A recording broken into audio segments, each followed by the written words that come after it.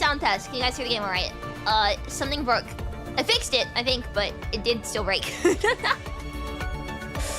Oh boy, good morning! You know when I said last night that I was gonna go to sleep early? I did. I tried to. I got ready for bed early last night, but I didn't fall asleep until 2:30. I had such bad insomnia, man. I literally could not sleep. I did actually sleep in the end. My watch says I slept for like 9 hours. That doesn't feel right. I think I kept waking up in the night, but I just didn't pick it up because it's not very good at seeing when I wake up in the night. But I feel really exhausted. I tried so hard to like actually get some good sleep. I did wake up early and have breakfast though, so I feel pretty good. But I'm tired. I cannot sleep a normal amount. I need to go outside and get some sunlight and like try and replenish my vitamin D because God, I feel so tired. Anyway, enough yapping. Bianca time. I know there's also other frames this patch. I think we're now officially caught up to CN. If not, I mean, I want to say we're like ahead, but technically speaking, I mean, I'm not getting. Oh, it's fine. We're at the same point as CN right now, which is pretty cool. I realized last patch just how much we've been spoiled by the synchronization patches. I'm gonna miss them, man. I gotta lock in and like sweat it out as much as I can before we go back to one patch per one frame per patch, because I've been enjoying this. Anyway, enough yapping. Time to do some pulling.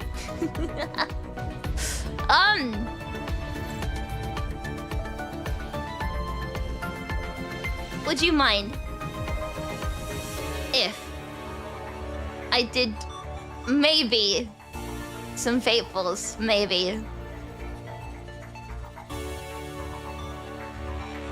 I actually I don't think it's a smart idea.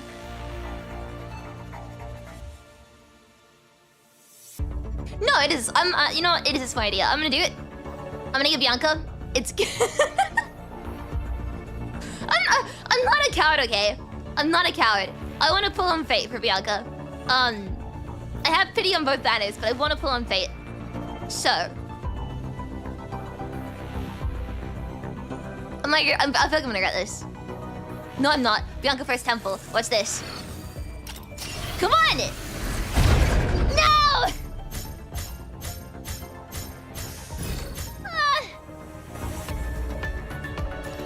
Well, next temple, surely. We catch up see on this patch with Veronica. Yeah, so it's this patch we have Discord as well, and then we also have Veronica, which pretty cool. And that means we're finally caught up to CN, which it's kind of weird to me, right? This temple, surely. Fate never fails me. Fate failed me. I should stop pulling on Fate banner, man. No. What? Why do I do this to myself? This hey, Isla.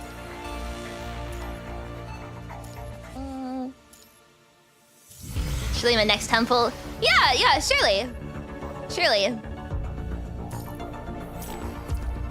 right?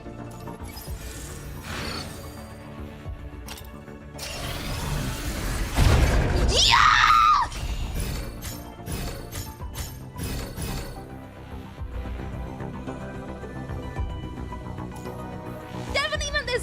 Definitely meant this one. She is so... And she looks like so beautiful roses as well. and thorns forever entwined. One cannot exist without the other. That is the essence that flows through this frame. Do you so beautiful. Wait. My Commandant? In this dance of light and shadow, the real Bianca?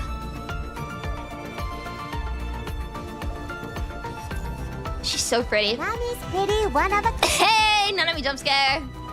Commandant. And Shangyu.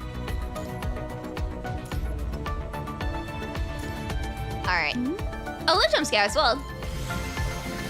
I won the 100% right up. True. That was a good temple. Right. Well, I guess a good weapon now. I guess. Oh, I'm already, what is it? 10 pity. What are the overapes on this one? Well, watch this. I don't know, why am I even looking at it? I'm gonna win first temple. Watch this. Never mind.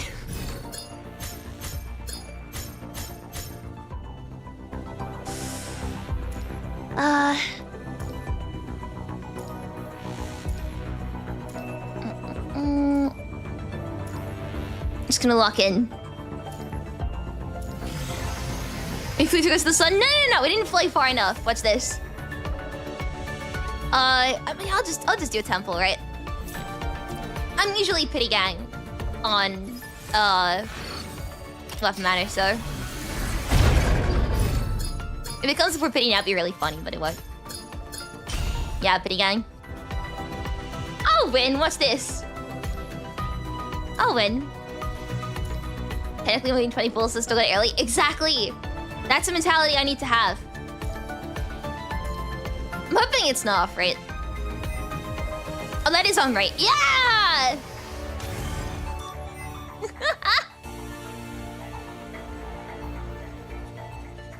it actually looks really... Wait, can I see the details?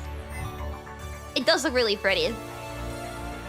But, I guess that was pretty easy. We have pulls left over. I mean... I could save them.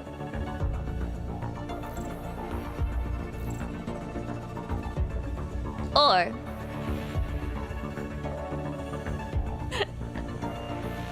I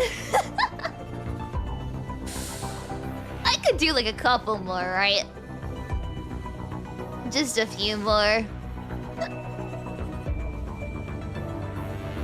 Just a couple. It's less of a shop. Yeah, I know, but like... I could... also... pull more. It's building pity at the end of the day, right?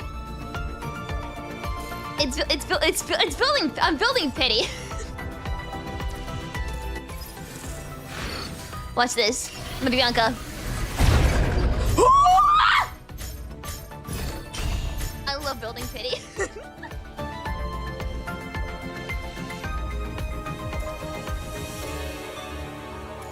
This is why I love the Fate Banner, man. One day. It is so good to me. This is why I love Fate. Roses and thorns forever entwined. It treats me so nicely.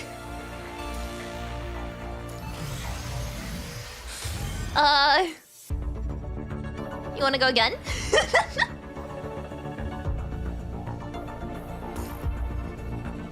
I mean... surely I can get one more with what I have, right? Surely.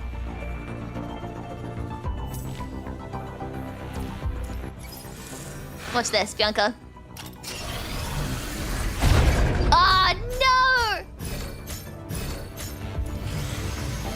I know I had like so much faith in this one. This one, surely though, watch this. In fact, I don't even skip bucket, so it's even more lucky. Okay, that's... New Kamui win. Anyway. Skip luck, watch this. Okay, my pity's been built. I built my pity. I'm stopping now. Does quitting while I'm ahead. Vision include you, the one I hold so dear? Actually, I did come prepared. Where the hell? Am I going insane? Hold on a second. Don't judge me. Where am I? She's at the... Okay. She was at the top. So I was so confused. With this Nice. sword, I can protect those close to me. pre-farm, but it was like an Thanks to hour you, ago. I'm more certain of this than ever. Quite literally. So Gentleness. I'll worry about the skill and stuff. I got memories. According to the Grey Room Wiki, which I believe is... Yes, the first one, and it's cool. This is my, like, last minute. I just realized I didn't pre-farming. So I have something to give her, at least. For now. There you go. A level as well. Yes. I'm gonna give her one of the other going. XP pods. It's fine. I'm not gonna worry about it. That said. Wait, wrong thing. Wait, whoops. I meant to do... Wait. It's different. Hang on.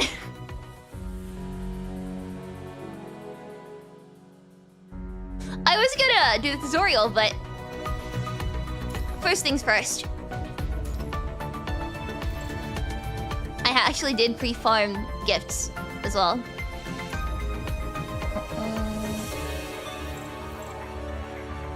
I think most of these are left over from the DMC collab. Ooh! Enough level 6. I will... There you go. Exactly. Her face looks so pretty. They sometimes say that constant gifts make one greedy. And certainly true enough. There's something I want besides this gift.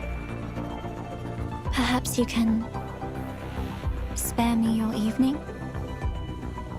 I saw the comparison of Naname's first and last model, right? And I didn't, like, it's one of those things where you don't realize how far the models have come until you get really close to them and you can properly see the face details. Bianca's newest frame is insanely detailed. Like, I feel like my brain is just kind of slowly gotten used to the new style over time. It's so pretty. I want to see the poses. This one first. Welcome back, my commandant.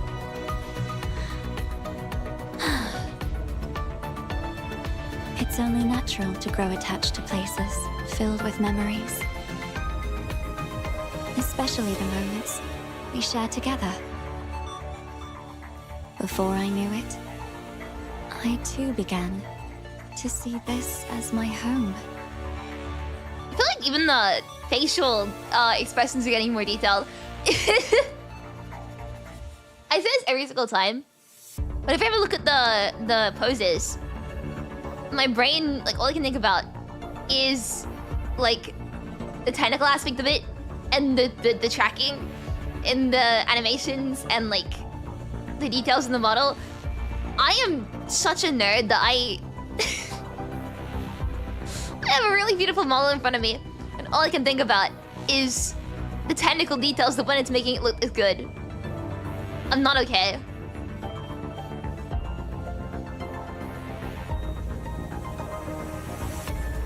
Like, come on, man! The semi-transparent hair at the end. I understand that you're thinking of the long road ahead of you. The facial animations.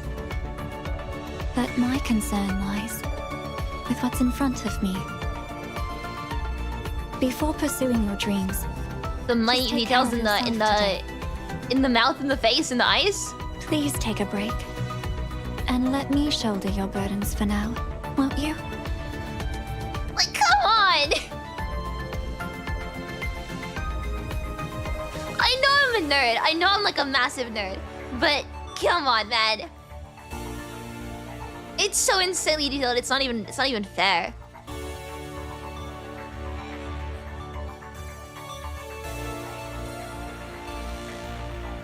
She's so pretty. Oh, that's certainly an angle.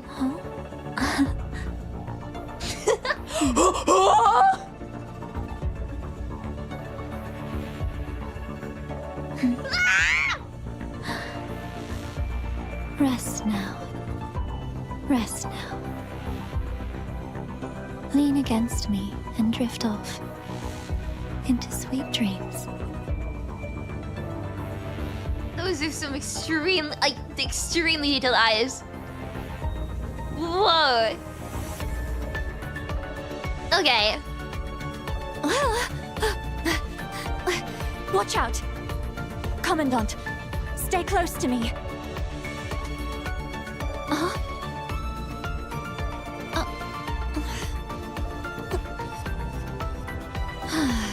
Never mind.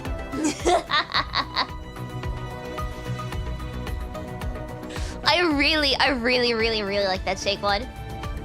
That might be my favorite. The way she runs to like stabilize you immediately. Commandant, Come on. stay close to me.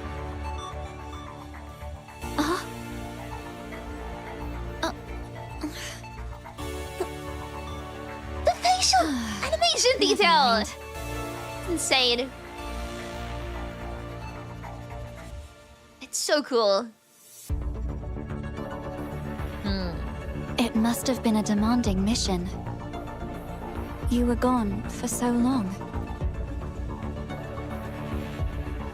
Though the days of waiting felt endless, you are the proof that my prayers were not in vain, after all.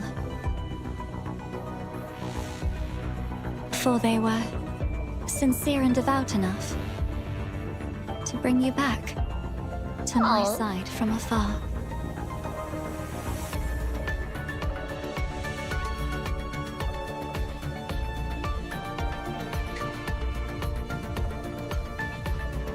I swear, every single one of these is like renewing my interest in 3D animation. This is... this is unfair. She's so pretty. She's so pretty.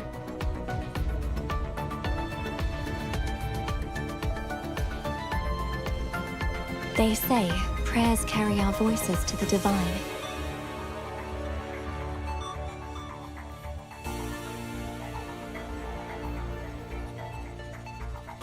Even now, I still pray.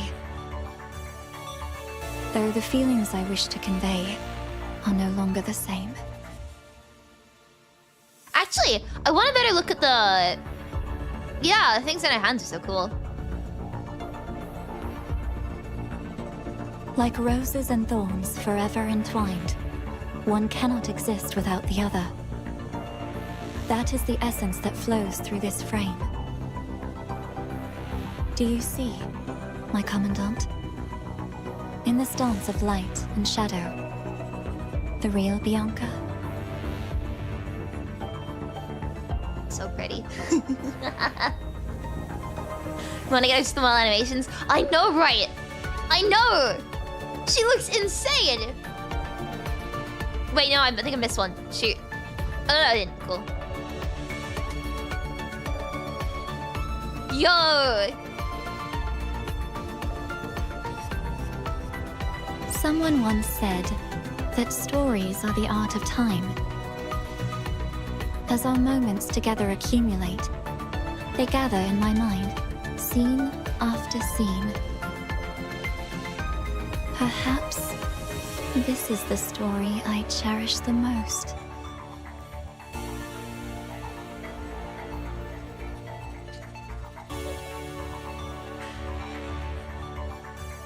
God, I love her. Okay, affection of now.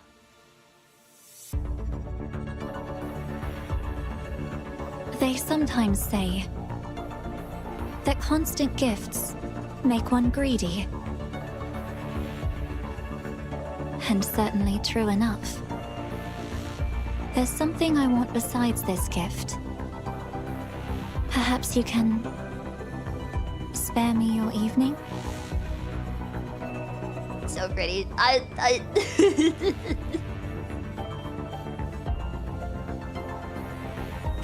These are really good at flustering me, man. Even if I'm just staring at the animations. Naughty acts call for proper punishment. Now, Commandant, what do you think I should do with you?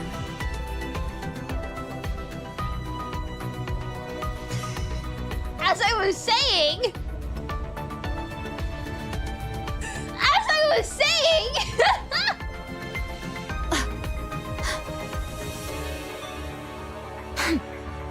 Not That all was it's clean. called for. Proper punishment. Now, Commandant.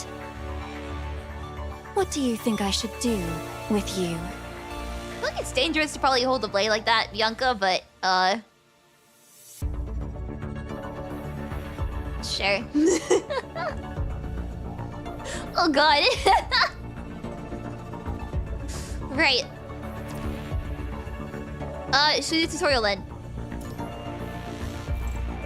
Telex class, come on, teach me! Teach me!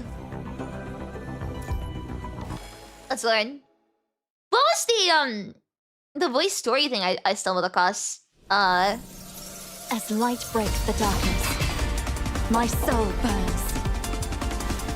This music, okay. In Twilight form, tap right orb to consecutively cast Thorn Wave combo, Chain Lashes combo, and repeat Sinner combo. No mercy. Ooh. Oh, it's the affection story, okay. The Matrix can be triggered by successfully dodging attacks from Bianca Crepuscule. How do you pronounce that, by the way? Because I've been reading it in my head. It's like Crepuscule, but I know it's not it. Is it Crepuscule? In Twilight form, however, pressing a dodge will activate Abyssal Domain. Ugh. Alright. So, press and dodge. During Abyssal Domain, enter 3 red orbs. Enter red orbs 3 times to gain Abyssal value and increase Abyssal Twilight Pulse damage. Endless night. Free I didn't even do that. I just held. Okay. A max commandment, hold blue orb to cast with dance. A max severed sea stacks. Tap, press, and hold blue orb again to cast Barring Sky.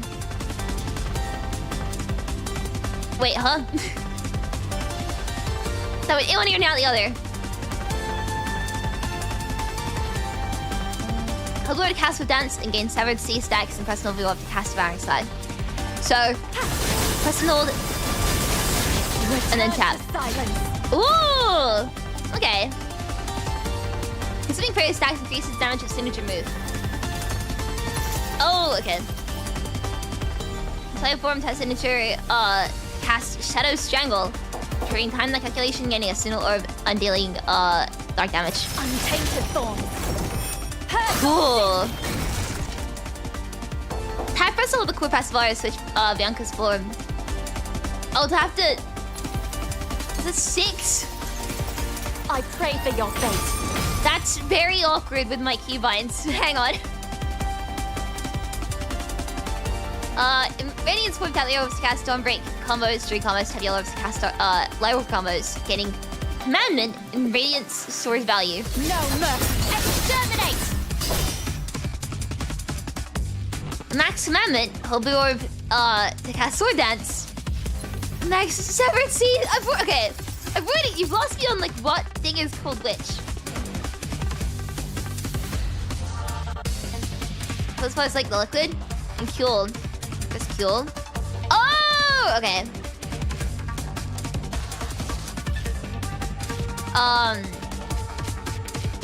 Still blue orb to cast Shattering Sky.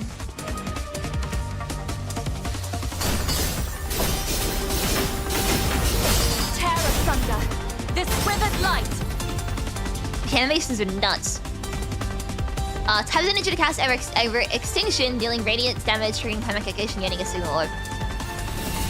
Hearken now. Whoa! Finality. I'm gonna be honest. Okay, I'm so lost. Oh, that's doing something.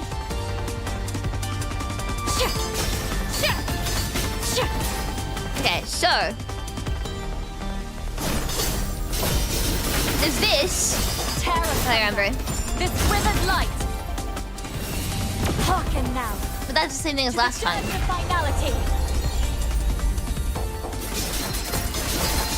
No mercy. All of the names of the different forms. Okay, that's a different one. Exterminate. So you dodge whatever, and then that consumes all the red. Untainted thorns. You do that. When the thing's done, you switch form. And then you've lost me on what to do again. Over this. Now, to the dirge of finality. I'm never gonna remember any of the names of any of the skills, but I remember bits of what they told me already. Oh, come on. I'm fine. Tear asunder this withered light. Let's go try and do the dodge thing in this. Let's just charge.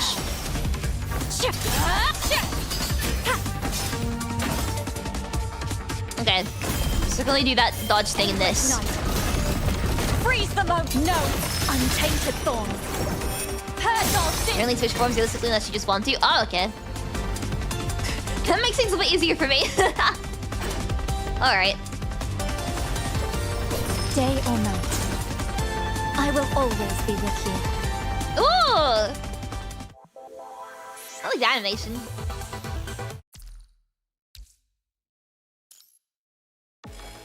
Alright, again. That's supposed to engage in light mode of 2 saves orbs. Oh god. My soul burns. Pressing holding dodge allows Bianca to perform magic simulation after the abyssal domain. Abyssal domain ends, cast abyssal twilight fall.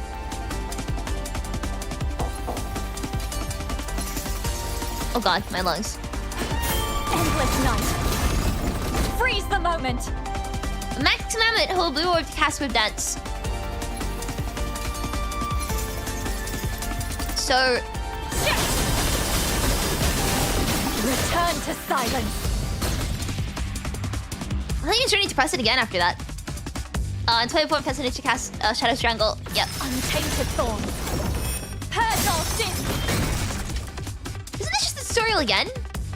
I'm confused why it gave me the tutorial No mercy. for a second time. Exterminate.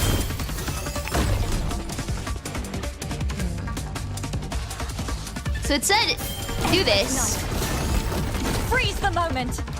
then hold blue, Return to silence. and then ult. Untainted thorns. That's all I took away from this. No mercy. Exterminate. Okay. It's testing my memory. Day or night, I will always be with you. The animation is so pretty. Okay. Is it installed nowadays? Yes, for element mode and effect mode for the first stage. Okay. I was wondering if I was just going insane. I noticed it My soul burns. in the PGR collab as well. And I was just I always worry if I just press the wrong tutorial. Anyway, in Radiant Sports at yellow orbs to cast dawn break combos. Combos at yellow orbs to cast light combos. Getting commandment and radiant storage value. Cool. No mercy. Exterminate. I missed that. Hold blue orb. So it's just tap orbs, hold blue, Withered light. hold dodge if you feel like it, then ult, right? When the Radiant skill event is activated, blue orbs skills can be enhanced by spending Radiant stacks. I didn't see that again. Cast Ember Extinction, dealing Radiance damage. Hearken Okay. now. To the dirge of finality. But I feel like I missed the most important part there. Hang on, what did it say in that thing?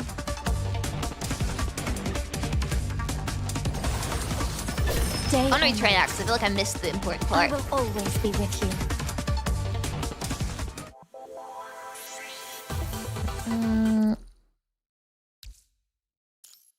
Oh, that was it anyway? That was pretty short. As light breaks the darkness. This will start after ult on the core bar. That means you can spam right orbs and then hold basic. Oh, okay. I feel like I'm gonna miss that, but we'll try. No mercy. Exterminate. Hands off the keyboard, second me what text it gives me. That's the orb thing. Tear asunder this withered light. Okay. Oh, this is totally missed. Consider to make damage increase based on prayer stacks. Casting or extinction can activate radiant effect. Okay. That was all I missed. Hearken now to the dirge of finality. What an insane animation. Right. I live by need to. Day or night. Actually, the entire kit here for a while. I wouldn't mind that though, because I want to learn it properly. You know what I mean?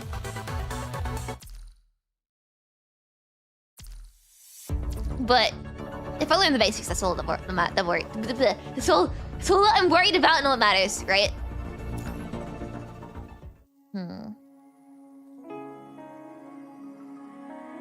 I know tutorials used to give like full damage output cycles, which I really appreciated because that's how I learned what it does in practice. All right. Main story.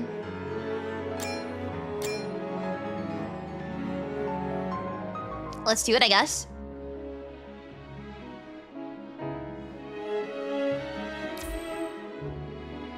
Wait, which one's... Okay, so you have to... Okay. This one's first. Let's do it! 35 1 mile, she checks the desolate wasteland.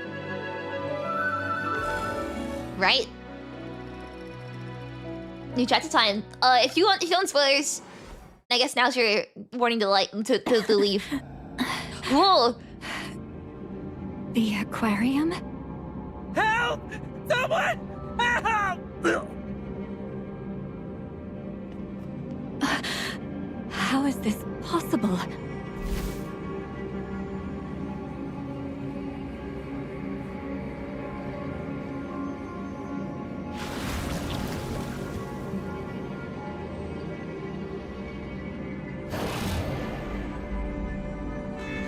Oh god, my hands on the keyboard. I closed the cutscene. It's really nice having it be in English already. It's too late to confess. Behold, the final light. Extermination. Oh, come on. Oh, declare the end of this nightmare. Resistance is futile. Behold, Come on. the final light.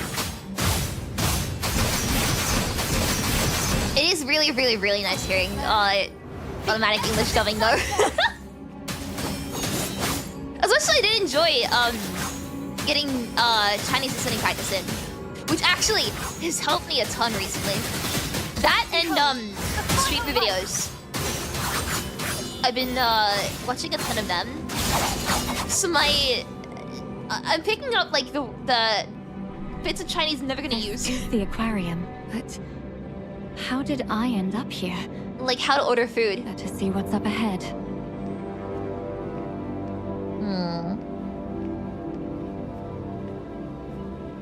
That's me. But why would I be here in the aquarium?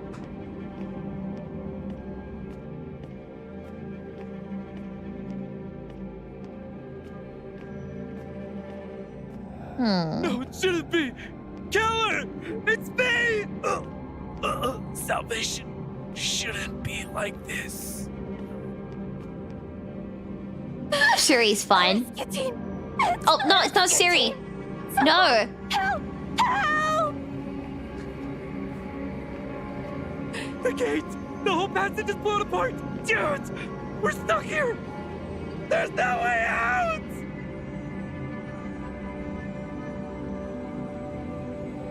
It's an ascendant! Captain!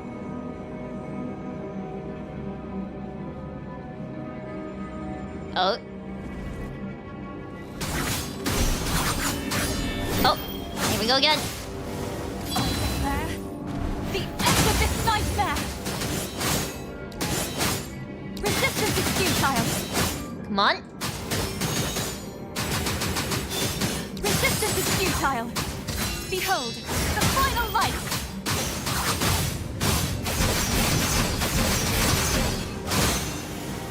I definitely know what I'm doing. End of this nightmare.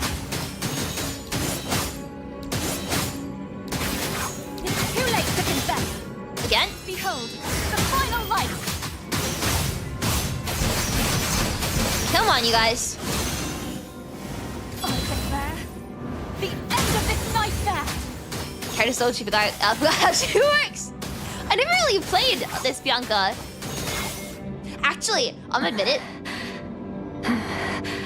Until now, I've not been the biggest Bianca, Witch. like gameplay-wise, enjoyer. I still stick to my team of 3 Lees, even in the big 25. Devour. That voice. It's coming from over there. Mind. This place is... The almost right? Hell yeah. That feels honestly very reassuring. She tracks through the desolate wasteland. Or am I? Ruins stand jagged and tangled as birds carry off bleached bones and mournful songs. Her coating peels away bit by bit under the relentless wind and sand. With the heavy tombstones strapped to her back, she stares vacantly at the endless road stretching before her. Who am I? Her wandering gaze drifts to the crumbling walls beside her, a blurred visage flickering in the shattered glass, as a lone snowflake slowly settles on her eyelash. Snow. I was born in the snowfields. The snowfields. I heard she killed the priest who raised her since childhood with her own hands right there in the snowfields. No, it's not like that. Should I do British for Bianca still? I could try and do the voice acting for it, but I feel like I wouldn't be very good. It's as they say, people who come in contact with the witch will... I didn't. Get out of here! Out of our city! Demons like you are welcome here. Who am I? The stains of grime cling to her garments. A nun or a witch? How useless. You couldn't even finish off a corrupted. What a coward. When I learned they called you witch, I was hoping you could be a merciless leader who never hesitates. How laughable. Who is talking? And who is watching me? It's me, I'm sorry. What I believed in, is it truly right? Who am I really? What role am I meant to take in this world? The gravel beneath her feet turns to mud, sucking her down into the swamp's hungry whirlpool. And there she sees it, herself adrift in the red tide. Her voice catches in her parched throat, her hands stretching out in vain as the red tide's corruption seeps deeper, pulling her consciousness away from her body. She can't fall like this. She knows she can't. Darkness swells, devouring her vision.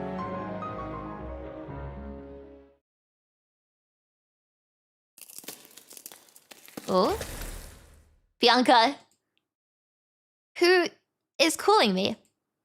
Without warning, her visual module shuts down, plunging her into absolute blackness. The witch plunges into the deep sea. Echoes Adrift, chapter 35. Hell yeah. Wanna get some free base?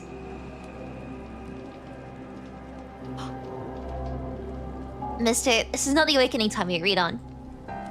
I'm aware. I decided to wake you earlier than planned. Should I have a voice for Lythos? Nah, it's fine. I'll just do my regular voice. We need to get breeding the red tide ahead of schedule. But this will... There have been some unexpected complications. The facility beneath the Copperfield Aquarium, it can no longer wait. The man flips through his notebook and speaks calmly. I've lost contact with the tower. The tower? The verbal ascendant who was just awakened is clearly still in a drowsy state, unable to immediately grasp on its meaning. Do you mean that tower you mentioned before, mister? The agent detects his confusion. I haven't heard anything from that place in quite some time. Something might have happened, so... I need to start the Copperfield Aquarium's plans ahead of time. Then, what about the aquarium's lower third level? Leave it be for now. I gotta say, I know everyone hates Lythos. I really love Lythos though. His expression hidden behind his mask, the man quickly flips 2 pages, snaps his notebook shut, and fixes his gaze once more upon the purple-haired ascendant. Be quick. We don't have much time left. Understood, mister.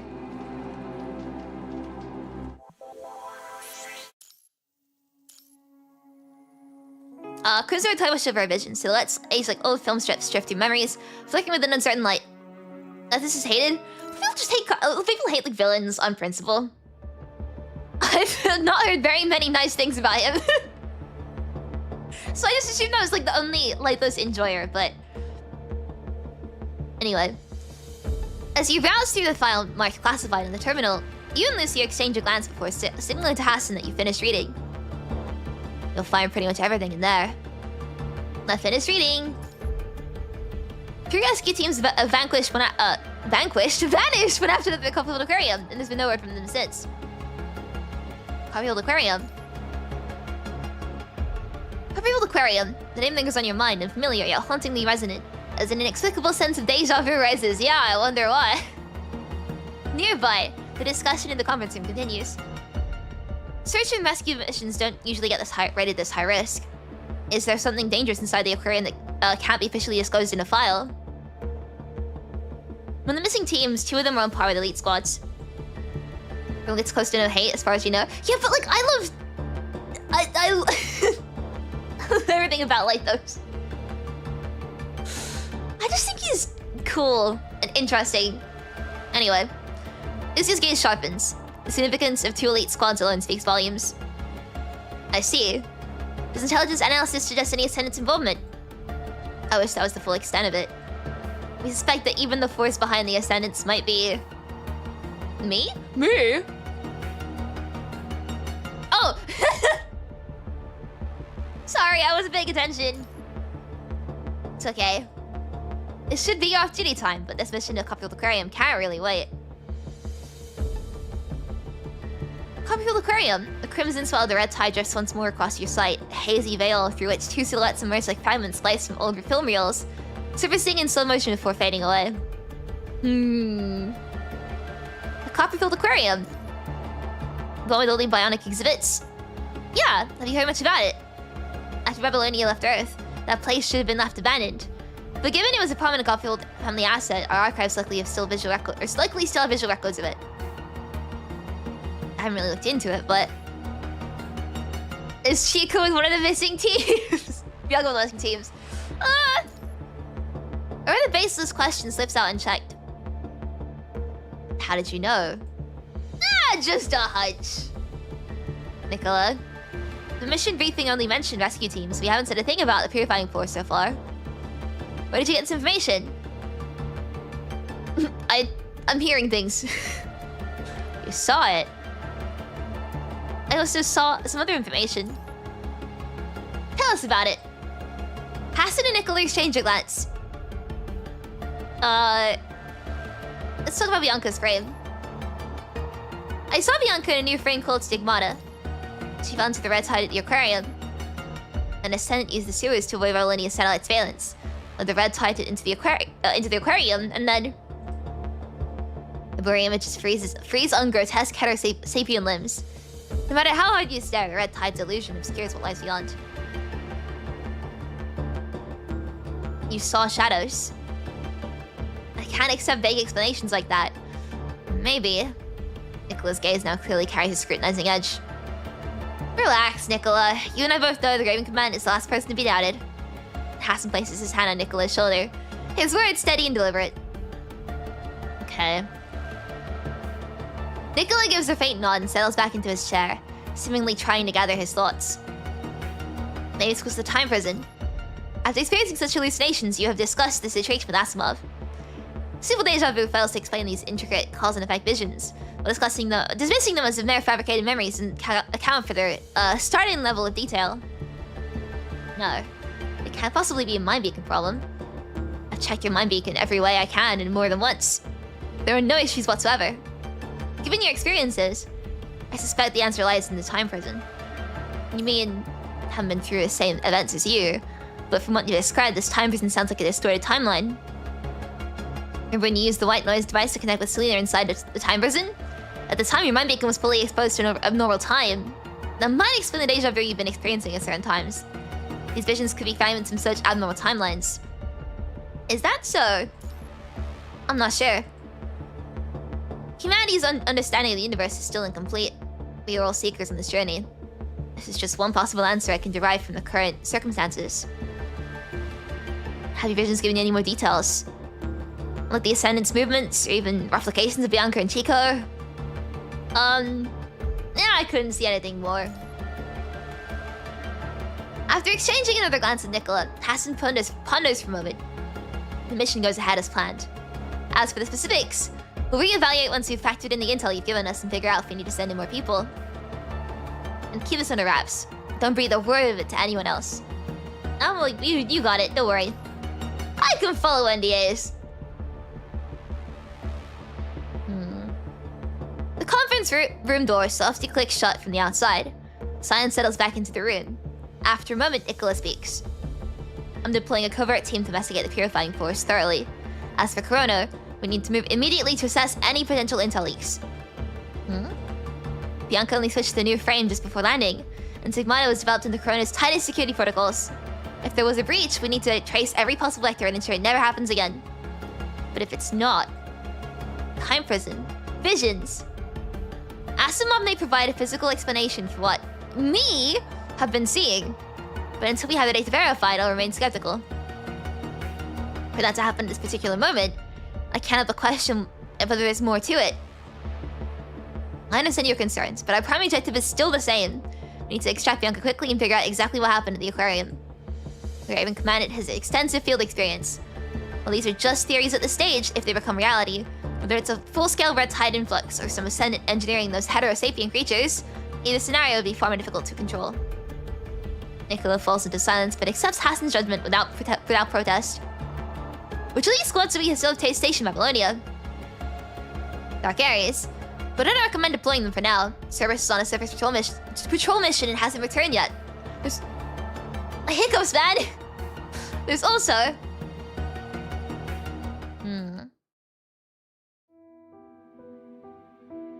Operations room. Oh god. I'm so cold today, man. I'm wearing like all my layers, including the tights now. And I'm really cozy, but I'm still cold.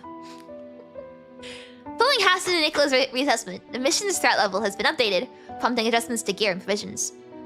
As Lucy organizes the command supplies, you sift through the mission reports from the last 3 operations. Commandant? Lee? I'm planning to join you on the surface mission. You approve it first, then I'll go talk to Celica about it. But, hyper-real. I was going through your mission files and suddenly found that your mission's rating has been adjusted. That's not a big deal, don't worry about it. We'll come back safely. I've heard that promise too many times before, but it's rarely kept. I should be going with you. Come on, Lee. Well... Asma already told me. Covering for him. Rushing out mid-adjustment in a specialized frame just to find you in the lounge is already more than generous. Don't push your luck. The specialized frame is still in a critical adaptation phase. Right now, field deployment is non-advisable. Existing HP. I still miss Pale Fire, man. I don't think Pale Fire can be beaten to me. I miss when he used to have like saturated hair colors. Thank you, Lee. I'll be extra careful. I still think a brief chime from the terminal interrupts your conversation. Hassan has sent some extra video footage. Lee? Lee, are you there? Asma was looking for you. Just remember, safety first, no exceptions. And keep your comms open all the time. No problem. I need to see us a 4th frame, he'll be back. Hopefully. I really miss Pelfire's hair, but also the horns. With a new frame, that's my checklist. The sort of brown hair and the horns. And if he gets both those things back, I'll be very happy. The call drops and Lee's image vanishes from the terminal screen. Liv can't join us this time either. Liv's new frame is also in this research cycle.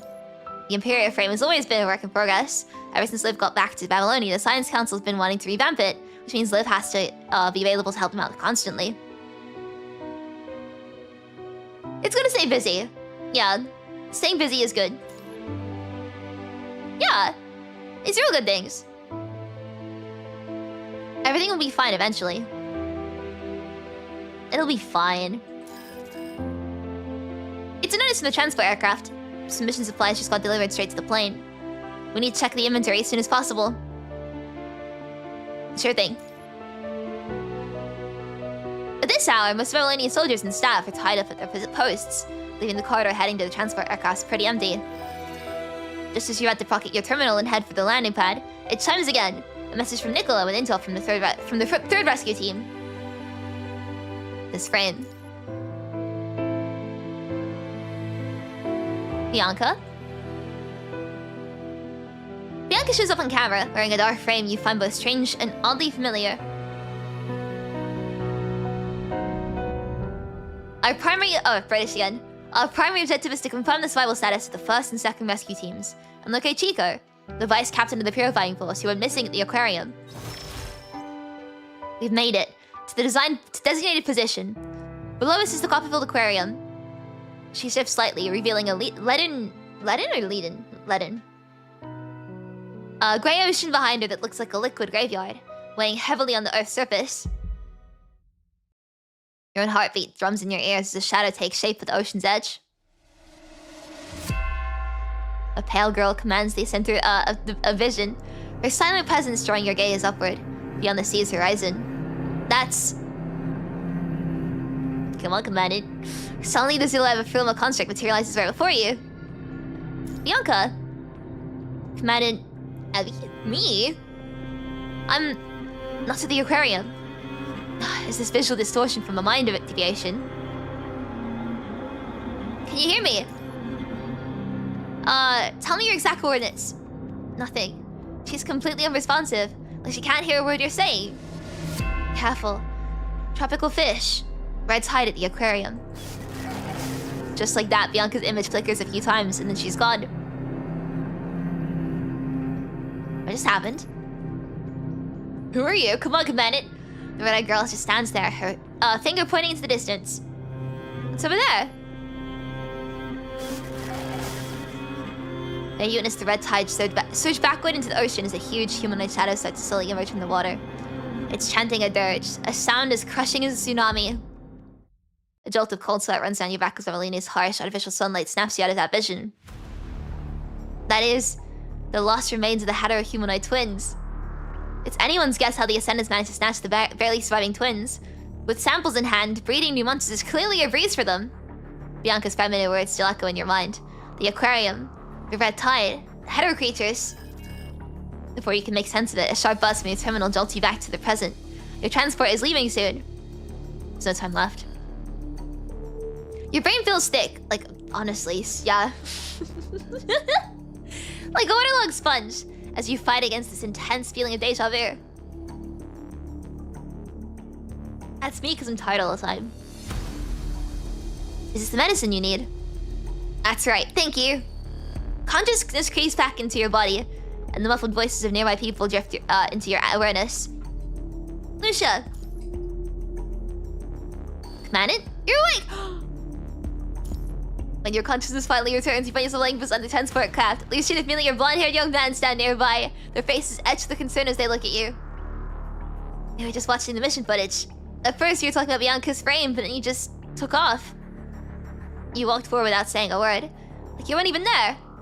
I tried to get you to stop, but it was tough. Marie had just hopped off the transport and said hello, but you just plowed right into it. Should I get Star of Life on the horn for you? Not right now. Thanks, though. In your hazy mind, the visions you had, you've just had remain sharp and vivid. I've got to tell Hassan and Nicola about this. Delete him terrible. I don't think Murray. I mean,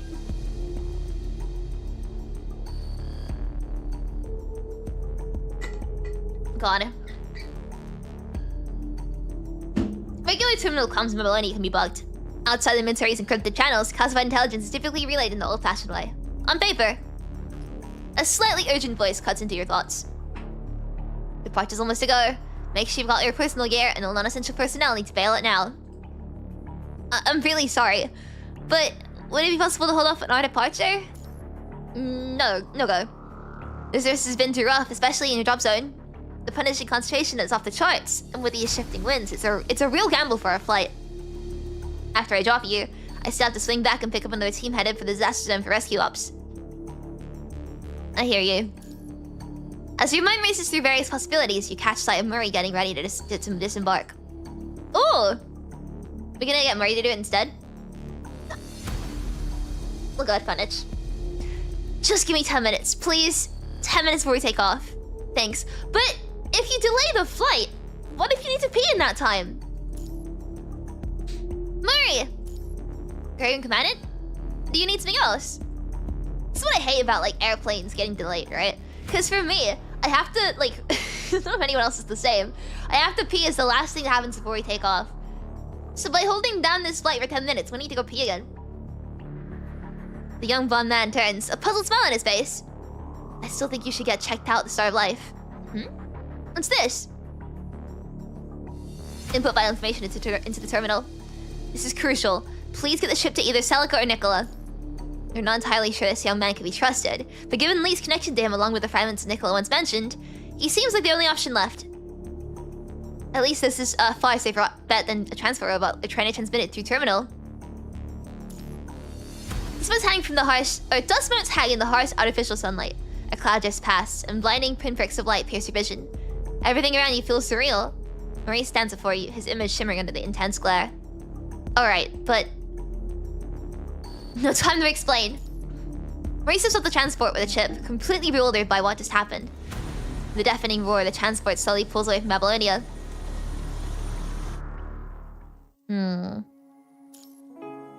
You've thrown it on a plane more times than you peed in the plane. You'd hope you'd pee on the toilet. But, I mean... I had to pee on a plane once and I hated it. I was like a little shrimp. Never again. I have to now pee before getting on a plane. I don't know if I could ever take an international flight. That's like longer than a couple hours, because I need to pee and it would be awful. This is Bianca, Captain of the 3rd Force, leading the 3rd Rescue Team into the Aquarium, commencing 4th mission log.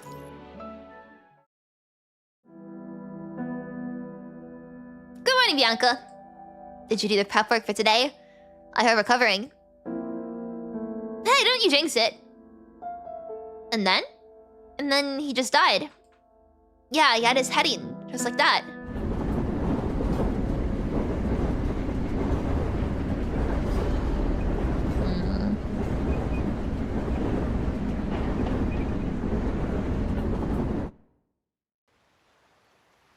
Bianca? She hears a familiar voice calling to her. Commandant Evie? I'm not at the Aquarium. In her hazy vision, sea and sky merge into one, dark and heavy like the hush before a storm. It's the visual distortion from a mind deviation. Man's figure flickers at the edge of her visual module, a smudged silhouette standing on a standing pad that wasn't there a moment ago. A human's mouth moves, words lost beneath silence. Bianca hears nothing at all. Whether or not it's a hallucination in her mind. Careful. Tropical fish. Red tide at the Aquarium. Watch out for the ascendant. Captain! Captain! Captain! The bit hang of vital fluid lingers stubbornly in her mouth. Hazily consciousness sinks back into her leaden limbs. Sylph?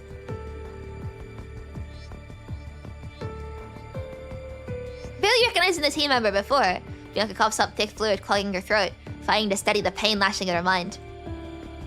Was that just a mind hallucination? Yet Evie's voice felt real, almost too real to dismiss. But there's no time to dwell. The moment the searing pain in her mind dulls to a throb, she immediately asks about the current situation. Did we fall back to the first floor? No. Then we're... Things aren't looking good, Captain. Someone's controlling the red tide in the Aquarium. And they know this building inside out. They're probably on the aquarium's lower second level. Pull back to the first level is almost impossible with the red tide cutting us off. You have no choice but to keep moving deeper. What about comms? Any contact with Babylonia? Barely. The punishing concentration here is off the charts. We're only getting intermittent signals at best. Bianca lowers her head, pulling up her frame status feed. A flash of red floods her vision. The ceaseless high-intensity combat has taken its toll. Despite our efforts to shield the refugees and the purifying force members, the red tide's corruption is seeped in. Her mind wavers, its coherence fraying at the edges. Now is hardly the time to wait for her mind to stabilize. Give me some bandages. After hastily bandaging the rest of the bleeding wounds, Bianca takes a moment to survey her surroundings. She's in what appears to be an underground viewing hall of the aquarium. The exits on either side are sealed tight. The thin tendrils of the red tide still slither in through the cracks relentless. Refugees huddle together, clutching on trinkets as they whisper desperate prayers. Nearby, members of the purifying force stand watch, some guarding the place, others patching up their comrades with hurried hands. Bianca lifts her terminal, hesitates for a breath, then taps record. This is Bianca, captain of the purifying force, leading the 3rd rescue team into the aquarium. Commencing 4th mission log. I'll be leaving the chip containing the recording at this location, marked clearly so that any follower personnel can find it and use it for reference. During our sweep of the aquarium's 2 ground levels, we found no signs of the 1st or 2nd rescue teams. However, we later discovered that an ascendant has been stockpiling a massive amount of red tide in the aquarium's lowest level main tank, funneling it through the underground waterways. And they've been frequently using it to attack us. Overly high punishing concentration. It's the red tide. The air was cold and gloomy, thick with the damp, earthy scent of decay. Bianca's team had barely stepped into the aquarium's lower first level. As soon as they entered, the attack came. Viscous, dark liquid seeped across the floor, swirling with the unnatural currents of the red tide. Within its depths, deformed hetero creatures lurched forward, attacking the rescue team with relentless fury. Deploy reconnaissance drones to detect the specific location of the red tide leakage. If it were you, maybe the experiments see different results. Behind the red tide, a purple-haired figure flashes by. Who's there? Show yourself. Just a little experiment, that's all. Play along and it won't hurt much. This is what? Come on! Stay alert. Watch out for the T-Rex around. Ugh. Pull back. I'll cover the rear. After multiple engagements of this nature, we were herded by the ascendant into this position, approximately mid-sector at the lower second level. Fortunately, we found the rescue targets of both the 1st and 2nd. Oh, British again. Fortunately, we found the rescue targets of both the 1st and 2nd teams. Believers of the Scarlet Revelation, along with their leader, Grace. Lythos Peak. I know, right? Ah! A sharp cry shatters the recording's audio. Bianca airs a terminal in a nearby purifying force member, and in the same motion whips her sword staff free. The red tide convulses, its surface bubbling with grotesque, shifting forms. From the seething mass, garbled whispers erupt. Don't jinx it. Tastes right. No risk. Sylph rushes up from the side and severs the last red tide tendril. Thanks, Sylph. It's fine. Now, do we go forward or back? Back. We have to find a way to evacuate. The Scarlet Revelation follow us on to cook for a fight. Pushing forward will just get more people killed. We still haven't found the first 2 rescue teams and Vice Captain Chica. Let's get the followers back to the surface first and regroup with the support team waiting above. It's mission. We will get it done. Yeah. Pulling at her hood, Sylph says nothing more. As the 2 finish the conversation, Grace, who's been waiting off to the side, fidgets with the hem of her garment, deliberately rustling the fabric to announce her presence. Captain Bianca? The dark green-haired woman tightens her grip on her oddly decorated staff. Looks like a crowbar to me. Hesitating as if searching for the right words. Thank you for risking yourselves to come and help. And thank you for opening the control room door just in time. Grace's head jerks up, her gaze briefly locking with Bianca's before she takes a half step back. Her fingers nervously trace her staff as if the motion might offer an escape from the weight of the moment. I'm sorry. It's true that members of the Scholar Revelation opened the control room door, but earlier they were the ones who deliberately closed it in the first place. When Grace was in the lower second level control room, she spotted the new coming rescue team through the surveillance cameras. Seizing the opportunity, she herded the followers into this hole and sealed the door from the control panel. The rescue team would inevitably come this way. And when they did, she could play the helpful ally, opening the door for them, granting them entry. A small favor, a calculated gesture. Even so, I feel like I'm blocking too much of the text. Should I actually move? I feel like I'm blocking slightly too much with my hair.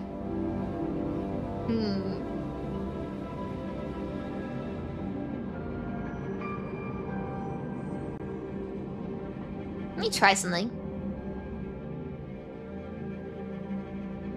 I'm good. I don't know, I feel like I'm blocking slightly too much. I can do this. Not that, that helps much though. That looks slightly better, right? My hair is just too big. Deep inside, suspicion and fear war with an irresistible pull towards defendants on this very power. How long have you been inside here? Bianca appears to overlook the layer of meaning behind Grace's sorry and presses on with the question. Sense that Bianca might not intend to dwell on the issue, Grace responds in a hushed tone. At least 10 days. Do you have enhanced construct eyes? I still feel bad blocking the text though. It's only like the first word, but I still feel bad. I came in here this morning. After stepping into this place, my timing device conked out, so I started carving a vertical notch in the stick every time my stomach started growling uncontrollably. Ooh. It might not be accurate. Sometimes I blacked out from starvation, but I'd say it's been about 10 days. 10 days. Chico. I mean, have you met the first and second rescue teams that Babylonia sent in? We never entered the first rescue team, but the second one. Chico. Are you talking about the construct with blue hair? Yes, that's her. Do you have any clues about where she is? I'm sorry. She was standing between the Ascendant and us at 13. All we could do was run. After that, we hid in the control room here on the low second level. But this place is swarming with those monsters. And by that point, our food was already running out. Don't worry. You'll make it back to the surface surely. Or surface safely. I'm sorry. I wish I had more to offer, but all I can say is I'm sorry. She remembers anxiously fearing Bianca might abandon them to leave with her more combat-capable teammates. Is there any work I can help with? Anything at all, like we can scout ahead or whatever you need. I appreciate the offer, but that won't be necessary. Right now, we don't need anyone risking themselves to clear the way. We'll make sure everyone gets back to the surface alive, one way or another. Bianca pulls the map data on the terminal, her eyes narrowing as she scans for any viable route, one that hasn't collapsed or been swallowed by the creeping red tide.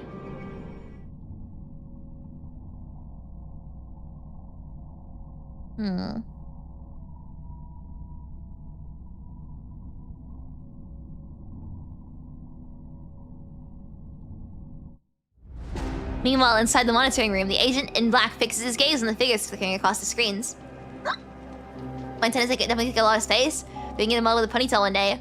I've thought about it before. If I ever got a different hairstyle, I know exactly what I would get. I already have an idea, but at the moment there's no new model in the works. I'm thinking about...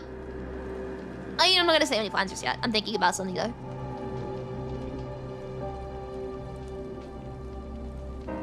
The crowd's getting bigger, mister. Should I release some red tide to break them up? A bit of commotion wouldn't hurt. The man's tone betrays a flicker of dissonance. Mister, your consciousness. Don't worry about it. Struggling to pluck coherent thoughts from the noise, Vonnegut rubs his index finger against his mask, lost in contemplation. How is Chico's fusion going? More successful than originally expected. She might be more suitable for the heterohumanoid fusion than Grace. A faint nagging confusion unsettles him. Yet no matter how meticulously he combs through the information, he finds no clear flaw. Still, he feels it. Something slipping beyond his grasp. It began at some indefinable moment, elusive as a shadow.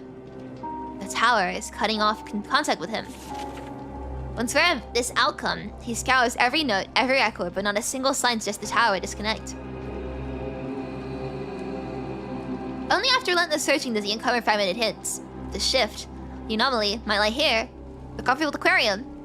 But what exactly has changed? The creeping loss of control gnaws at him like insects on an elephant's hide. Trivial in scale, yet relentless in distraction. It won't derail his plans, but it fractures his focus. Why? Did the cradle of the deep blue fail?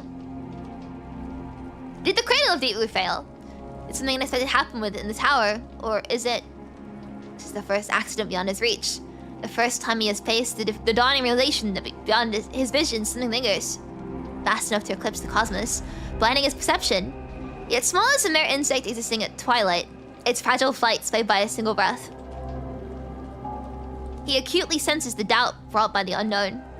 Meanwhile, Lythos continues obediently, reporting the experiment's progress.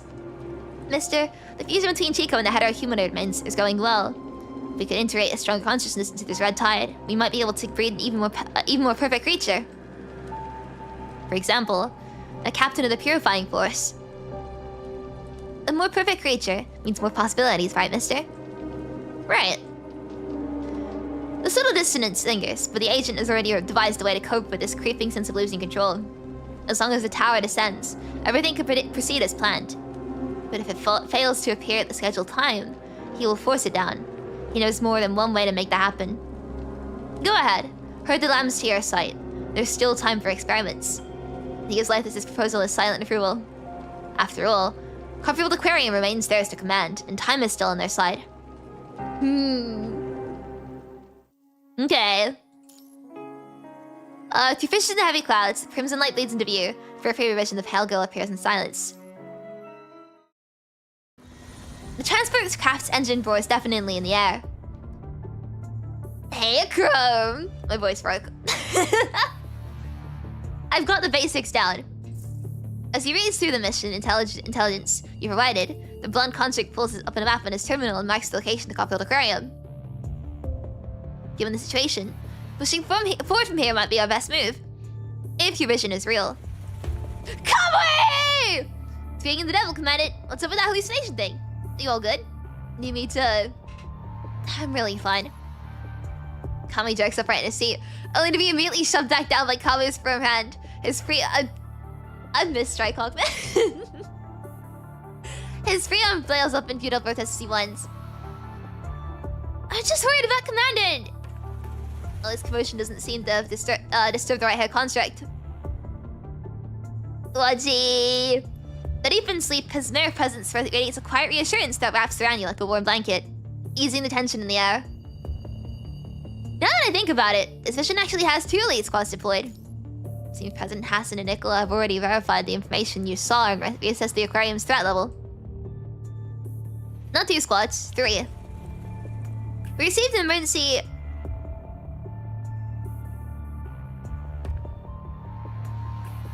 Sorry. Hang on. Why do I have the vaguest memory of Chrome's text being written in Comic Sans?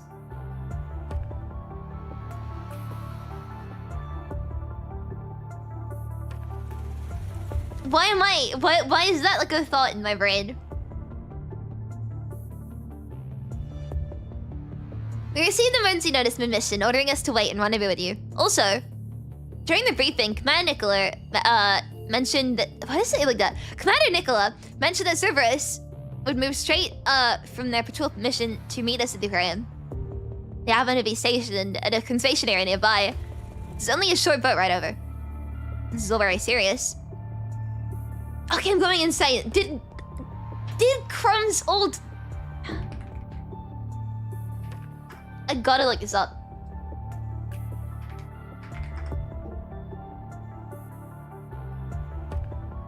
I don't think it is. I have like the vaguest memory for some reason of Chrome's text being any Comic Sans, and I have no idea. I think I just hallucinated that. It might have been this model instead. But I swear, I feel like I'm going insane. Anyway, the commander needs more solid proof the ascendants are actually breeding the red tide at the aquarium to breed some creature worse than the hetero-humanoids. Otherwise, Parliament would hardly approve deploying the last batch of Omega weapons recovered from the moon. Most councillors see the moon's 0-point energy as the more important asset. Not surprising at all. Your vision alone can't serve as evidence. Even if it indirectly supports the information's credibility, you still need something more convincing to sound the alarm. Cockpit here. We're approaching the target location. No viable landing zones in the area. Prepare for drop. Sea condition update. Pressure altitude 3,225 meters. Winds at 23 meters per second. Temp negative 12 degrees. Heads up, offshore currents detected northeast. Repeat. Prepare for drop. Sea conditions update. Command, we're almost there. There aren't any viable landing zones for the transport nearby. We'll need to make the jump from here to reach the target location. The plume frame is equipped with a short-range glide device. I'll get you safely to the Aquarium's perimeter. Gotta thank the bus driver. Thank you! Oh wait, no, I thought you were like... Thank you, Lucia. So you second your command. Wait, you really gonna jump in your condition? What if when we land? Nah, not gonna jinx it. I'm the strongest! After checking the protective suit and securing the safety ropes, you watch as the transport craft's dumb door slowly opens. The hydraulic system hisses, its sluggish metallic grind, protesting under the strain. Soot-laden wind surges inwards, tangling with the leaden sky. And with it, okay, we just got tinnitus. And with it, the humming returns. That familiar dissonant resonance coils around you. Through fissures in the heavy clouds, crimson light bleeds into view. At the periphery of your vision, the pale girl appears in silence. She quietly stretches out her hand, gesturing at the direction. What? Struggling to speak in the endless nightmare, you press your tongue hard against your teeth.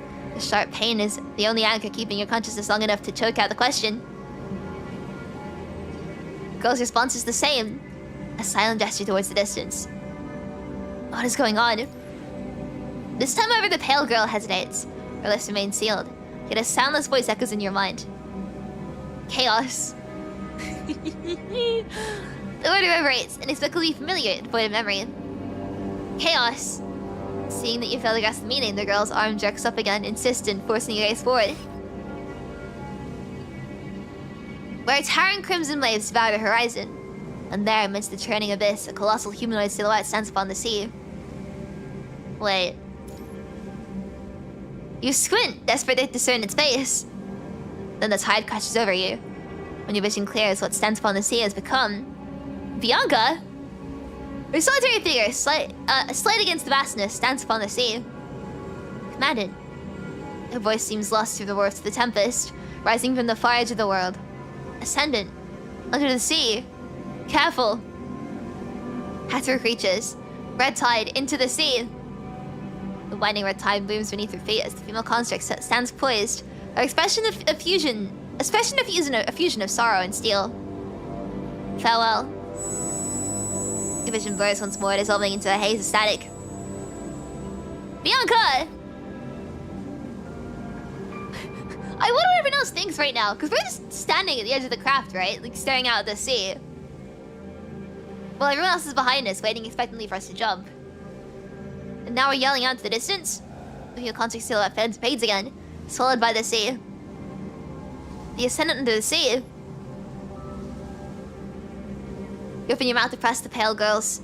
To depress the pale girl named Chaos for answers. Before the words can form, your vision whirls, towering waves surge forward, crashing around you.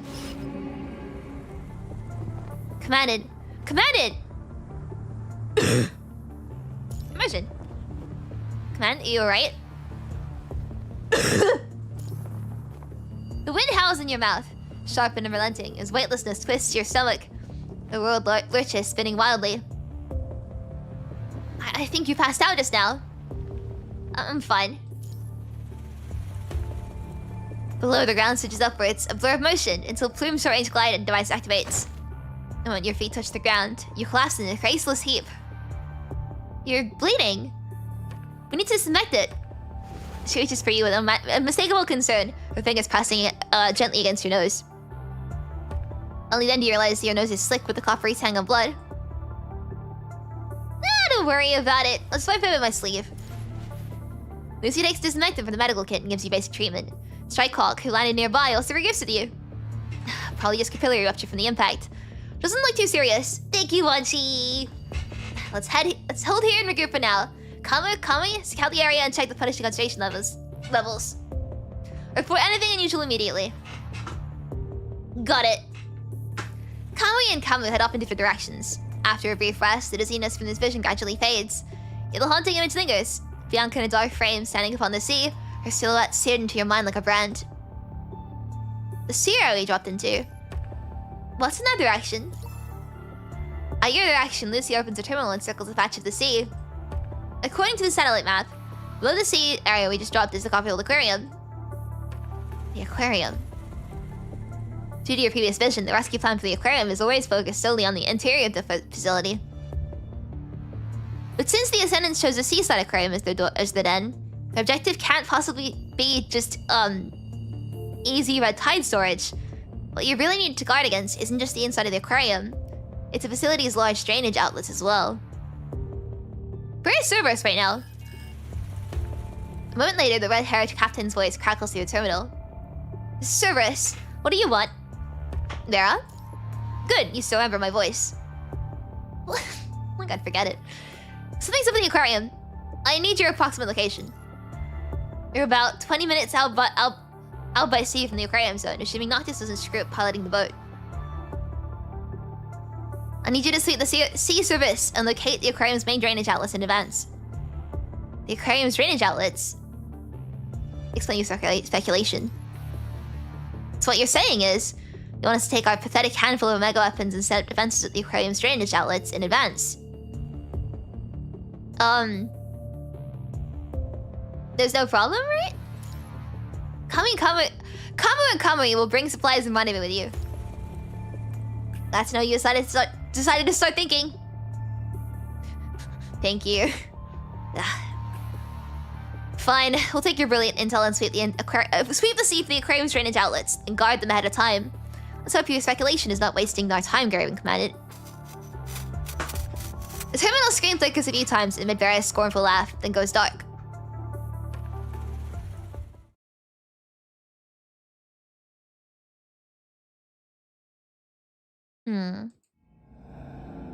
Built solely with Confield's funding, the aquarium was a marvel of advanced bionics, meticulously replicating marine ecosystems and behaviors.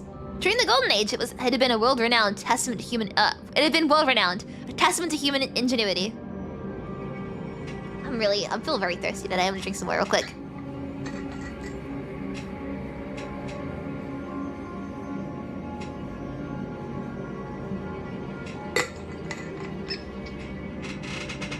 There you go. Now, time has reduced its glory to dust and cobwebs. The entrance bears the scars of battle. Exposed rebar claws at the air, grasping for concrete like skeletal fingers, while small patches of red tide sleep between the wreckage. After forcing open a barely passable route, your team moves cautiously along the battle scars.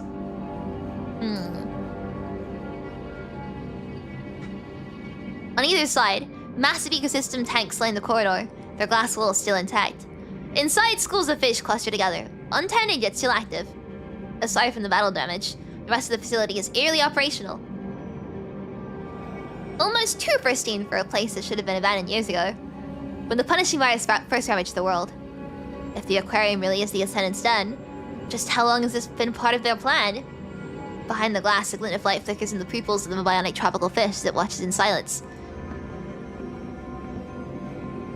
Then, from beyond the water displays, footsteps echo. A group emerges from the shadows in the main hall. This is Chico. We're no longer detecting any corrupted signals at the entrance and the surrounding 1 kilometer area, beginning the investigation on the Scarlet Revelation now. Closing the terminal used for mission recording, Chico led the Purifying Force team in a slow advance. Vice Captain, the corridor ahead is swarming with corrupted. It'll take time to clear them out. Any readings on the life detector? Signal interference is messing with the scans. We can't get a clear lock right now. Focus on defense and keep pushing forward. From the rear, no answer came from the Purifying Force members. Only the faint clang of weapons echoed back. The aquarium's labyrinth holes, the endless slaves are corrupted, and the repeated failures to reach the surveillance system gnawed at Chico's patience. Pack up, team. Check remaining supplies and proceed to the control room. Behind her, the newly deployed recruits murmured among themselves, their voices hushed. Still no response. Hey, you're moving out. Just stand there facing out. Let me give it one more try. Coverall's encryption patterns are all similar. If I can crack it, it'll make things much easier for us.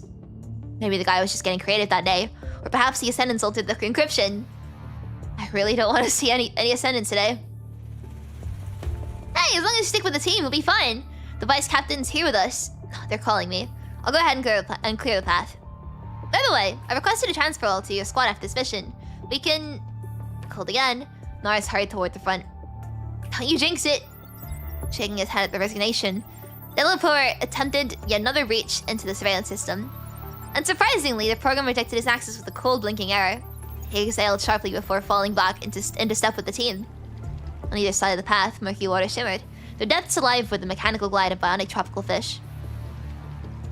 I don't know, I feel like... I still can't get over them being an aquarium for like, mechanical fish.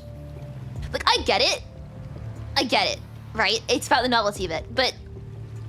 I don't know if I'd call it an aquarium at that point. Tropical fish. I feel like it's more of an art project than an aquarium at that point. Anyway, sorry.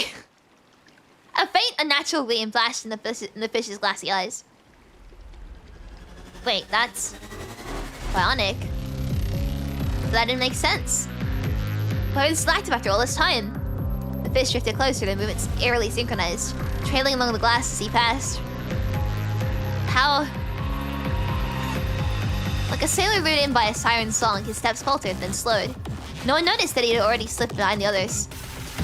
But it's a very mechanical fish. I don't know.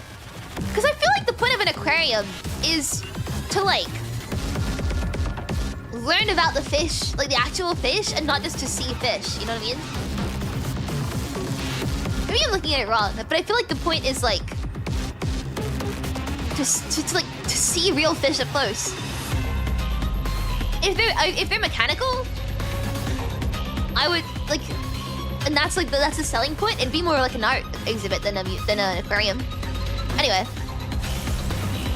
then the glass enclosure suddenly shattered and the red tide burst free. On your guard, pull back now. Despite their scattered formation, most purifying force members are battle-hardened veterans. Within moments, they evacuated the area now overrun with the red tide. Silently, the red tide receded through the drainage pipes. Its retreat unnervingly precise as if guided by an unseen will. Behind the water veil, the tropical fish observed everything in silence.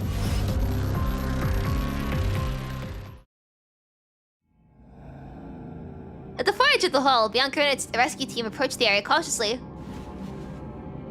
This is Bianca, reporting from the Copperfield Aquarium. Beginning mission now. The objective is to locate the Vice Captain Chico, the Purifying Force, and members of the Scarlet Revelation. Captain, the punishing concentration here is very high. Let's keep moving. I can't like do a proper voice like Bianca. I don't know. I feel like I'm just not very good at it. Anyway. The battlefield scars. I can't read. The battlefield scars modeled the ground as viscous red tide ooze from the drainage outlets like clotting blood. The smell of vital fluid. There was a fight here. The trail leads that way. Drainage outlets. Someone was controlling the red tide, making it surge from the drainage outlets. They forced the previous rescue team into that direction. But why? The visual module absorbed every detail until the purifying force honed intuition locked into a movement behind the liquid barrier. Tropical fish. Even bionic. Could they have survived this long? The tropical fish. She slowly approached. The boy's reflection blurs as the bionic fish twists its body. A flicker of crimson glowing its mechanical eyes. It's looking this way. It's looking at you. Bang. Instinct takes over. You fire at the fish in the rippling reflection. The target shatters on impact, shattering jagged metal fragments across the ground. Over here, Commander. Copy. Something's weird about the bionic fish. It might have been corrupted by the red tide.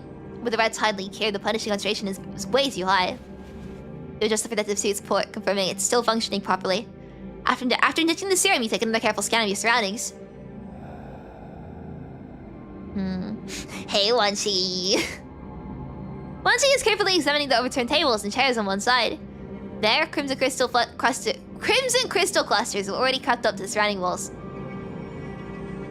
The punishing concentration is off the charts, and the red tide isn't anything like we faced before. It always spreads fast. Things aren't looking good. Look around. The carefree movements contrast sharply with the battle-scarred surroundings, the telltale signs of some violent struggle that must have raged here. Faintly, some subtle scraping sounds echo from nearby. Commandant, the information you've gathered has been synchronized back to Babylonia. For the next step, we... Shh, listen. Where you point, just beyond the lower level 2 sign, the passage behind the water curtain now stands open, unnoticed by anyone. Some sound is coming from right behind there. Rar. X3. Rar. Am I right in this whispers, the voices being haunting, always cheerful melody behind comprehension. Beyond comprehension, I can't read. Huh.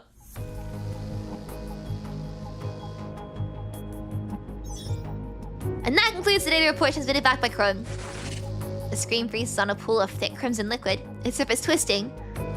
The original form now barely recognizable. Primitive metallic limbs of fallen constructs protrude from the morass, clotted with malformed chunks of flesh. And faces. Amid the undulating mass, several disturbing serene faces rise to the surface. Rar. X3. Rar! They murmur in indistinct whispers, their voices weaving a haunting, almost cheerful melody beyond comprehension. At the end of their report, the Aquarium Commandant left a message saying they were about to head to the lower second level of the Aquarium. The punishing guy's concentration is higher there, so they were concerned about potential delays in transmitting future reports. As a precaution, they relayed this information at a time. The Science Council's takeaway is that the red tide is mutating. From corrupted to the red tide. From the red tide to those. If those...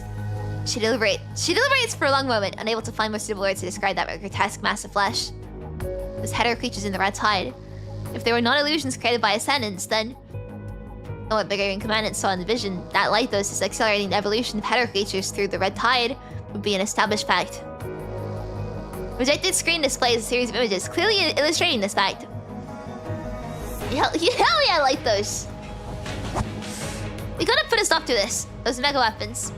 No, that's not going to cut it. These are just predictions, and they won't be enough.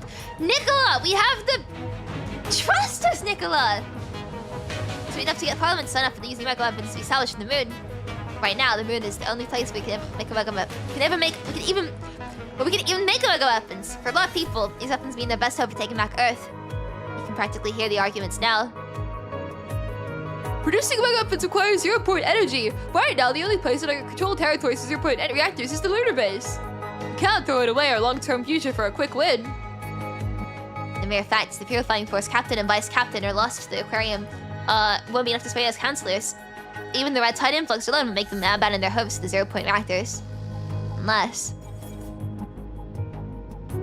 a greater threat emerges, something that puts the surface itself at risk. Threatens Babylonia and puts their interests on the line. Celica mark the red tide's influx entry point. Based on its spread rate, pinpoint all nearby conservation areas that will be impacted. President, once the red tide spreads, it'll impact a total of 13 conservation areas and multiple plantations on the surrounding areas. Here's all of them. Just like you to do that. Well, everyone's got something they care about.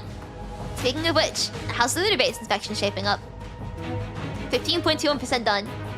Hauling the engineering gear takes ages. It'll be at least another 4 or 5 days till it's wrapped up. Why did Nicola know it down to like the 100th percent? Not 100th of a percent, sorry. The meeting room goes absolutely quiet. A faint sound comes from outside the door. It's Asimov. President Hassan, hi Nicola. We've processed the data report you just sent over. The analyticals and simulation results are ready. And the conclusion?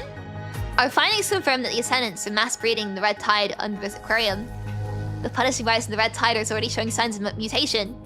I advise immediate intervention. Otherwise, the red tide influx will trigger widespread hetero creatures spawning, placing all coastal surface strongholds at risk of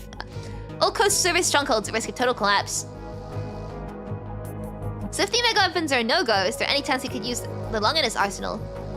I'm afraid not. The Longinus arsenal can only hit the red tide on the surface. The red tide in the aquarium is 3 floors down underground. By the time it even gets close to the underground red tide, the Longinus arsenal would lose 60% of its punch, making any direct impact impossible. Mid-conversation, Asimov's terminal chimes abruptly. He silences it with a frown, but seconds later the sharp ringtone pierces the quiet again. Nicola gives him a look, and Asimov, clearly annoyed, answers the call. A pale woman's face pops up on the screen. Where's Stigmata? None of your business, Basalios. None of my business. Asimov, that frame was Chrono's solo project, just loaned to Babylonia as a courtesy. I've got every right to know where she is. She's on a classified mission. The details are under wraps. Screaming the bureaucratic invasion, Commander Nicola. Chrono handed over the Stigmata frame to the military for free. As its creator, I'm entitled to answers. God, Basalios is such a peak design, man. And, of course, Asimov, but... something about girls in suits with white hair, it's literally like... I don't think you can get any more my type than that. Stigmata's last transmitted mind data was a mess, full of interference. The frame might already be rife with the punishing virus. She was never the primary compatible user to begin with. Keep this up, and without a command to stabilize her mind, that frame's gonna be scrap at the bottom of the sea. What about the Phantom Tracer? Equipping the Phantom Tracer would cause severe deviation in Bianca's mind, and its operational performance is far from ideal. That's Stigmata's own lookout, not the Phantom Tracer's fault. Can't accept herself, can't accept what she's become. Pathetic. It's no wonder she's still frying her own mind in that frame with that attitude. The pale woman's lips curl into a mocking smile. Whatever. Do what you want with the hetero hive mother's tissue and the Phantom Tracer. You better find a way to drag Stigmata back. Or trust me, you really won't like seeing the bill for her frame development. That's not your concern. Better be. I just see my life's work just become this disposable junk. With those core words, Basalios simply vanishes from the projection. Bianca's frame. The situation is undeniably dire. The Science Council has just received Stigmata's lost mind synchronization data. The terminal screen glows with stark red data streams. Bianca's exhibiting severe mind deviation. We've had no mission updates for far too long. Given their current progress, they should be on the lower second or third level by now. The high concentration of punishing is probably messing with their comms. Bianca. If I remember right, the Science Council's been working on a new frame customized just for her. Yeah, the progress has been consistently slow. Asimov sighs faintly at the mention of it. The Science Council isn't just looking to turn out another frame that can only lug around the mega weapon. They've been trying to build this frame's capabilities for a completely different angle. I remember this frame's core ability is purification. Given the current circumstances, compression would be a more accurate term than purification. Take the Phantom Tracer, for instance. Its primary function is data acquisition on the punishing virus. By scrambling the viral information structures, this frame can essentially thin out its concentration. Good morning, Ebby. Have a great stream today, Oshi. Thank you so much, Shirotami. I really appreciate it. Thank you. Hope you have a great day. You got this. Lock in. You're gonna do great. Is it dropping ink on a stream? Doesn't really purify them in any real sense. Can the hetero hive mother's tissue be brought back from Chrono be put to use? It can be. After getting my hands on the tissue, I managed to simulate Phantom Tracer reversal effect using external equipment. It's enough to sustain the frame's combat operations, but only for a limited time. At maximum, we're looking at 5 hours of runtime. After that, the frame's energy depletes and the system will force a shutdown.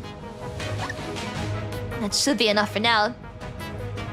Nicola, you don't want to push it to those 5 hours. What point of force a shutdown do you not understand? Worst case scenario, after all, this frame sooner than planned. Alright, I'll make sure this frame is deployed with the team transporting the mega weapons. Asimov, could you handle its prep for deployment? No problem. Hassan and Nicola stay behind, still trying to get Parliament on board with using the mega weapons. Asimov meanwhile turns and exits the meeting room. Bianca's new frame. I don't know what's fucking go wrong. Is this about that and more about like the... If it only lasts 5 hours before a shutdown, you haven't got 5 hours. You've got like 4 hours and 30 minutes. Maybe. I don't know. Back in the Science Council, Asimov breezes past multiple layers of security until he reaches the classified laboratory. Before the frame storage chamber, He stands motionless, his eyes fixed on the scrolling data virtual screen beside him. Of a virtual screen beside him, his mind races. Phantom Tracer can extract information from the punishing virus, but this capability isn't solely due to Corona's technology. The true source is the hetero-hive mother's tissue embedded within it. Thanks to Nicola's arrangements, this invaluable specimen now resides securely within the Science Council. Raizo combo time. Okay. That is slightly different. I tabbed out how do I keep tabbing out the game? Its potential should far exceed mere encrypting or compressing the information carried within the punishing. It's as if it locked door looms before him, intangibly undeniable. All he needs now is the key. The key that can really dissect the every essence of the punishing virus. Oh! Yay!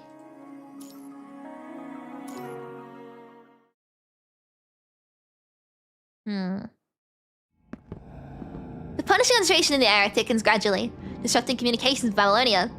Transmissions factor into static, making smooth contact impossible. Along the way, your group eliminates several more hetero creatures like those encountered near lower level 2 signage, and likewise collect a few more cold, clammy metal name tags. Delapur, Norris. After securing them carefully, you press forward. The lower second level's passage twists into a labyrinth of shadows and steel. Continuing as one, the group would be inefficient, so after a brief discussion, you decide to split up. No! Wanshi and Chrome are leaving me!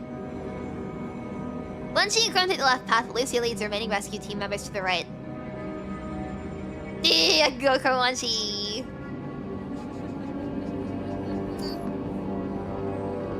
After a quick exchange at the rendezvous point, you head to the left corridor with Chrome and Wanshi. Yeah! Sorry, Lucia! Something's off here. It's way too quiet. Ever since your team stepped up into the aquarium, the rustling of the corrupted and hetero creatures, the viscous sloshing of the red tide, these sounds have been your constant companions. But now the silence is deafening. Stay sharp and keep moving. Hands on their sidearms, ready to face sentence at a moment's notice. The group cautiously continues their advance. This is... On the ground, a hetero creature lies dead. Its eyes, if you can even call them that, staring wide open. Bullet marks. These bullets on my Babylonian side of issue. Someone else has entered the aquarium. Check carefully. Someone's new frame. It hasn't happened yet. It hasn't. Yeah. Once she is. Once this way. This way, if you see old frames being used that just haven't. They don't exist yet.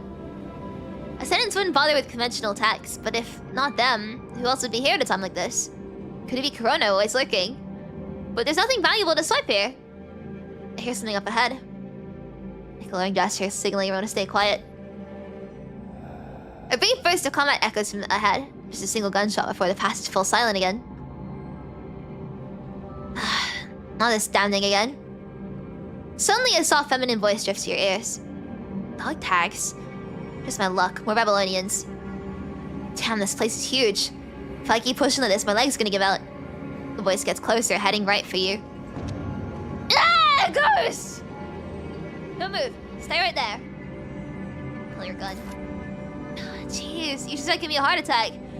For a second there, I thought you were ghosts. What in the world are you doing in this awful place? Who are you? Me? Let's just spill my guts to you. Who are you people? She narrows her eyes, giving you a good once-over.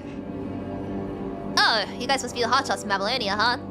Well, well, look who decided to slum it down here in this lovely sewer. You're a construct. Which faction are you with? I'm not a Babylonian, lapdog. I don't eat your scraps. I don't owe you a single explanation. Well, then we'll just be on our way. Have fun. So you can't tell friends from enemies in this place. So need to spend time trying to identify her. Wait. As your group actually starts to back away, the longer construct shifts her gaze and pipes up to stop you. What are you doing here?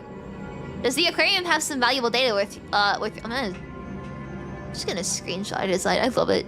No, actually, I'll know for now. Does the aquarium have some valuable data worth your while, or are you after something else? No comment. Apparently unfazed, the long-haired construct just grunts and goes quiet. Looks like she's the one who cleared out the hetero creatures from this corridor. Evidence definitely points to her, but it seems she's not going to spill any more details. Stay sharp. Let's push forward and link up with Lucia. As you press on, it's clear this construct really did enough on the header creatures in the corridor, wiping them all out. Surprisingly, instead of just leaving, she's now tailing you, keeping a steady distance. Should we try to get rid of her? That doesn't matter. She's a defector working with the Ascendants. Why would she have cleared out the header creatures along the way? But if she isn't, what's her game? With that in mind, your group keeps a watchful distance for the construct who calls herself Lulu as you head for the hall ahead. Oh, cute name! According to the Aquarium map, assuming there are no further cave-ins, you should be able to meet Ushio in the main hall straight ahead.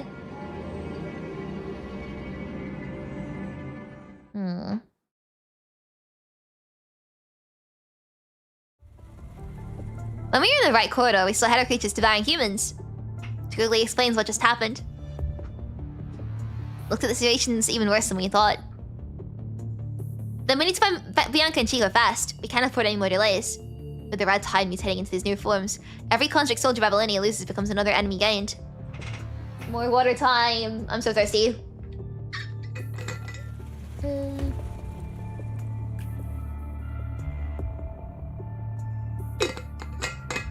Command it on your end.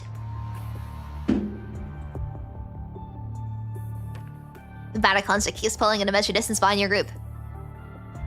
You ran into a construct? She took out all the header creatures in the corridor. But beyond that, she's not sharing anything with us. As for the rest, she's about to say something else, your terminal suddenly rings.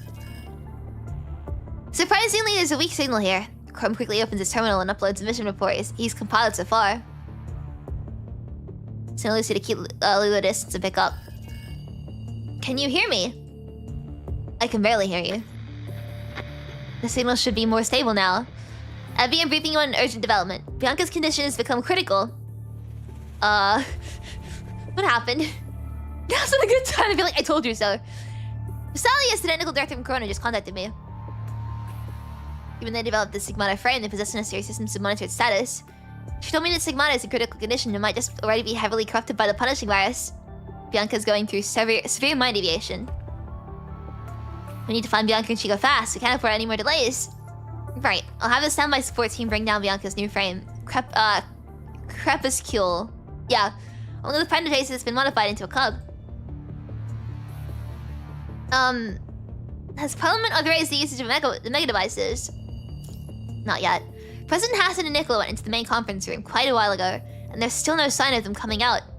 But we've already received the data from Chrome, and Nicola is mobilizing every available task force to a unit to Aquarium with maximum priority. So what's it with Bianca's new frame? It's been in secret development for quite some time. Just never activated until now. Sigmata's status isn't looking good, so we're rolling with Crepuscule for now. However, keep in mind this frame can only sustain combat operations for approximately 5 hours. Beyond that, okay, so only combat, yeah. Its energy reserves will be depleted, and it will automatically shut down into sleep mode. Remember, the cub must be activated simultaneously with Bianca's new frame. It'll help keep the frame running longer. A Phantom Chaser. How is the Phantom Chaser, Sigmata? A shorter than benchmark runtime wasn't unexpected. You weren't our first choice after all. It's surprising and fascinating, but it also proves that your mind was deviating before your hallucinations appeared.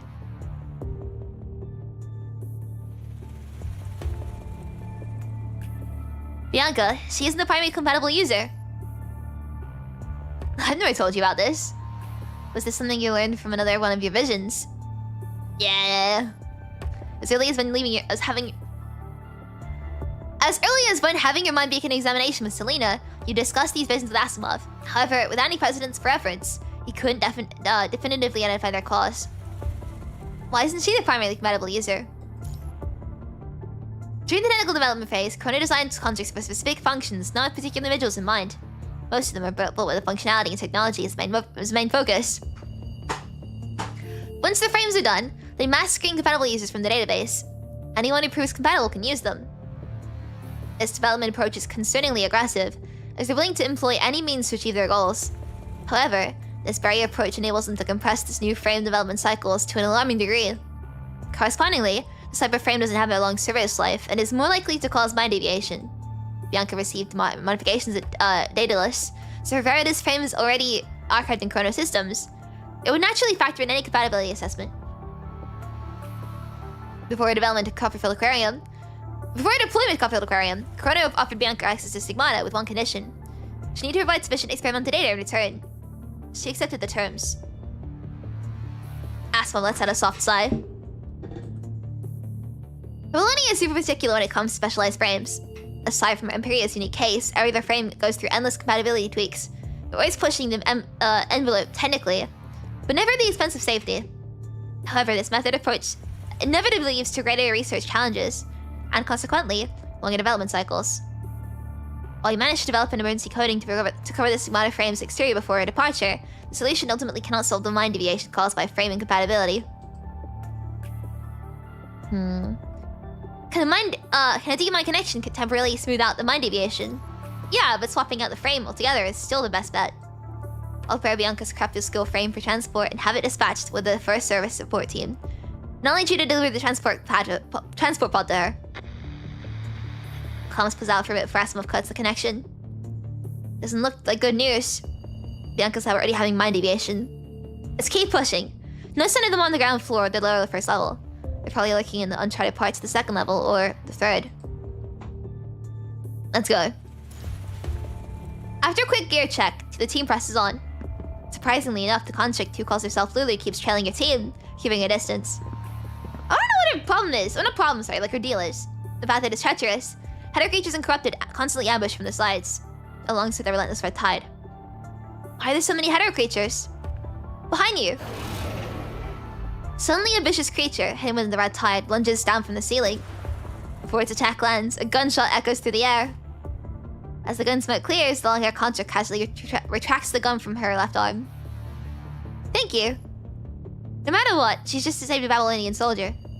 Hold on a second, there's a catch. Blowing smoke from her gun barrel, the long-haired construct surveys the room.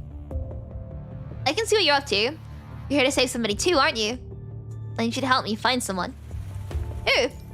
Grace. Ah. Scholar relation? If it wasn't for her, I wouldn't even be working with you Babylonians. Why have you been following us this whole time? There were just too many corrupted and weird creatures past the lower third level for me to handle on my own. If you help me find Grace, I'll tell you everything I know about the routes ahead. We can no means verify what you have to say. I'm right here, and let's be real. My combat skills are trash compared to any construct in your group. If my route map's fake, just kill me. Isn't that what you Babylonians are so damn good at? Ooh. Okay. If you didn't say anything, I'll take that as your silent go-ahead. The long-haired construct walks alongside, muttering to herself. As a bonus, I'll be gracious enough to tell you my name. You didn't have to. And you're just dying to know who I am? We're only traveling together for a bit. No need to swap life stories. Hey! A little curiosity wouldn't kill you. My name's Lulu. Don't you forget it. I'm Lulu, the first Grand Protector of the Scarlet Revelation. Scarlet Revelation doesn't have any constructs. At the very least, they don't have the means to turn people into constructs. How would you even know?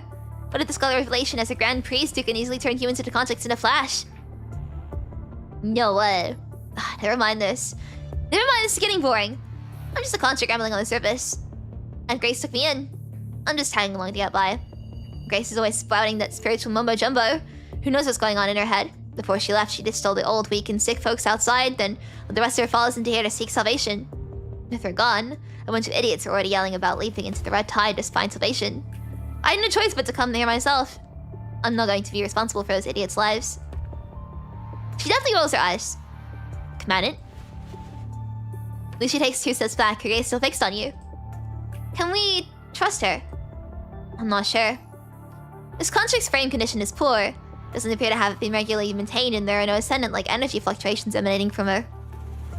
We can stick together for now, but let's stay on our toes. Right, I'll keep an eye on her. The Aquarium isn't a playground. If her goal is truly to rescue Grace, then it aligns with Babylonia's objectives.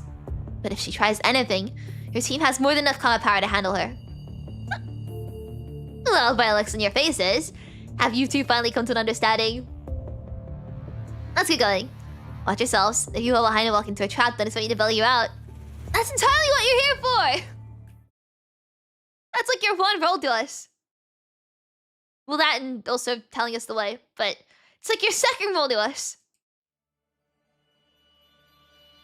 The original plan was for Bianca's team to head back to the surface from the lower second level, but a sudden surge of the red tide stops them dead in their tracks. The red tide is on the prowl, hunting like a starving wolf and herding the remaining lambs before it.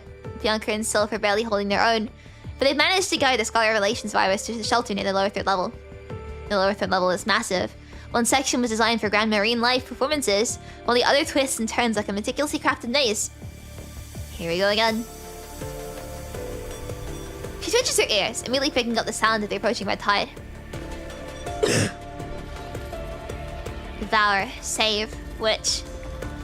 Together, come join us. Welcome, Confronting Aquarium. Welcomes you. Why don't you join us? Witch, suitable. She fights to stay conscious, pushing away those endless whispering voices. Sylph, take them and go on ahead. We can't leave. There's no way out. There's only one path left, as if the Ascendant is deliberately herding these lambs to a predetermined spot. So, we're stuck moving forward, aren't we? Lady Relationist. We really have to press on? It's come to this, hasn't it? What? Then you promised to lead us to rebirth in the future. Rebirth isn't it right behind you? He's completely fixated, staring at the red tide slowly rising behind Grace. Those are monsters. How could that be? That's Marvin. Don't you see? He's waving at us. Hey. Lady Relationist, thank you for leading us to rebirth. We won't have to starve anymore. Elise had to jump into the red tide. Oh, wait. Lady Revelationist? At least not yet. She winces, her eyes closing in pain. If you enter rebirth now, God will be displeased. God does not wish to accept your offerings until under such hasty circumstances. Is that so? Yeah, didn't you just see them? Those monsters of punishment sent straight from the heavens. Only when the time is right. Here she goes again. As long as followers don't dive into the red tide as long as those followers don't dive into the red tide and just become another headache for us. She's still just swapping those useless little pebbles as markers. As long as they're happy. How's the situation with the Purifying Force members? Terrible. 3 are injured and showing symptoms of corruption. Their minds are already starting to deviate. On top of that, 2 members got swept away by the red tide when we were making our escape. They just couldn't move fast enough. A quick breather? No, it's not safe here yet. Let's keep moving. Before Bianca can finish speaking, her teeth clench. She lunges forward, her blade flashing in a single decisive strike, cleaving through the header creature just as it lunges for Sylph from behind. But the reprieve is short-lived. The red tide surges. The red turd! The red tide surges forth, spewing from the drainage outlet. Sylph, take them ahead. Get into that room and seal the door. I'll hold the rear. Without a word, Sylph hoists an injured construct onto her back and calmly directs the Scholar Revelation members to evacuate. Meanwhile, Bianca musters her strength, pushing back the relentless better creatures hot on their heels. Witch. It's the witch. Captain, join us! Within the red tide, countless projections churn, emitting sounds like ghostly chants. Stay here, join us! Bianca catches a glimpse of the door slowly closing. She delivers one final strike, then her eyes flutter shut in exhaustion. Just as the red tide is about to swallow Bianca whole, Sylph darts out from the doorway like lightning, grabbing her. She uses a climbing rope to slide back into the room moments before the door slams shut. The red tide batters the sealed door.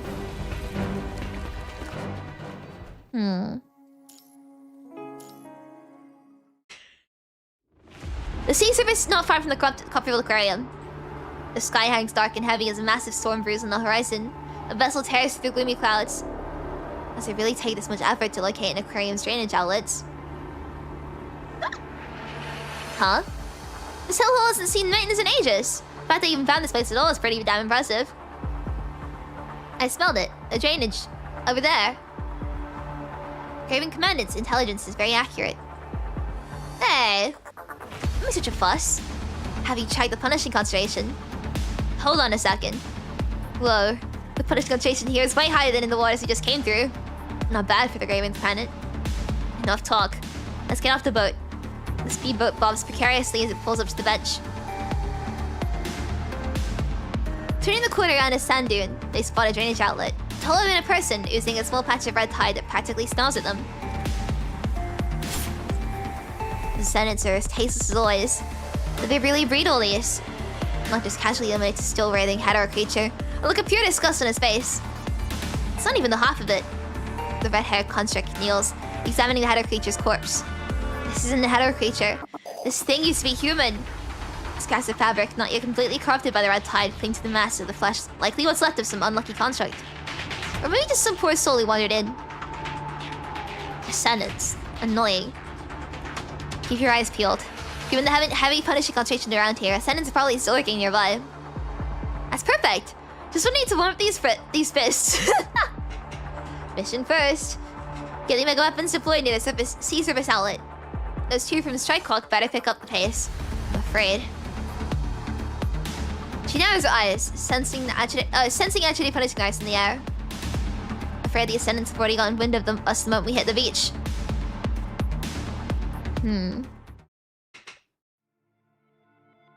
Mister, it's people from Babylonia.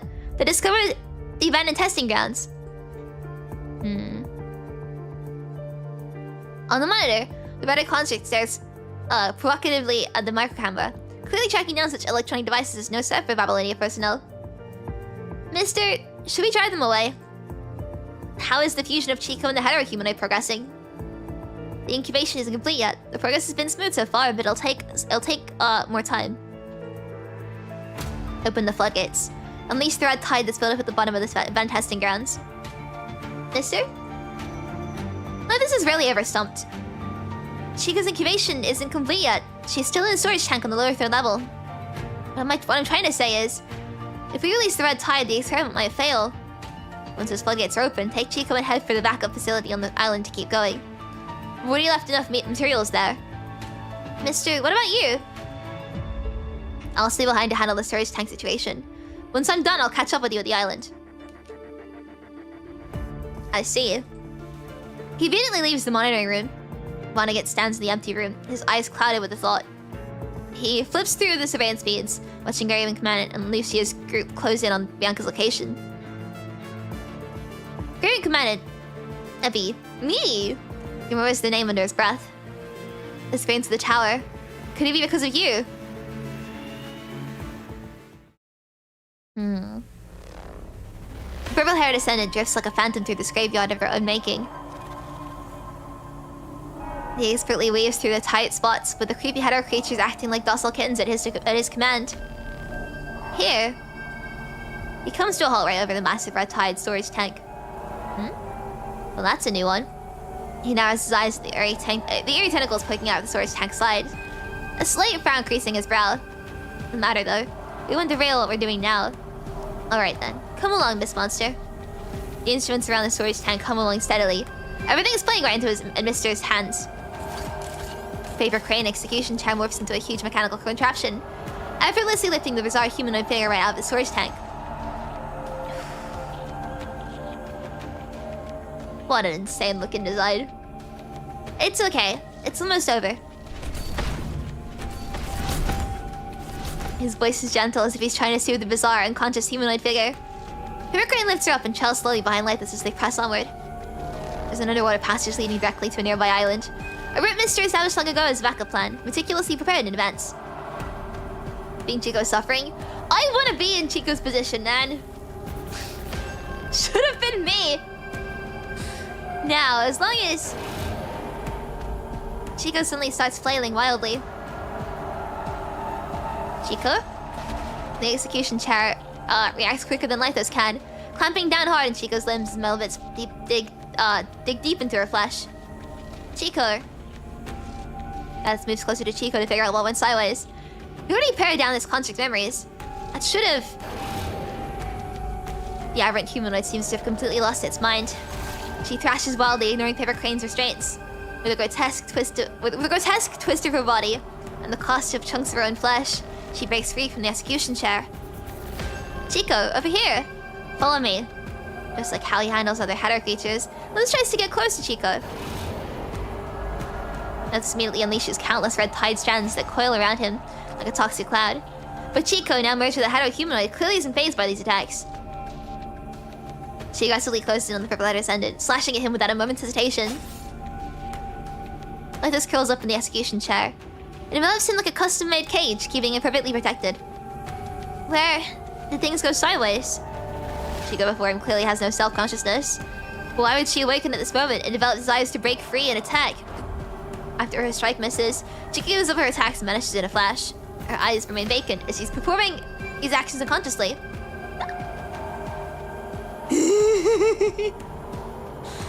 Why can't you be a good little test to play along?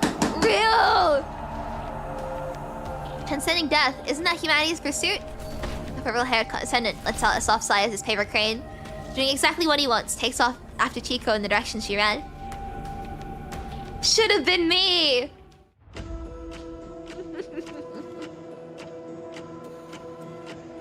Number 21 squints and cocks her head, listening hard for something after taking out the third mini-surveillance camera. Number 21? Captain, I hear something over there. Back up. The three slowly back away. 5 minutes later, a thin stream of red tide oozes out the massive drainage outlet, slithering forward with a thick, wriggling movement. You're an idiot, 21. This is what you heard? No, wait. A faint but thunder-like echo rumbles from deep inside the pipes. Fall back! Bear grabs number 21 and scrambles up the hill above the drainage outlet. In a flash, the deafening roar, the red tide surges forward.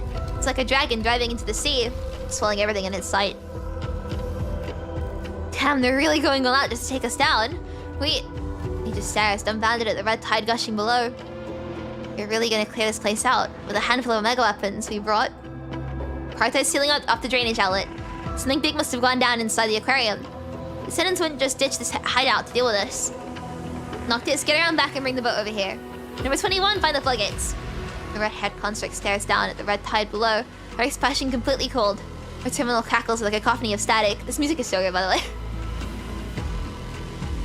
Can you hear me, Garen commanded? The signal seems intermittent, and your voice on the other end fades in and out.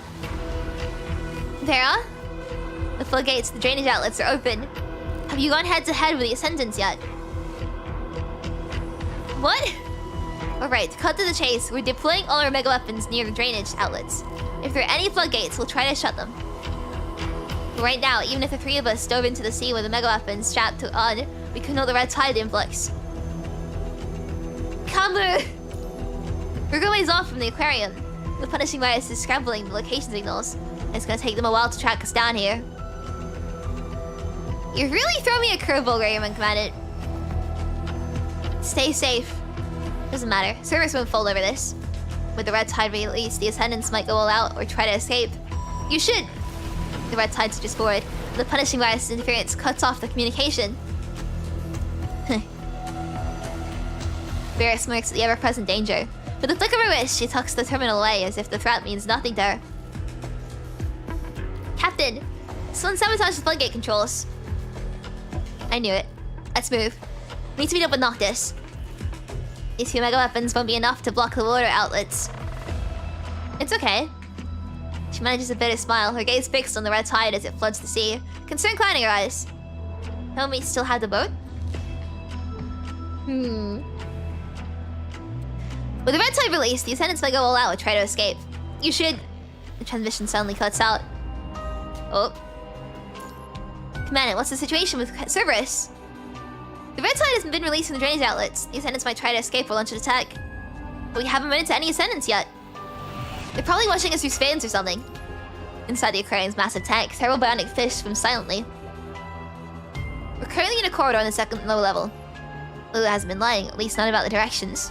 She has successfully led your group around most of the red tide contamination and collapsed areas on the lower second level, bringing you to the lower third level's entrance. If we go any deeper, we'll probably lose contact with Babylonia. Every single transition Babylonian G could cut off after they went into the lower second level. Munchie, please hit the intelligence level so we gather best so far back to Babylonia first. Roger that. This rough narrow terrain isn't favorable for a sniper to operate effectively. Rather than continuing to explore forward, he's better suited to help you secure a return route first. Anyone who wants to bail now can head back with Lunchy. Also, this anyone who wants to bail talk. If you're talking about me, just spit it out. No way am I leaving. I haven't found Grace yet. Even if the red tide swallowed her all, I'm dragging her back with me. Chrome and you exchange a quick glance. You seemingly that Lulu is not going to hold your group back. Alright, let's go.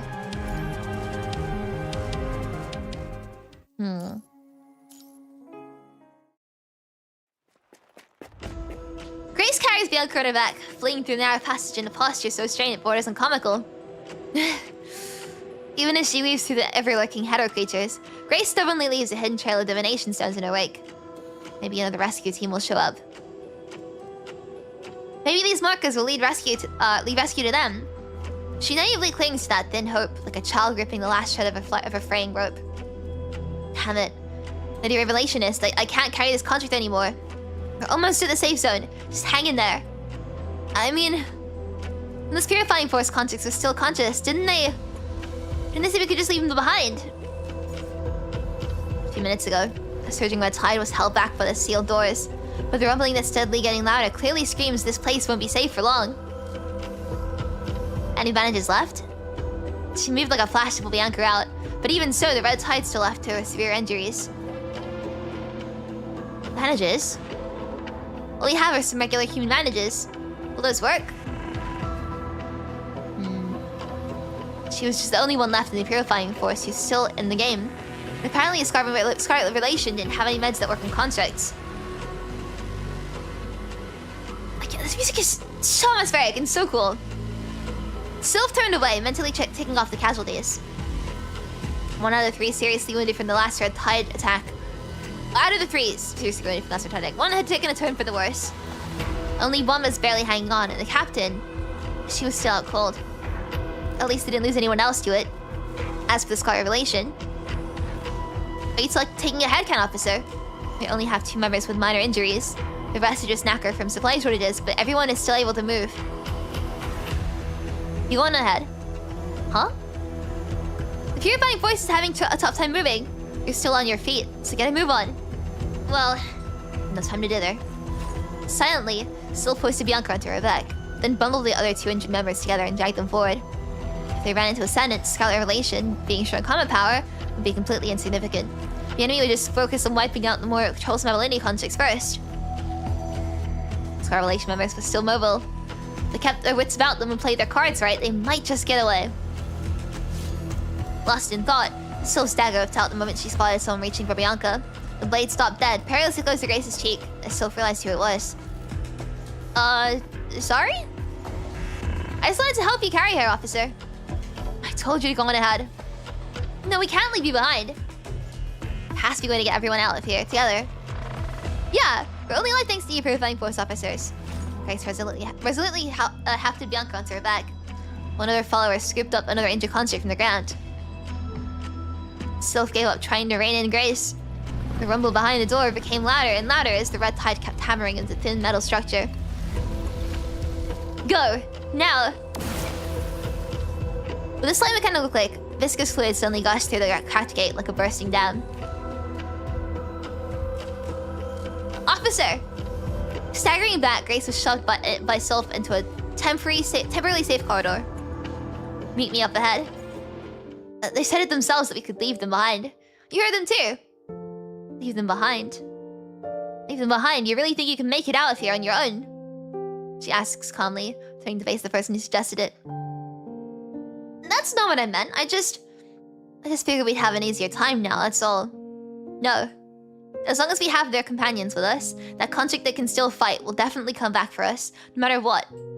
Otherwise, what's just a minor threat to a construct that could kill what's just a minor threat to a construct could kill us at any moment? Are you looking to die? But the red tide is over the aquarium. We could just bring them with us into the red tide, embrace rebirth. Right, the red tide. We believe in the god of the red tide. He will guide us to happiness beyond. The red tide is rebirth and salvation. God shall create paradise. God shall grant eternal life through the red tide. Yeah. Follower steals a glance at Grace's expression. Isn't that what you've always told us, Lady Relationist? Now open your eyes and look around. The red tide here, all these slimy chunks of flesh. Those deformed monsters. Do you really want to embrace this kind of red tide? Do you want to enter this kind of rebirth? The red tide here, it's not the same red tide we worship anymore. Her face is utterly expressionless as she states this pathetic fact. Grace once tried to believe that this red tide could guide them to rebirth, but neither the amalgamated flesh pulp nor the Messiah Hider creatures resemble the beautiful visions described in their doctrine. It's been artificially manipulated, twisting believers' wills and leading them into an irrational hell. This kind of red tide can bring us the truly blessed rebirth. We need to harness Babylonia's power, the construct's power to break free from this place. Only then can we look for the true paradise. She's prepared to pay any price for this, even if it means taking advantage of the construct's good nature. Even if Babylonia comes after her for it later. The follower just comes up, looking sheepish. Grace struggles to lift the unconscious Bianca, gritting her teeth as she pushes ahead. Around the corner, Sylph waits, her face shadowed by the hood. The officer! Grace's hair practically stands on end. She's not sure how much this construct caught, and she can't tell if, after hearing her plan, the construct would still... Let's go.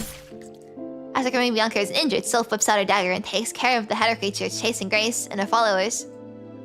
Officer, just now, The red tide has brought down the structure above us. This whole area could give way any second. Let's keep moving. Ah! The corridor ceiling caves in almost instantly, with metal structures snapping apart alongside explosive cracks. Seawater previously held back by glass surges into the passage. Sylph flings out a climbing rope, hauls back the follower who had tumbled into the water, then grabs the purifying force construct the follower was carrying. Let's go. Seawater gushes into the passage as the red tide greatly devours lives through the rushing current. In their panic, the Scarlet Relation members scatter every which way. This way. Sylph grabs Grace by the elbow and sprints forward. Unfortunately, they have picked the wrong direction. The head and metal door is sealed tight, clearly not something that will budge easily. Behind them, tons of header creatures ride this tide, steadily closing in. What's that noise? Massive metallic cracking sounds erupt, one after another, as if something is collapsing somewhere. It's... down there. She'll be on the 3rd level. Must be Bianca and her team. If we head towards that sound source, we can only go in from this way, but... The map shows 3 or 4 corridors leading to this lower 3rd level, but every single one is either choked with impassable amounts of red tide or looks completely caved in. If we use controlled demolition on the collapse part instead of some basic supports, we may be able to get down to the 3rd level, but only if we have enough mini explosives for one blast. Monty should already have gotten our message to Babylonia, but... Until backup gets here, we need to play it safe. This ascending corridor, you see the main way to the lower 3rd level, but the Ascendants clearly don't want rescue teams coming in this way. The corridor is full of massive amounts of red tide, with sticky bubbles constantly rising from the bottom, muttering incoherently. It would be next to impossible to get through here without fleeting into a header creature. Do you want to become one of those anyway? The red tide, it's like it's alive. At this thought, unexpectedly surfaces and you have to continue with the investigation. Ushio returns from up ahead. Command, a minute ago we detected a small amount of red tide in the crevices of the 2nd corridor. It's spreading. As if you're being watched. The red tide blocks every single path you try to take. You should have packed up more mini explosives. No one could have seen this coming.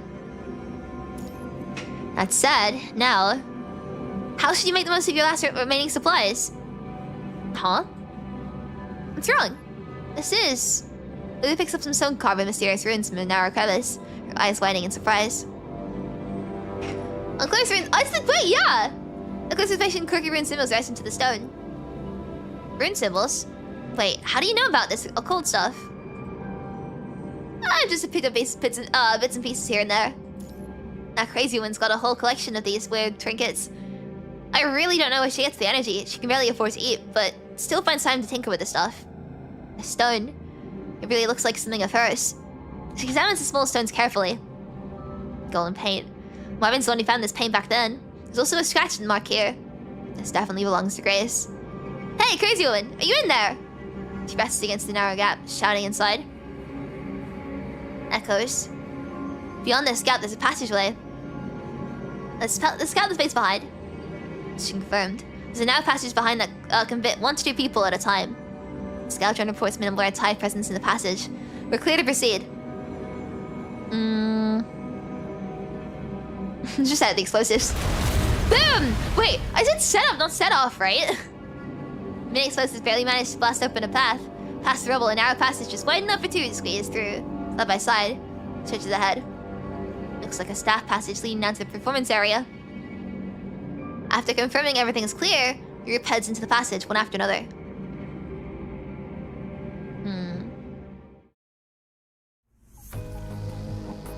Intelligence points to Confronting Aquarium harboring at least one ascendant, plus a massive amount of mineral red tide, enough to pose a real threat to the surrounding waters.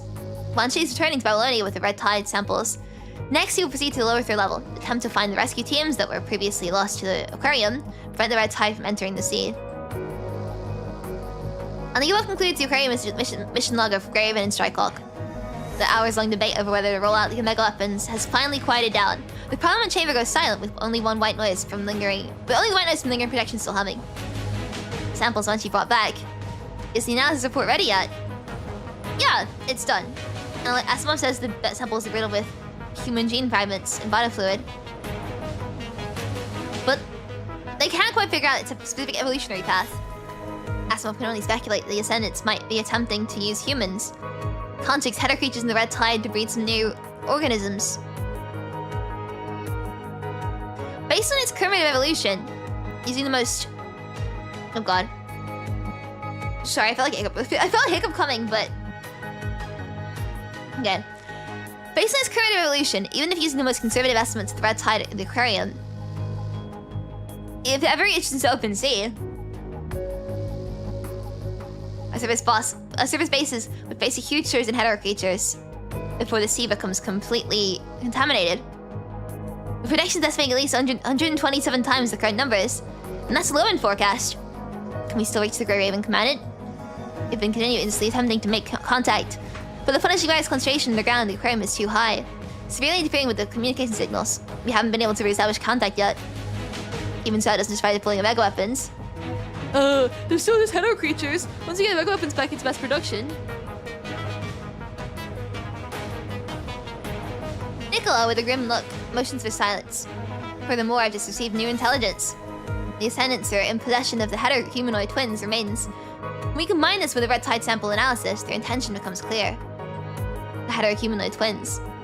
We have to throw everything we got at this threat to wipe it out. Otherwise... That's just another one of the punishing rice creations. We know so many more monsters like that are out there on the surface. Once the lunar base is back up and running, as long as we've got enough mega weapons, why do we sweat defeating just one of the punishing rice's creations? What about the body count? Like, you're just brushing off a statistic. Just one of the punishing rice's creations will cost how many soldiers their lives? Sacrifice is a soldier's duty. They're born with... No! People aren't born to die, man. Producing mega weapons doesn't happen overnight, and while we wait, how many more conservation areas wiped out? How many lives will be lost just to buy time until those weapons are ready?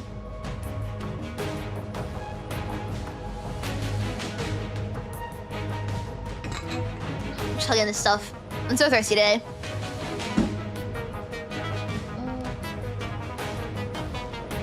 Probably send council members to fight. Exactly! For humanity's future, all of that is fair game. The opposing councilor is practically spitting fire, professionally pounding the table, just about to launch another thread, has him from the center of the assembly hall, supposed to speak slowly. Once the red tide from the Confronting Aquarium spreads out, it will enter the sea. Even if it hits the sea, that's still... Once the red tide reaches the sea, in just one day it'll impact a total of 13 conservation areas and the plantations in Babylonia's control. With the Aquarium as the center, several ports and coastal conservation areas are marked one after another. If we don't get the red tide under control soon, within a week, hetero creatures spawned by it will start hitting the shore across much wider areas. By then, these conservation areas and reclaimed ports are all, to some extent, tied up in the councilor's financial interests. I'm sure we'll remember the absolute havoc the hetero-humanoid twins wreaked on Babylonia. We can't afford to see Babylonia's assets get trashed again, which is why we need to deploy as mega weapons without a moment's hesitation. Otherwise, these hetero creatures keep evolving and we end up with huge flying buns and the hetero-humanoid twins like before. Babylonia will be left high and dry, completely defenseless. Don't forget, we've only ever had one goal: taking back Earth. What about humanity's future? Without Earth, humanity has no future. Everyone, we just received an update from the engineering force members stationed at the lunar base. Amidst the whirlwind of data, the communication request suddenly pops up. This is the Lunar Base Scout Team. You surveyed 90.5% of the Lunar Base, and the rest will be done in the next few hours. After that, everything falls into place. On Nicola's command, the fully prepared engineering force quickly touches down and starts clearing out the nearly ruined aquarium to set up the mega weapons. Hell yeah. Move it! Move it faster! Even if you could hold 2 more supply crates by yourself, everyone else is still moving at the same snail's pace. Hey, what are you doing? You're gonna crush someone! You just stand there twiddling your thumbs. After you get this batch of supplies moved, grab Bianca's frame transport pod and figure something out. You're coming down with me to deliver the frame. Are you kidding me? The aquarium's level is practically gone. There's barely enough room for a person to squeeze through, let alone that huge frame transport pod. You always pull something out of the hat. I'll leave it to you. She gives Teddy a quick pat on the shoulder before she's off. Hey, don't dump such a weird job on me. Just Teddy's about to toss off the box, pressing down on her head in defiance. A muffled explosion mumbles from the distant horizon. That direction. Complex lines shoot out from the terminal as Teddy quickly sketches a rough layout of the aquarium, using the data she's already gathered. That's where the aquarium's drainage outlets are.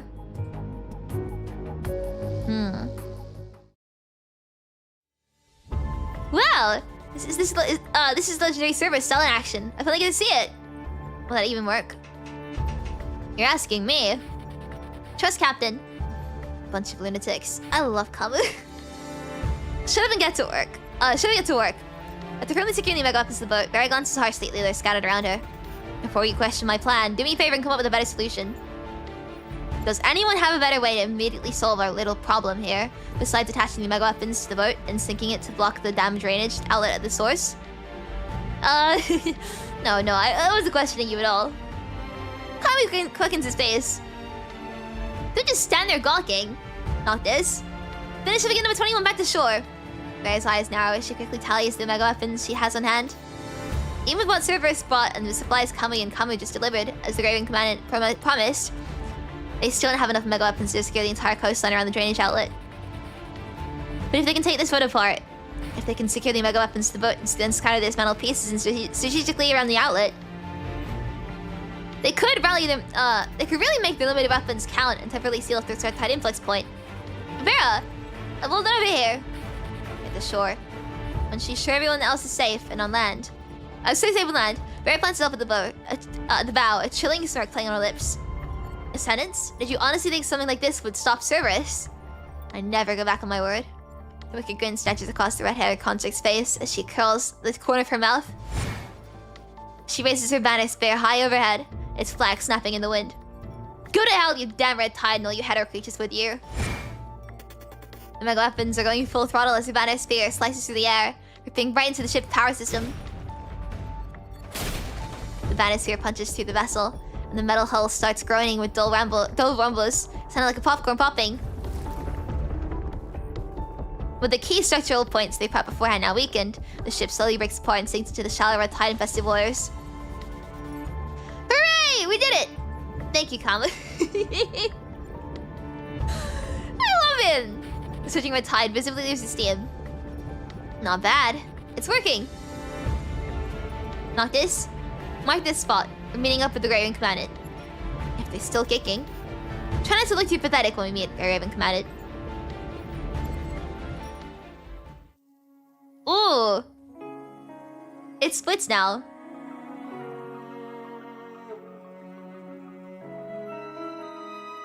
Well, I'm gonna go 9, and this one's 18, so I'm gonna go this path.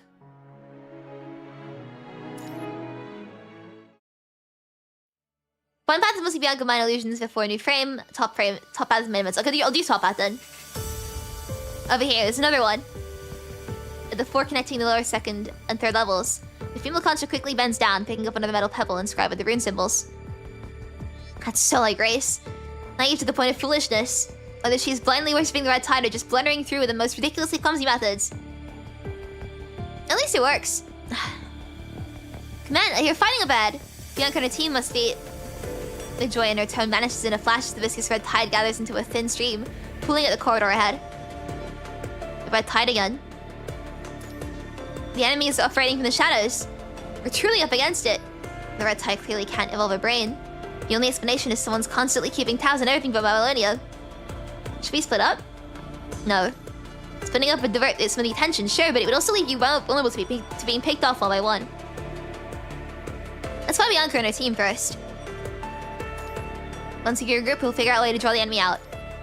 Easier said than done.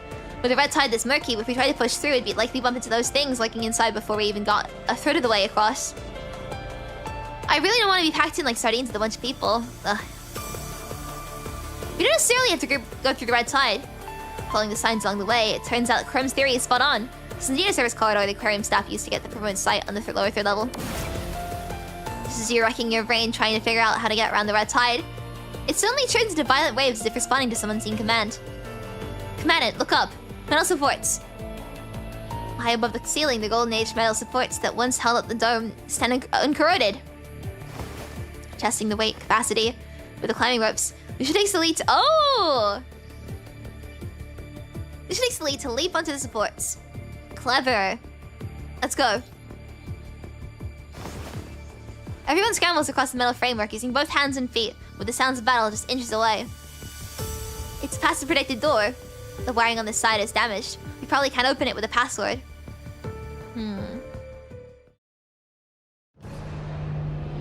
Damn it, damn it! But the hetero creature's howl... I don't like this background stuff. I hate how fleshy it looks. Like, I'm not really squeamish, but veins and like a nervous system are the two things that I don't like. They make me feel a little weird. But the hetero creature's howl is practically in her ears. Grace's fingers tremble as she frantically tries to input the password. She knows every password. The water curtains, the electronic doors. She burned those random number sequences into her memory during her long hours in the monitoring room. This is her last ace in the hole, but... Static noise. A quiet static hisses from the system, no doubt about it. This metal door is completely busted. Up ahead, Sif lets out a muffled groan. Oh, Sylph, sorry, I say Sif. Sylph lets out a muffled groan. Clenching a dagger between her teeth, she wrists out a piece of clothing and ties it around her injured joint, just barely stemming the flow of vital fluid. There just has to be a way. With clumsy fingers, she wrenches the wire ends from the metal door, trying to bring different color wires together like she's seeing Lulu do when repairing vehicles, hoping the system might kick to life. Electrical sparks fly from the circuits, and even the white noise vanishes. How could this be? No. Impossible, no. Grace's mind isn't just on the verge of breaking. It's already plummeted straight into despair. Behind her lies the unconscious Bianca, and the door won't budge. While ahead, Sylph is fighting a swarm of hetero creatures all by herself. Below, the red tide keeps spreading upward, already touching Sylph's feet. Lady Grace. Who's there? She shivers, staring in disbelief at the red tide. Marvin? Lady, your relationist. This is rebirth, the red tide. No, this can't be happening. Lady, your relationist, you've tricked me again. No, that's not true. How could this... She shakes her head, despair gnawing at her hands trembling on the crowbar. She has no idea where or if she should even strike. In the red tide, there's rebirth. In the red tide, there's rebirth. They're your relationist. Come join us. Embrace, enjoy. The red tide projections are a grotesque mess. Their faces constantly morphing, their voices shifting and swirling. The red tide of salvation welcomes you. The false deity pulls the strings of a hollow chorus, coaxing desperate followers down the road to damnation. This is a word of happiness. A word of happiness, Grace. And your relationist, don't you remember? Do you remember what you once described? The future. Grace's pupils glow wide as her mind floods with echoes, the voices of her followers and the rebirth she once promised them. Of course, the rebirth when the red tide is beautiful. Anyone who passes the trials earns the right to rebirth, and then we'll all step into a beautiful new world together. Rebirth. If she really could cast aside all the suffering and enter the red tide, Grace's lips tremble as her fingers slowly glide down the metal door. But in the red tide truly lies that word of happiness. A reborn world with no endless running, no corrupted or monsters, and certainly no death. If we believe in the glow of the red tide, he will guide us to happiness beyond. If only. The red tide predictions twist and beckon to her. She sees so many familiar faces. Marvin, Miller, Smoker, and beyond them, a world without the corrupted, without constructs. Ah! Sylph hurls her dagger, pinning the hetero creature that started climbing her leg to the ground. Jolted by Sylph's cry of pain, Grace immediately clenches her fist, desperate to break free from the Phantom's pull. A sharp pain shoots through her palm. the last rune pebble tucked away in her pocket. The metal rune is now stained with blood from her palm, making the engraved letter M stand out with stark clarity. Nana's humanity, you're really important. It's like a bucket of ice cold water just got dumped over her head. Grace has never felt such clarity before.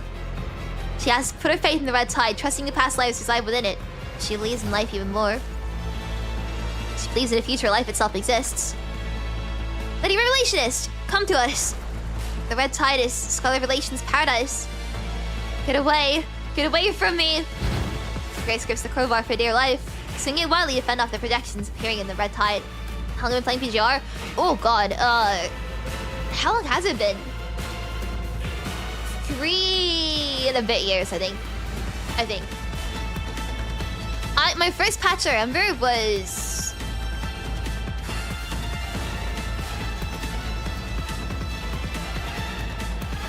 It was before One She and Selena's patch. I think. False god, you're unworthy. The metal door groans loudly. Someone's trying to pry it open from the other side. Seeing this, Grace, who just chased up projections in front of her, frantically lifts a crowbar and whips towards the door behind her. Oh god. Unworthy to proclaim the future of the Scarlet Revelation. I think it was when, Lee Goddess. Oh, is it Lee when he got his summer skin? I have no idea. It's been so long. The door was open with a crash. Whoa. Grace! Grace can't stop her swing. Sharp end of a crowbar plunges straight down to Lulu, who's standing right in its path. Yikes, so violent. Good thing I was on guard. Swing-headed creatures that only get bashed by you would be a pretty embarrassing way to go. Lulu coughs some bottle fluid that's leaked from her overload, then kicks the metal door with her foot. A relic from the Golden Age. Is it really that well built? It took so many constructs just to smash through. Lulu, did the red tide also get you? No way, don't say such gross stuff. It's really me.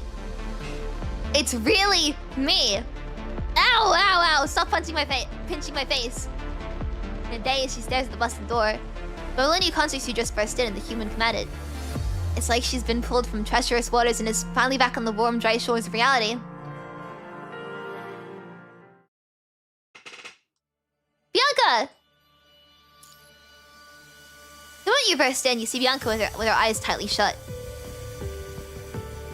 Severe punishing virus corruption, already a critical threshold.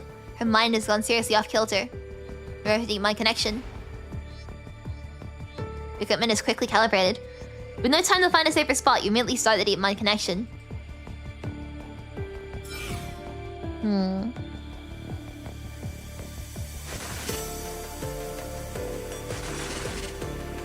Your mind beacon cuts through your mind, which is now riddled with holes from the punishing virus corruption, as chaotic twisted memories flash before your eyes.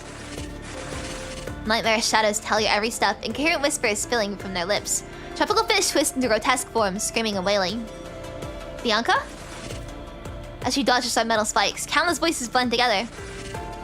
Witch. Bloodstained devil. Self-righteous phonies. Bianca, wake up! Commanded? A weak voice echoes from the depths of her mind. Bianca! As you reach out to grasp her, the demon connection abruptly cuts off. Corruption's too severe. She forcefully ended the connection. You're awake! Commanded. They found traces of ascendants. Besides the one named Lythos, there could be others. You're in charge of the monitoring room and constantly pumping red tide through the drainage system, blocking our way. Chico's likely been taken by them. Bottle fluid wells up from the corner of her mouth. We'll talk later. There's no time. We need to find them, fast. The red tide mutated by these ascendants can melt constructs. I'm worried the more constructs it absorbs, the stronger the monster it spawns becomes. And there's Scarlet Revelation. She struggles to spit out the vital fluid, filling her mouth. You have most of the Scarlet Revelation followers now. Sylph will show you the way to them. Got it. Her mind deviation is getting worse. This isn't looking good. Asshole lets the support. Set of support team is on the way and move Bianca's new frame. If she can hold until her frame replacement, it might use the punishing virus corruption in her Sigmata frame. At least until the edge. At least take the edge off. Go back the way we came. No chance of that. Bianca said the attendants are in charge of the monitoring room. Then they most likely already blocked off our original path. We got no choice but to... They're from Babylonia. Craven commanded. Hearing all the noise, survivors who scattered during the red tide assault start helping each other out, gradually making their way over here. A quick head count shows at least a dozen people. But only 3.5 of them are still mobile. The 3 of the fastest runners among the followers, and the half is Sylph, who suddenly insists she can still move. Let's split up commanded. You and Lulu should take Bianca and head out first. I'll stay behind with the Scarlet Revelation construct to clear the obstacles and wait for backup. He always takes the rear guard, a move that seems to be Chrome's go-to in his crisis management playbook. He's used to shouldering the danger himself. There's too many wounded alone for you to handle alone. I'll stay with him then. A moment of hesitation flickers as you look at Sylph's wounds. Even with your help, it'd still be tough to handle everything. And with attendants lurking, we can't tend to this many wounded. The terminal suddenly rings, shattering the silence. Babylonia? Hey, hello. It's Karnina. Karnina? Can you hurry up already? You're in the way. Faint sound of metal hub impacts just through the terminal. Is Commander Nicola with you? I'm not in Babylonia. Teddy just hacked your terminal to set up this short-range comms channel. It only works so far. You're welcome. Got it, oh god. Short range. Oh, you're at the Aquarium right now. Thanks to you, Captain Karenina. I'm telling you again. Don't just stop moving. Isn't this spot you marked? We need to turn now. It's so noisy. When they're squabbling, you can just make out the sound of running water and metallic clanging. Did you just come from the first level? Obviously, no. The lower first level is an absolute wreck. Like 2 mechanical monsters ducked it out and self-destructed together. It's duked it out and self-destructed together. It's completely caved in with the red tide rebar all over the place. But the good news is that thanks to the disaster, there are hardly any header creatures left in the lower first level. The Ascendants couldn't possibly stick around there either, unless they've already become one of the red tide. The engineering force holding construction machinery from the nearby conservation area zeroed into the target and dug straight through lower level's first ceiling. The second level is completely swamped with seawater, choked to the red tide, so getting in there is a real nightmare. So right now, we're in the ventilation ducts holding Bianca's new frame. We must be practically on top of you by now, otherwise we wouldn't have been able to hack into your terminal and set up this call. So maybe we can get some trials out through these ducts. No chance of that. The ventilation ducts are way too narrow. You can't even move a shoulder in them. If your survivors were up and moving, it might be a fallback plan, but with a significant number of injured people, it's still a no-go. Pelham was given the green light to deploy mega weapons. We're just the initial support. The second team will be here any minute. It's just so bad. No matter how much I try and scratch the itch, it never goes away. Hey! Don't go blasting holes with gravitational waves out of nowhere. Anyways, hang tight, make sure Bianca hangs on too. Teddy will sync with the nearest coordinate point and support to you. We'll meet up there. Probably needing to buckle down on her work. Karnina cuts off the communication. Soon the meetup coordinates beam into your terminal. Then...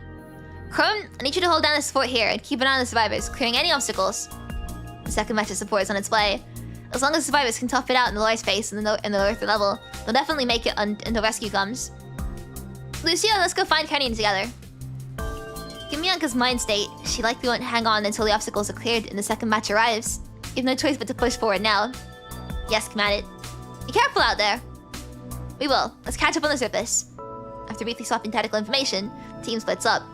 Chrome stays put, watching intently as the Grey Wing Commandant walks off. And he turns, organizing the few who can still move to begin clearing the obstacles. This isn't their first tough fight, and it won't be their last.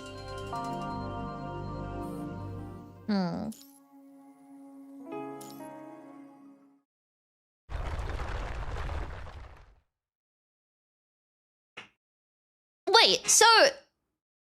if the top path is... 9...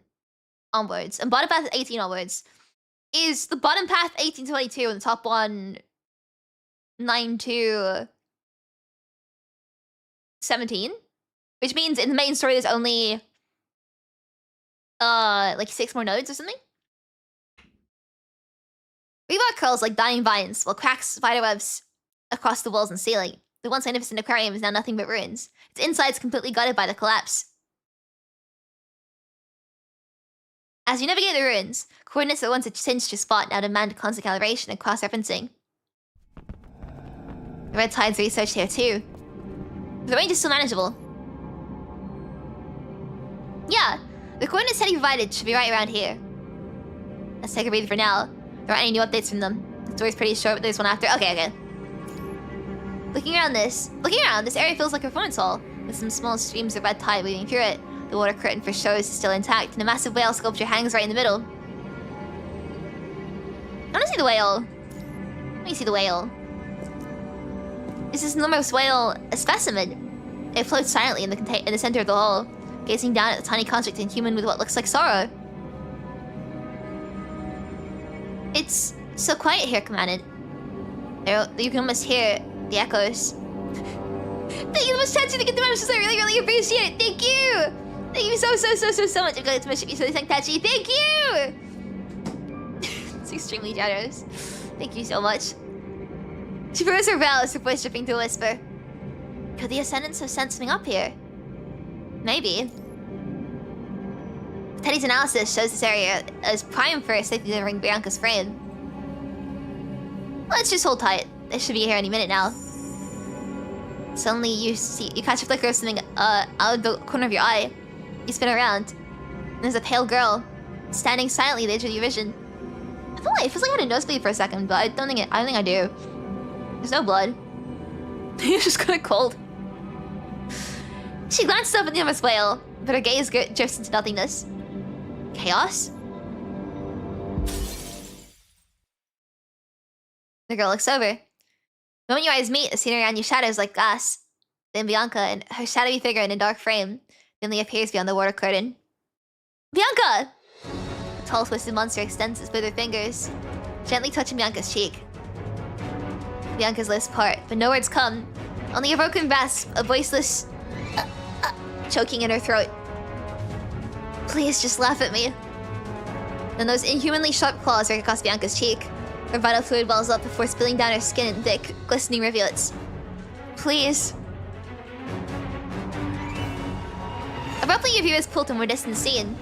Winds howl and rain lashes down as crimson, tens of meters high tidal waves surge from the sea, filling the air with a putrid, fishy stench.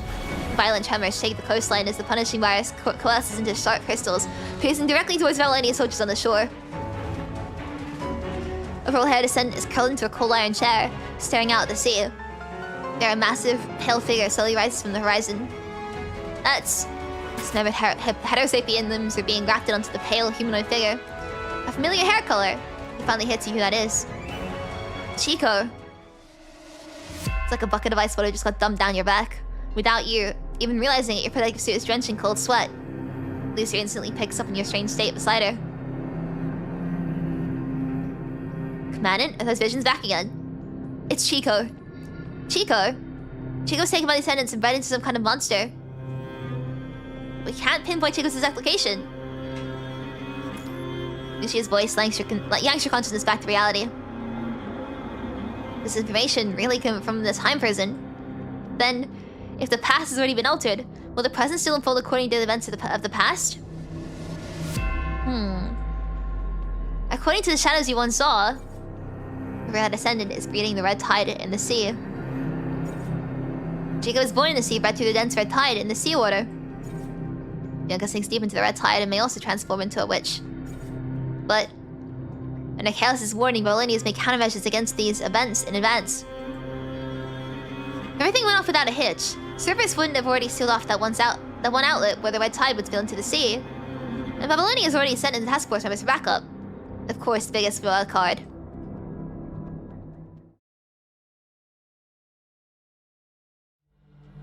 On a still standing bench in the hall, the badly wounded Bianca remains unconscious. All in all your visions, Bianca either morphs into a witch rising from the deep sea, or stays submerged in the aquarium's red tide. You've never seen her get a new frame, or you successfully reunite. With such changes happening, will the story's ending still be the same as what was seen in the shadows? Can you still save Chico? An unsettling feeling won't shake. Keep frequently checking your terminal for Teddy's updates, hoping to calm your nerves. The terminal suddenly chirps with a message from Teddy. They're almost here. From a corner of the corridor, an instant burst of electrical interference erupts. Lucia instinctively steps forward, shielding you. Graven commanded, and the captain of Graven, Lucia. A man's deep voice cuts through the static. His screaming makes obvious to be watching you. Oh! Vonnegut! The moment his voice hits your ears, his face pops into your mind, even though you've only met the stage a handful of times. I see, you remember me. Good. This is something you never saw coming. An agent showing up at the aquarium of all places. Meet me at the storage tank, Graven commanded. Why? I need to clear some things up with you. About the tower. About the punishing virus. I don't understand what you're talking about. Just dodging the question is only going to waste both of our time. The implication in the broadcast goes heavy before abruptly vanishing. After a few muffled deep breaths, it shifts into a cold, attached announcement. It's an even trade. I don't think you truly asked for the tower yet. If you did, you probably wouldn't be here right now. Meet me at the storage tank. We will trade questions, trade answers. With those words, the broadcast cuts out cold. The Beaker's conviction is rock solid, so he's absolutely positive you will show up. The tower? In a flash, the puzzling words click with inconsistencies you noticed earlier. It's tied to those hallucinations. The shards of thought slowly connect, like a hazy web forming around you, both there and not there. Commandant? Lucia stays on guard, carefully watching your surroundings, but your mind is miles away. Fragmented images and scenes swell in your head, blurring the line between what's real and what's not. Chico, Lythos, Bianca, the Aquarium. Among the shadows you've seen so far, it seems Vonnegut's never there.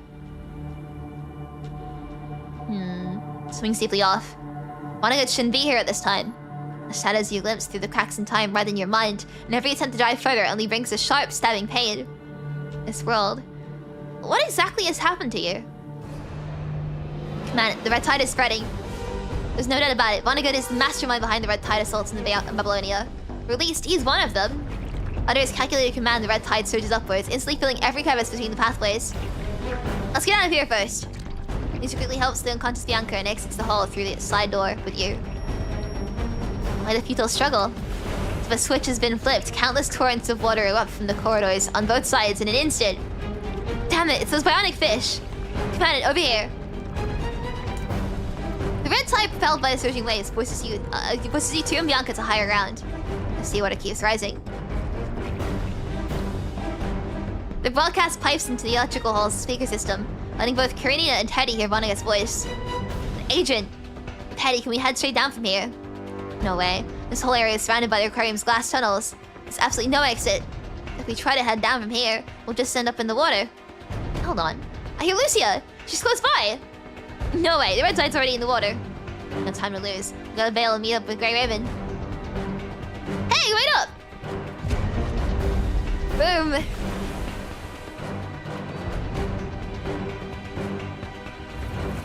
Early transition. The gravitational waves effortlessly shatter the once solid metal sailing structure, sending a fierce rush of water gushing into the ventilation ducts. Seriously. After choking down a mouthful of water, Teddy rolls her eyes and just goes with the flow, hauling Bianca's new frame transport pod as she follows Karina's lead and jumps down. The red tide's in this water too. Watch out. Lucia! Through the raging currents, Karina zones in Lucia. The two figures over there are looking at unconscious Bianca, making a beeline for the area. Come on! It's Karina and Teddy! Damn it, this glass. She slams her fist against the glass, letting loose a torrent of gravitational waves. Hold on, I'd rather action explosives for that. When the glass shatters, water gushes out, creating small whirlpools in its wake. A sigh from the agent comes through the broadcast. A clear sign of his frustration with his sudden and welcome turn events. Amidst distorted white noise, more water blasts from both sides. Glug glug glug glug glug.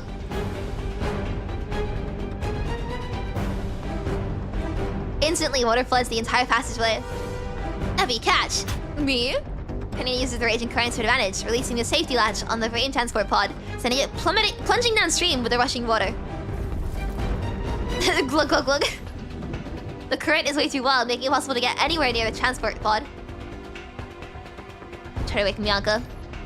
Bianca! Because the comatose construct doesn't react at all. She just seems to be completely shut off from the outside world. Be my connection instead. Initiated.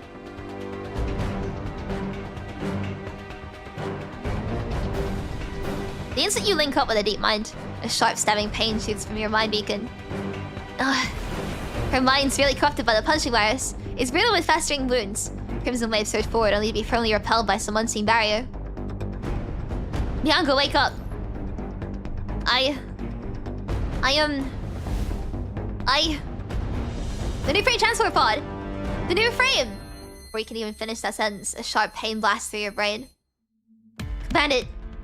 Transport pod! Copy that. This yourselves the frame transport pod your way, then whips of a quick lasso with the climbing rope, cinching Bianca and the pod together. My favorite frame, Banana. The agent lets out a soft sigh and triggers yet another mechanism. He's not having a good day today. A muffled explosion rips through the air as the lower third's outer level walls blow apart. Seawater gushes in every direction. You gotta be kidding me. Glug, glug, glug. Command it, watch out! Follow the current and regroup. I see, okay.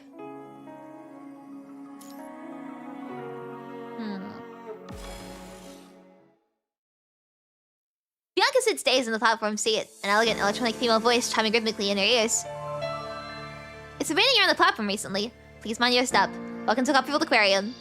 The broadcast plays smoothly, delivering the welcome message along with a notice that seems oddly out of place. Rain starts falling out of nowhere with the enclosed space. Everything before her blurs into the downpour. The fine, misty raindrops fall, tracing a cold, stinging path down Bianca's skin. I'm sorry, Bianca. Suddenly the rain seems to split open and a figure materializes at Bianca's side, holding an umbrella over her. Chico?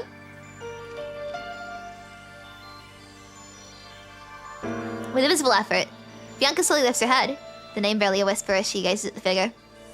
This is the last gift I can give you. Gift? As if on cue, a sudden gust of wind whips down around them. Even the rain seems to hang suspended on the air for a moment.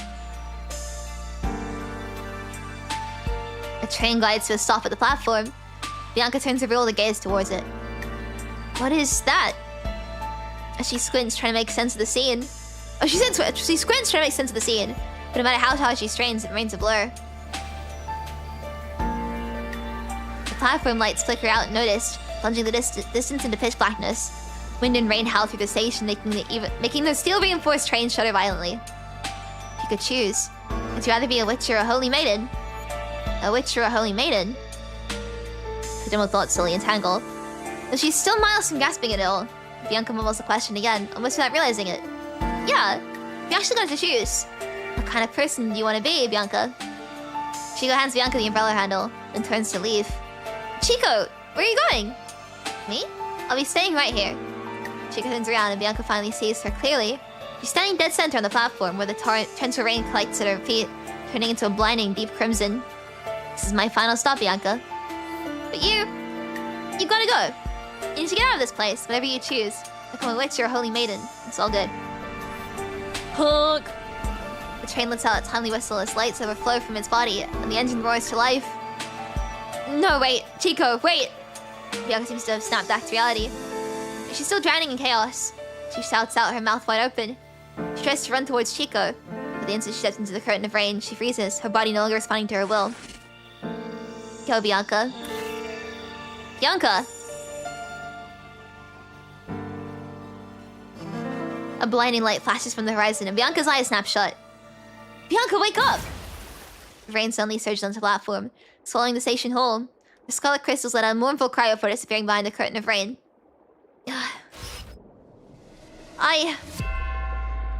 New train transport pod. The new frame! New frame is... Before she can finish the question, the intense light blinks out, plunging everything into pitch black.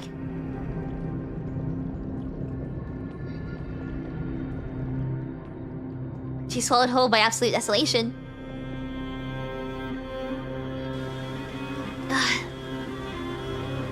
Rushing water rolls around her as tiny bubbles solidify in a screeching death knell outside her eardrums. An oppressive sensation tinged with a metallic tang of vital fluid crashes into her senses. Bianca gasps for air as her frame slowly kicks back to life. This place is... Ghostly blue water patterns flicken slowly around her. As far as I can see, there's nothing but seawater and ruins. New frame transport pod. Even though she's not quite all there, she's already instinctively following orders from that familiar voice. Pulling the rope firmly secured to her body, Bianca feels her way towards the new frame transport pod strapped to her side. Verify. Final scan complete. Bianca captain of Purifying Force. Identity confirmed. Underwater gears slowly turn as the transport pod doors inch open on both sides. This is... She's seen this frame before when the Science Council first started developing it. When the Science Council members discussed the frame's appearance with her gaze naturally drifted towards white. If you could choose, would you rather be a witch or a holy maiden? If I were to choose, I would want to become a holy maiden. Would I want to become a holy maiden or a witch? Witch. The coating, which is only temporarily fixed to stabilize her mind, has long since been eaten away by the red tide. Her stigmata frame, now stripped bare, now drifts in the empty depths of the water of the ocean floor. Should I become a witch? I can't believe a church phrase and none like that. No, more like a witch. Ellen is a witch. She killed Toby. Punishing corruption triggers violent tremors in her mind. Countless voices echoing in her ears. Am I truly a witch? Patches of coating still cling to her frame, a stark reminder of the terror that haunts her, dread of being banded. A patricide. Should I become a holy maiden? Soon, it'll be the same as those constructs you've cleaned up. It's a purifying force. Those devils. Her hands are stained with the blood of both the innocent and the guilty. Could you still become a holy maiden? If you could choose. If I were to choose. All the infamy from those false accusations, every mistake she's made. Well, the fighters and corrupted she has killed in the purifying force, and the humans and soldiers she has managed to save.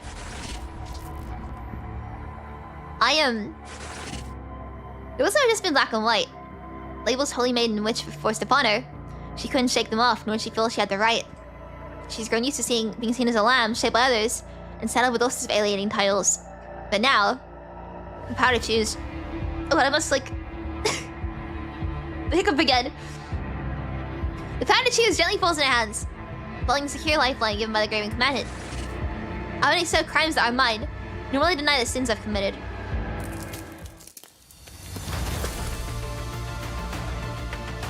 I am black and also white. I shouldn't be defined by anyone else. So pretty. Whether it's hatred or gratitude, sorrow or joy, the cacophony of whispers stays sealed behind the curtain of water. I am a holy maiden. I'm also a witch.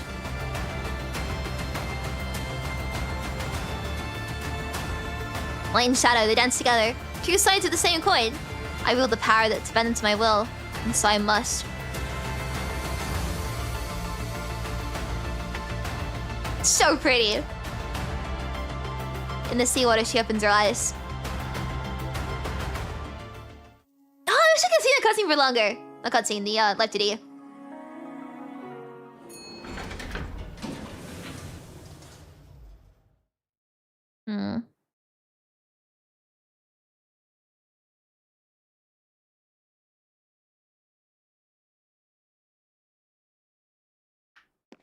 Alright, let's have a look around.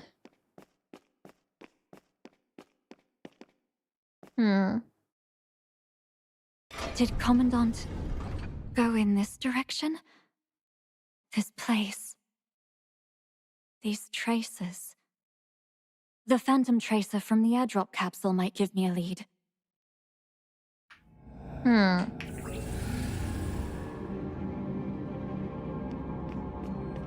What's this? If you venture, you can scan fragments of images. An underground level 3, okay. The monitoring room. Maybe it's still operational? If it is, I might be able to blood stains. And footprints. All covered by the red tide. Commandant was here. But this area is too wide. I need more leads.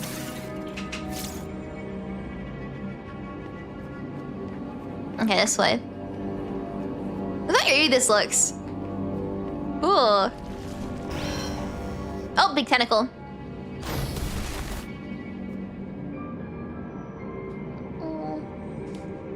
Also, again, look how cool her frame is.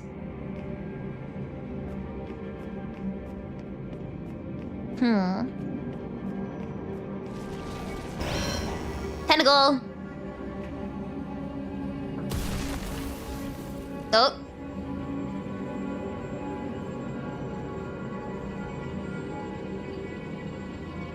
Exterminate! Kind of see how to do this then. It's like you hold the blue when you get the chance to, right? And you hold this. Freeze the moment! Now you hold the blue. Return to silence! Then you do this. Untainted thorns! And that's it, right? Purge all sin! Exterminate! Ha! Ha! Endless night! Freeze the moment! Untainted thorns! I think that was the tour, right? Purge all sin! Ha! Ha! Ha! Hold this. Return to silence! Nice.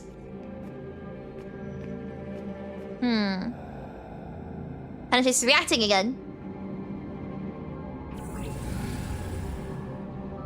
This way. An aquarium power system failure has been detected. Backup power can be activated. On-duty staff should allow follow the work manual procedures. Okay. So you can find backup power The now. aquarium should have backup power devices nearby. I should take a look around. The power's been cut. The ascendants must be behind this. Okay, so when you find other backup power.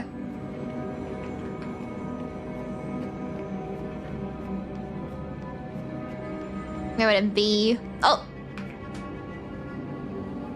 Pullman's equipment and discarded items from aquarium's previous renovations. Not here, okay. The gesture is good enough. It is very good. It is. It's long, but it's very good. A good thing the ascendants didn't have time to destroy the backup devices here.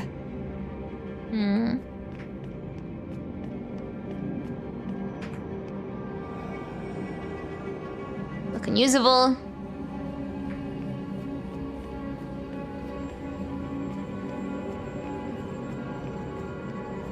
Wait, no, wait, didn't we just find it? Am I, did she just say, no.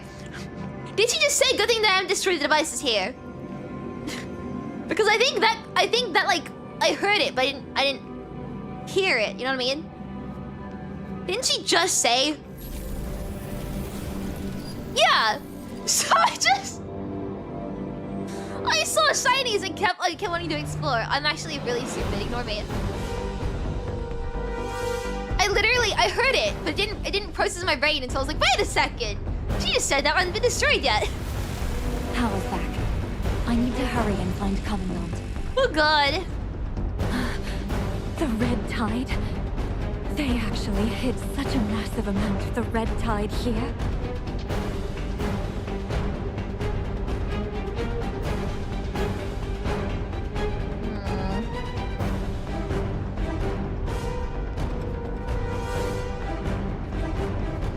Let's keep adding up. That's to jump again.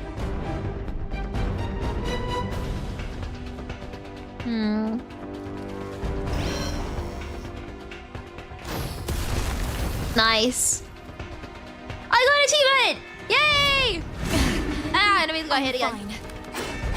Endless night. Freeze the moment.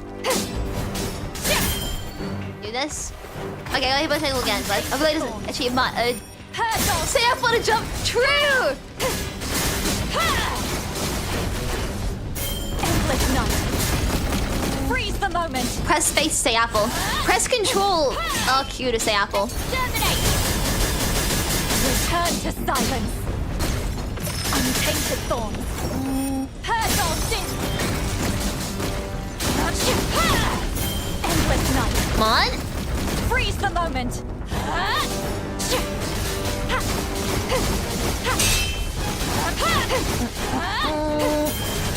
Get him, Bianca, come on. Let's not. Freeze the moment. Return to silence. Shh.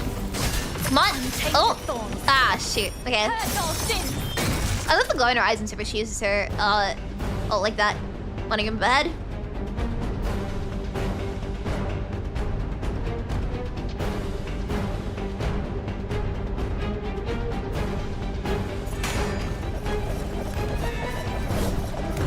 Oh, hey, there we go.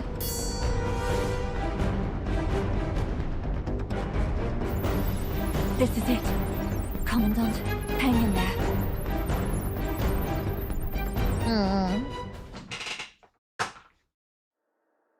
Orienting herself, Bianca moves towards the Raven Command its position. The Aquarium's original death drainage system kicks into gear, slowly pulling the seawater out of the passageway. The red tide and murky serpent slithers along both sides of the path. Maybe these mind disturbances are just lingering effects of the severe punishing virus corruption. Hazily, Bianca catches a glimpse of the indistinct shadows along both sides of her path. In the church amid the wind and snow, she sees herself praying devoutly. Dressed in a nun's robe, she has knelt countless times before the statue, hands clasped, praying for the children to be fed, for people's safety, for God's people to find salvation, for... Under an network of sophisticated calculations, the conclusion I reached was that even the angel of love was nothing compared to her.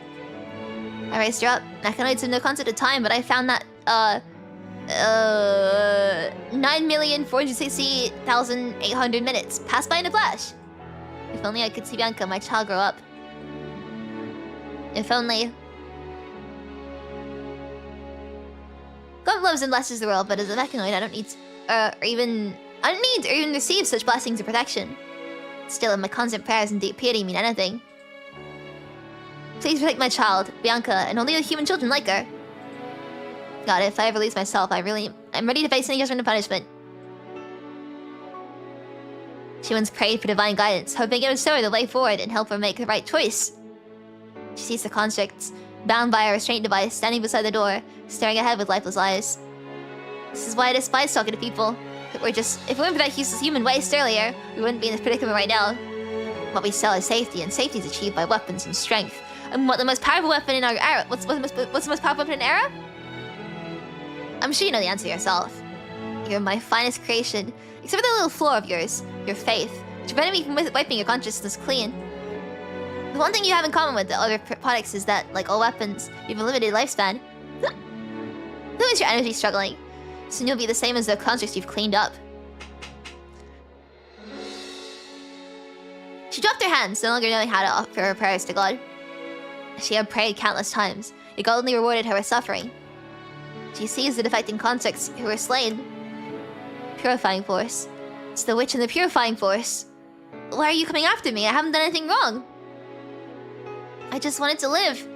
That's only why I stole information on the task force, too. What else could she have done? But it troubles me sometimes as well. Why do I have conflicting thoughts when I claim to abide by my faith? Hands once clasped in prayer now reach for guns. Palms that once held lilies now grip a bow.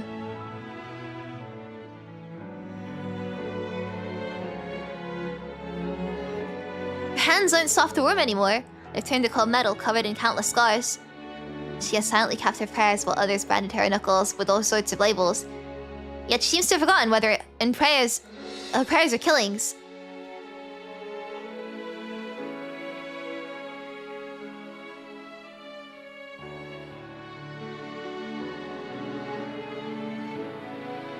She's always been the one behind those hands. Your faith is not wrong. It's your faith that makes you strong. It's your contradictions that give you your gentleness. That is why you're Bianca. Which makes me Bianca. Falling in the midst of seawater, she finds herself again. Light and shadow play tricks. Shimmering as strange illusions twist and form within the red tide. Countless memories, some hers, some not, steadily flood her mind.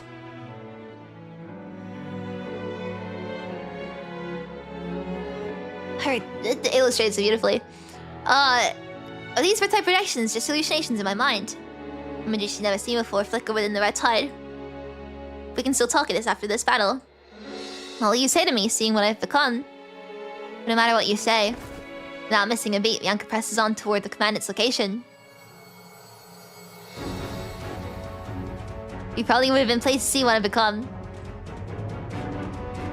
Whether it's about faith or bloodshed, light or shadow, I can play any part. I've stopped the British accent, I've already forgotten. But I am always myself. A female construct, long sword in hand, relentlessly carves through the sealed door ahead. I am a holy maiden, also a witch. I am Bianca. God, she's so pretty. I wish those... I wish the CGs lasted for longer, man. They're so pretty.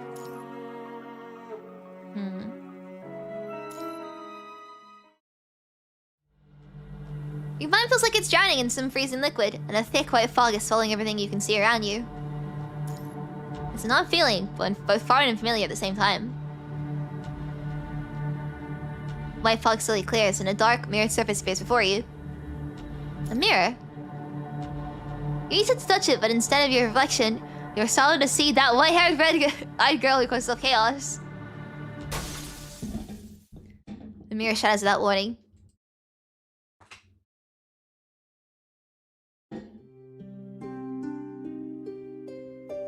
You seem to have plunged into a new dream. A world woven and controlled by the blue-haired girl in front of you.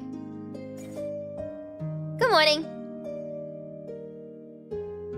Did you get your homework done last night?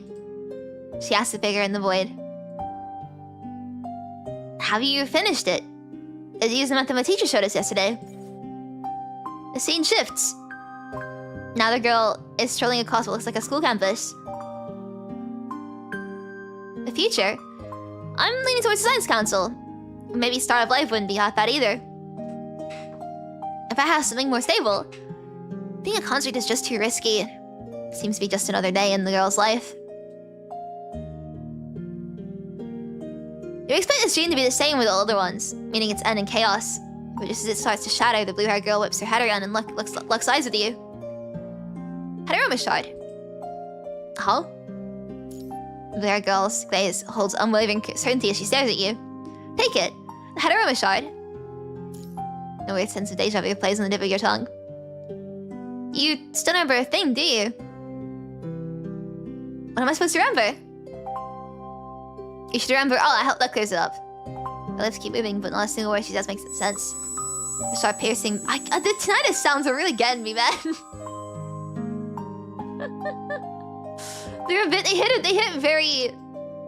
very hard.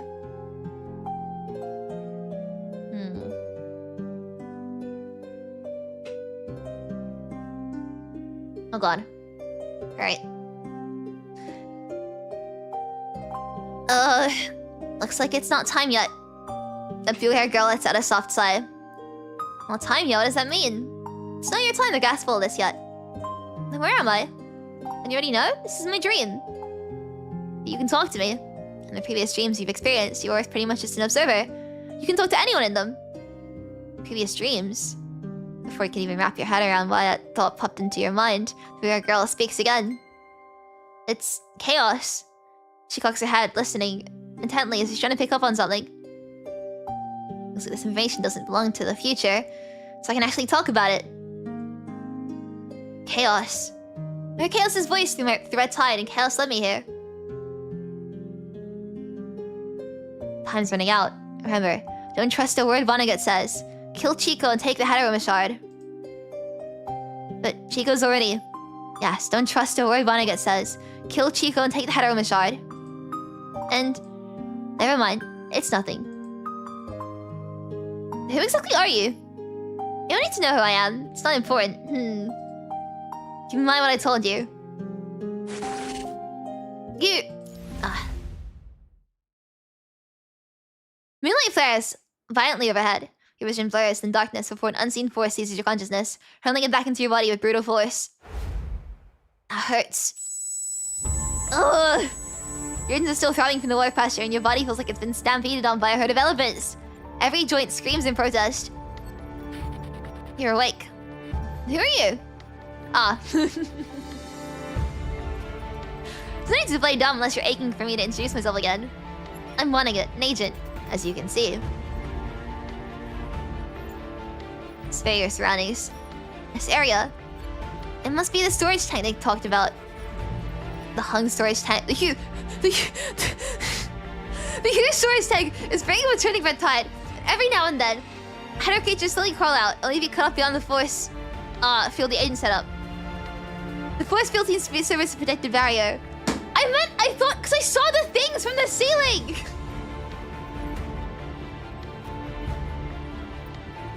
I can't read! I'm just really immature. It didn't sound off when I read it until I heard it back. And then I was like, wait a second, that can't be what it says. The force field serves to protect, seems to serve as a protective barrier. Why do you need to protect you? You can talk normally again. I need to confirm some things to you. Just walk towards the edge of the barrier. Tell me why you're here. That's actually what I was going to ask you. Did you know I would show up at the Confronting Aquarium? Or rather, have you seen anything out of the ordinary? Sounded sharp, probing. How did you know I saw something? Even though Alicia was swept off to, but it was made out safely. For now, you should try to buy some time with wanting it. What did you see? Answer my question first. Go on, ask it. Why did you bring the red tide into the aquarium? To breed Henlo creatures. The red tide helps the sacrifice get reborn. You've already seen what it does. But shouldn't agents attain their subordinates through the filtering? Those cannot be called subordinates. And that makes it your second question now.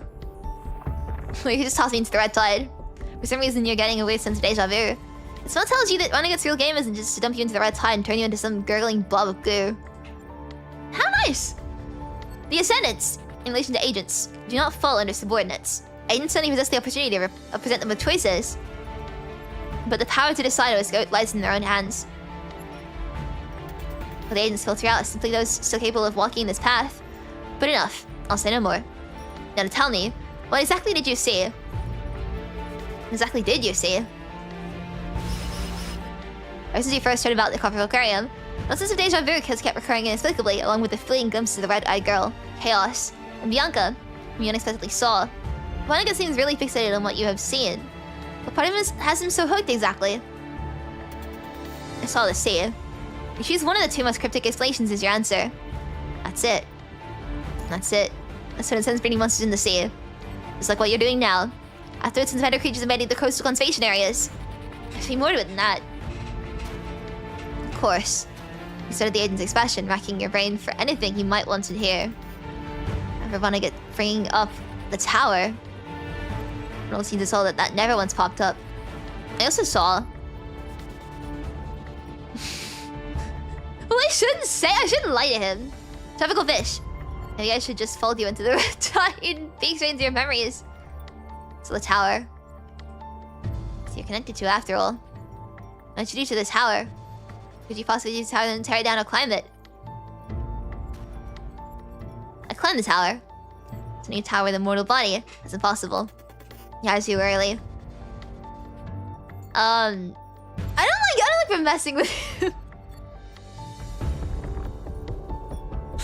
Evidently I did. Aiden's face gives nothing away as he mulls over your words. The human before him clearly knows something, or rather has seen something. What the human has just told him must be a lie. The flesh and blood body simply can't get into the tower. Skaven Command's claim of seeing the tower could be a total fabrication. Seeing the tower is a lie. Humanity truly never laid eyes on the tower. Could be the Raven Command generally has nothing to do with the tower's appearance. See, he's really smart. He can figure it out. Chaotic mind lets out Godward screams. The agent shoves down the clamor and flips through his notebook. According to his notes, messages from inside the tower say the tower was steadily expanding. Then he must take over the tower to achieve his goal. Humanity has made extensive preparations, breeding the red tide, preparing the key, pushing forward the cradle of the Lulu project, all to ensure he was ready to when the tower descended. Then came the realization that how the tower had ceased its growth. Its connection to other self within the depths had been severed entirely. What about you? What do you know? Seems unsure of yourself. Yeah, he's not gonna tell us anything now. He knows they're lying. Something to you for relief, didn't it? Perhaps he really can solve intel. Something I can't quite put my finger on is going off the rails. Is it with a calm, tired air? You probably just lost control of it. This world needs someone to pull the reins and establish the rules. Otherwise, if this stalemate persists, it can only end in deadlock. How is this a stalemate? However things may unfold, it's merely no term in an endless spiral corridor. Humans develop more advanced constructs, and higher creatures evolve into new forms. Are you the one pulling the strings? It's the only path to take, a choice I have to make. The agent raises an eyebrow slightly. What we need to focus on is the future that lies much further ahead. You can see into the future. I cannot see into the future. But you can do something of it. Punishing bias at its core is just a way to pass on information. I'm always capable of using it to transmit memories. He falls silent, a few beats after that, letting his words hang in the air. Alright, enough chit-chat. The force field hums, smoothly shrinking until it pins you right in the middle. What are you trying to do? But I've made my position clear enough. I need your help to break through this deadlock together. You then can we put an end to it all? Did you ever give me a say? Never had the right to choose, to begin with. He has no intention of explaining further. Simply continuing to hide in the force field. Seems he plans to pack you up and whisk you away! Not humanity's right to choose. Aren't you meddling with humanity's choices too? I don't interfere with humanity's choices, but humanity needs the right to choose. Yes and no, right and wrong, light and darkness, justice and evil. True choice requires the power to actively decide. No civilization or species should have its destiny dictated by another. This world should never be confined to a single imposed path. Right to choose isn't something the weak get to have. Am I weak in your eyes? Yes. No need to stall for time like this. Lucius trapped at the red tide in another area. Using another terminal to check the time, Monica shakes his head. Well, it's too soon to take you with me. I wouldn't object if the circumstances accelerated their own accord. Open fire. The bullet streaks through the air, then drops harmlessly right in front of the agent. Let go. This place is about to come down. The agent's words are cut short as the whip cracks sharply through the air. Commanded.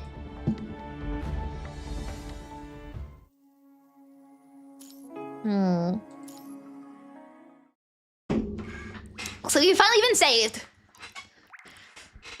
I mean, I don't mind being with Vonnegut and also Lythos. Mostly Lythos. I would not be against Lythos. Liquid beads on the corroded walls, slowly running down. The monster instinctively shakes back into a dark corner, trying to desperately vanish into the red tide. Why are you running away? There's Lythos! This is for the best, don't you think? Even those who can't become constructs can seek the rebirth through this project. Isn't this just amazing for humanity? The execution chair named Paper Crane moves ever so slowly with the purple-haired ascendant in it. Its joints groan with a soft shriek of protesting metal. You're not exactly happy, right? Everyone you've ever cared about died right before your eyes, and you're the sole survivor. Everyone else considers you lucky. But only you truly get to decide what that luck means. Only you truly get what that luck means. The one left behind is the one who bears the heaviest burden. The monster holds her breath, hiding and trying to dodge the purple-eyed ascendant's chase. She unconsciously soaks up power from the red tide as chaotic images flicker through her mind in slow motion. Yuko! A woman with blurry features stands on the other side of the impassable red tide. Her lips move as she's saying something. Yuko! Yuko still can't quite make out the woman's face. Somehow she senses the woman is smiling from across the shore. Speak up, I can't hear you! The woman across the red tide raises a gun, appearing to say something else. Yuko! In a hazy memory, the woman known as Yuko collapses, hitting the ground hard. Yuko. Sister.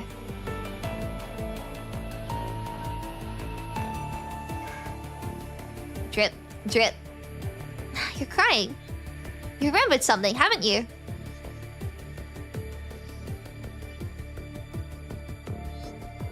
Someone is talking. Nice to meet you, Miss Chiko Kirishima. Since we're family now, no need to be so formal. You can just call her Chico or Sis. Chico. Let's take care of each other from now on, Yuko. Drip, drip. The sound of dripping water gets louder. The monster shivers, reliving what she's been through and all she's lost. We're cut from the same cloth, Chico. Don't you want to break free from this endless sorrow? All you have to do is... The monster trembles as grief washes over her mind like a tidal wave. Sis, what's wrong? Your father passed away.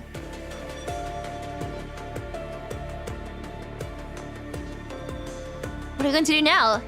Chico. There's a cold sensation behind her. Someone's crying. Let me do this for all of you. I hope you can break free from me. Stop working in the Republic Dormitory. Find a job that fits you better. Goodbye. Every goodbye rings like a death knell, drawing ever closer. You want to see them again, don't you? I can't quite access all your memories right now. But these must mean the world to you. Don't be afraid. Drip, drip. The sounds of scraping metal get closer and closer. Forced to relieve chaotic memories, the monster trembles in agony. Drip, drip. Ah! There you are. The monster lets out a piercing shriek as their mutated armor shatters piece by piece under Paper Crane's attack. Incubation isn't complete yet. Even if you escape now, you won't survive. Kill me. Not just yet. The experiment will work. Your life will ride in a higher form. It can always be even better. I just want to suffer, you think? Can we have comfy stories sometimes? No, only suffering. Fair Crane holds back the weakened monster while a purple-haired ascendant makes his way onto the island via your hidden path. This is it. He gently and patiently lays the monster on the altar at the island's center. Be patient. As long as the final step succeeds, it'll never hurt again.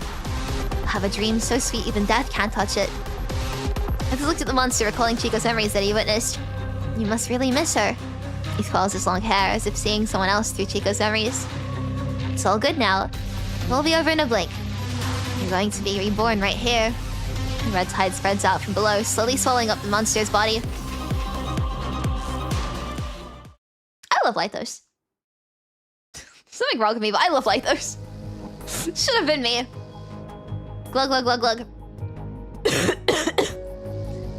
I really should have slapped the propeller engine on my frame when I had the chance. Karenine and Teddy dragged themselves onto the beach, painstakingly clearing out the water from their frames. Vonnegut was busy whisking the commandant away, so he didn't spare attention for them. Two got swept to sea through the aquarium's busted outer wall and really struggled to get back to shore. To think that an agent actually has showed up in the aquarium, we gotta report to Spellonia right away. Karina shakes the seawater from her hair while firing up her terminal. Teddy, find our old campsite. We need to head back and back Raven up as soon as we can. Call send us a real Pervier, thank you. I try my best. Teddy? Over there. Crimson water surges in the distance, building into massive swells. The red tide. How's this even happening? Vonnegut deliberately sabotaged the aquarium, causing the red tide inside to leak out. Karina, is there something you need to... Agent Vonnegut just showed up at the aquarium, nabbed the Graven commandant, and wrecked the whole place. The red tide's building the aquarium, and a huge wave of header creatures is about to hit the shore. We're running low on supplies from our initial deployment. We need backup now.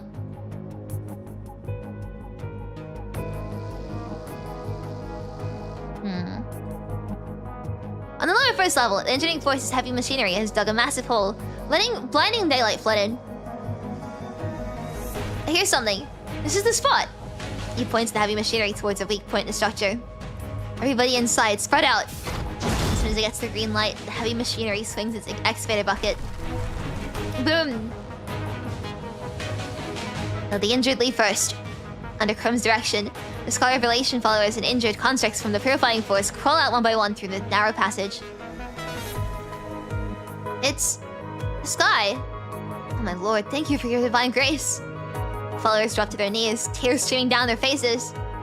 Well, you might as well be thanking me instead. If it weren't for me, who would even bother with you religious nuts? Lulu carries out the last injured follower, huffing and puffing from the effort. We also have to thank God for guiding these noble people from Babylonia our way. It was his divine guidance that led us to them. They are truly messengers of the divine. By Grace's prompting, the followers take turns expressing their gratitude to those from Babylonia. Lily rolls her eyes decisively and walks away, clearly not wanting anything more to do with anyone from Babylonia.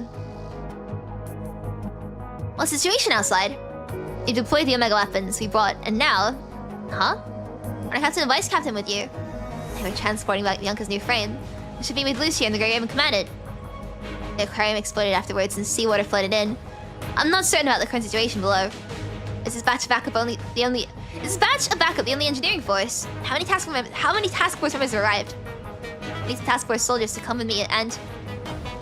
You can't go any further down. It's completely flooded with seawater and the red tide. Karina and Teddy walk in from outside the ruins. Karina? Where are Command and Lucia? They were swept apart by the rushing water. Teddy and I have lost sight of them.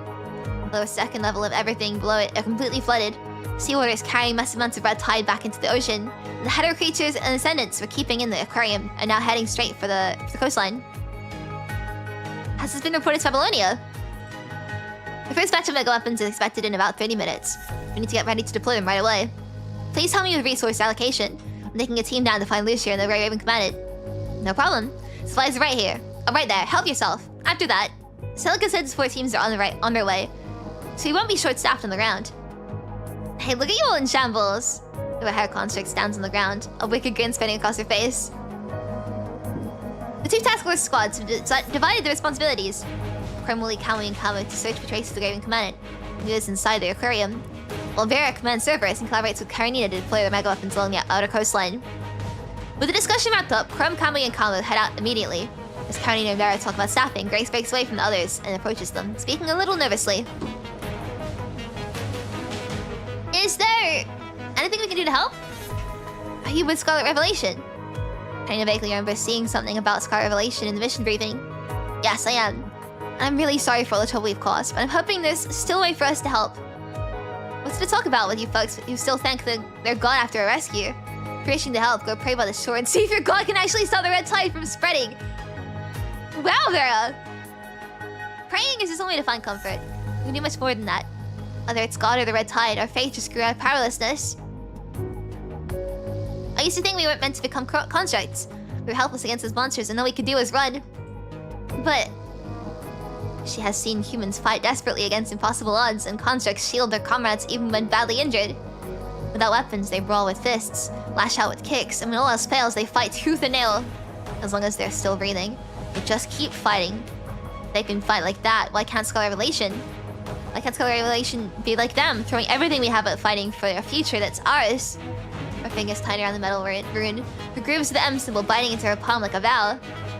And as humanity, you're really important. No matter what it is, please let us fight with you. With things as they are, we've got a transport vacuum on the west coast. We help get supplies over to the west side so the engineering force can get the Omega weapon set up. Of course! Grace's eyes light up. Hold on a minute. Can you guarantee your followers won't stir up any trouble? That they won't just make off with the supplies halfway through? You have my word. She answers without missing a beat. I'll tell them this is a test straight from God. That if they pass it, they'll achieve true rebirth.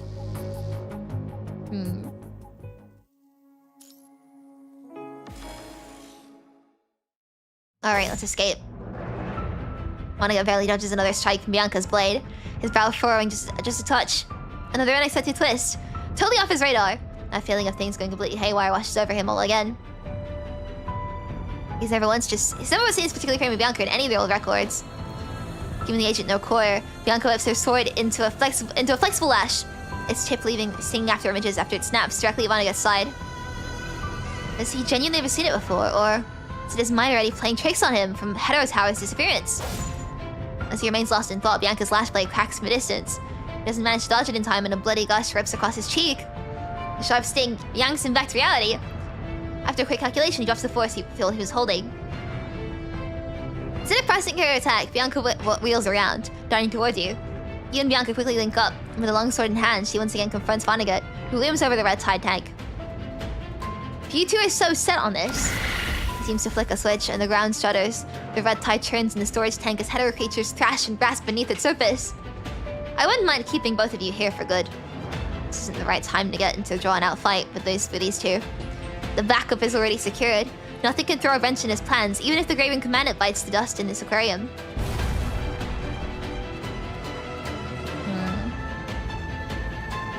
The way they came from is totally wrecked by the agent.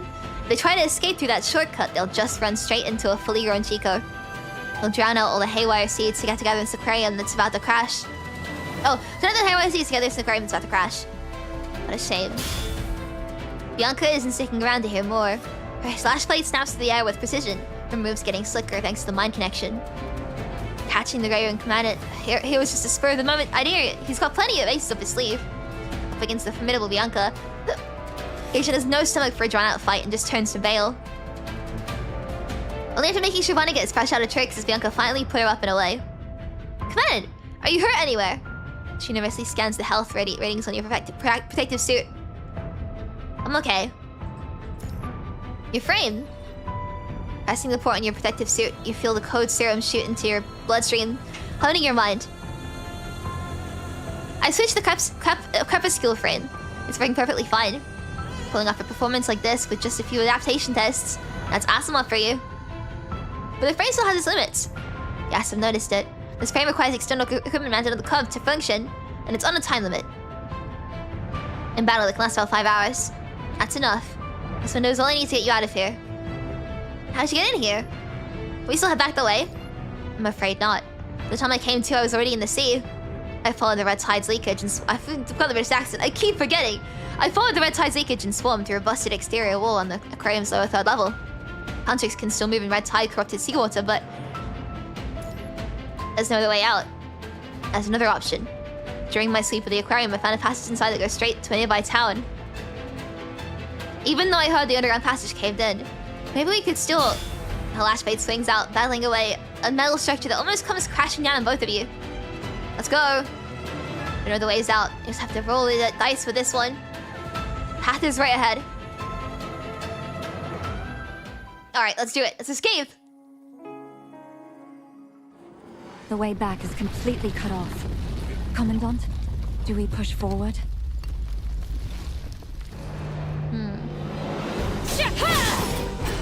Endless night. Freeze the moment. Come on. Return to silence.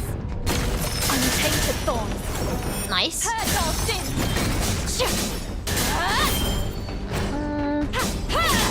No mercy.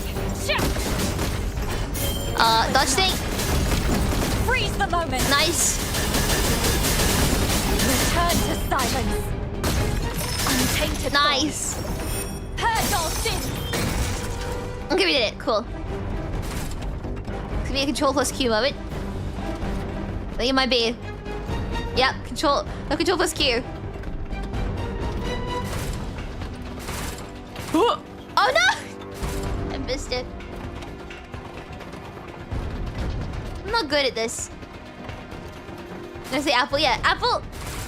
Apple. The exit should be ahead. Commandant, I'll clear the way. You handle the enemies left behind. Let's push through. All right. Endless night. Freeze the moment. Return to silence. Untainted. Go on. Purge all sin. No. I love her attacks so much, man. They're so cool. Return to silence. Untainted. Come on. Purge all sin. Okay, we're good. Ground still collapsing. Commandant, this way. Which way? This way.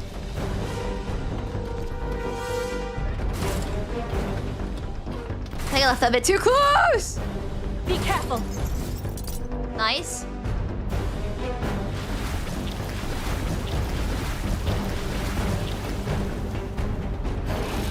Untainted thorns. Purge all sin. We're almost there. Nice. Come on. I missed it again! Oh, never mind. It still worked. Oh, or not. No, okay, we did work. Cool. Let's get my Corbastic gauge. I think it's like 6. Which is very out of where I can reach. But Commandant, I this haven't is the exit. switched yet. I could.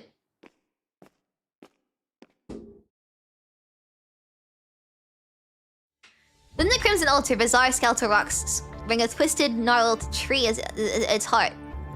It's almost over. The tree's roots plunge deep into the red tide, drawing the tide upwards to feed the monster cradled at its heart.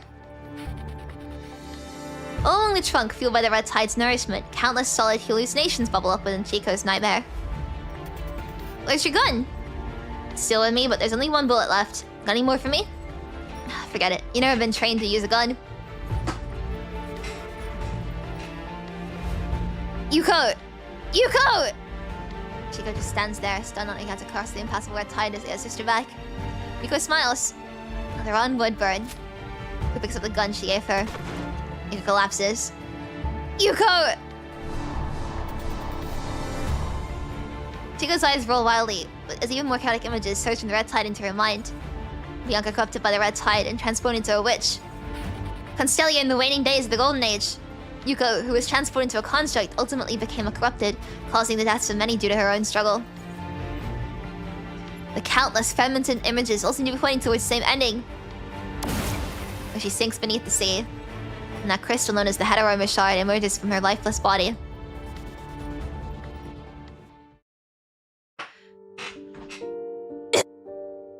Is that so?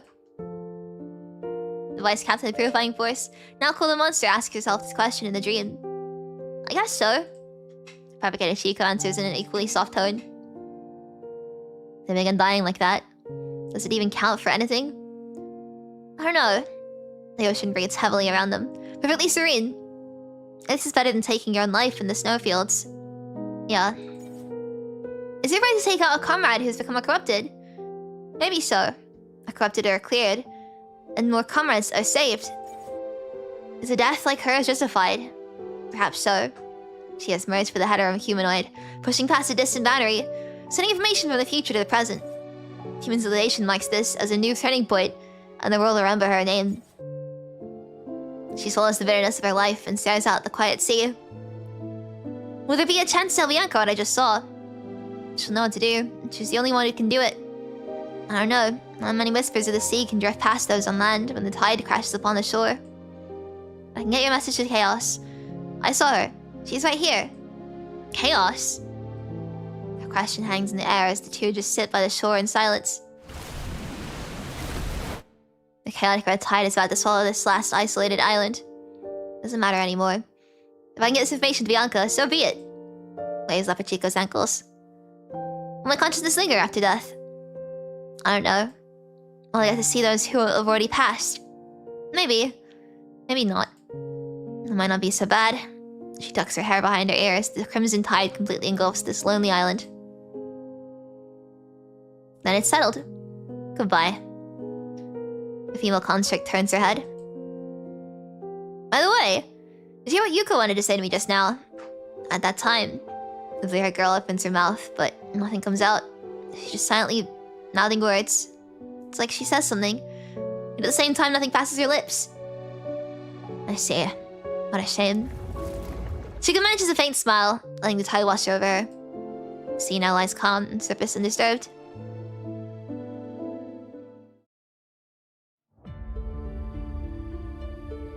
The monster bound to the tree trunk opens her eyes. The fusion is complete. The data seems perfect. Leathers frowns, his gaze tracing each flawless data point. Something feels off, but the experiment succeeded. Isn't this exactly what he and Mr. had worked toward? Come, Chico, he calls out softly. Obediently following the purple-haired ascendant's lead, Chico settles down in front of the altar. Now, we'll just wait for Mr. to join us, and... Bringing the words out, the monster's razor-sharp limb flashes out. The metal execution chair doesn't even get a chance to fully envelop its master before the blade slashes across the purple-haired ascendant. Leathers cannot utter a sound as he splits into like a fragile autumn leaf. So nothing had happened, the monster returns to the altar. Perhaps driven by hetero creature's instinct, maybe a flicker of awakening consciousness as she stands motionless at the altar, submerged in the depths of the red tide. As her eyes close, the red tide around her begins to turn slowly. Absorbing the red tide, but a futile struggle. Vonnegut steps onto the island, only to immediately witness this tragedy unfold. Having noticed the monster's intention, he shakes his head. Looks like it was all for nothing. The monster doesn't hear the agent's mockery. Suddenly, bizarre limbs hidden within her form erupt outward, and the monster lets out a piercing shriek. Her body warps and twists, and the red tide around her keeps turning like boiling water. Lythos, is he dead? Vonnegut spots lifeless nearby and his brow furrows. Well, she could indeed be a return ticket, this degree of instability. Agent falls silent, deep in thought. In her current state, Chico could now serve as his return ticket, but her unstable consciousness poses the most fatal flaw in his entire scheme. While controlling the Hetero Tower, he cannot divide his attention to unspanish his unstable return ticket. But if he were to use Chico as a vessel and try to continue the incubation with Kapila, it's a bit of a shame, really, but it's just not quite there. He's not looking to take the risk, especially not with things as they are. Tucking away Lifeless's damaged frame, Vonnegut logs Chico's current status and data in his terminal.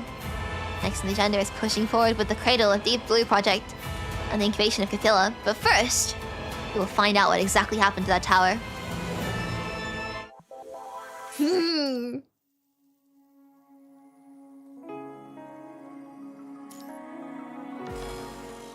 Alright.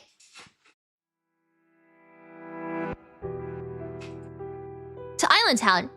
A rusted signpost is nailed in the wall. It looks like it's been neglected for years.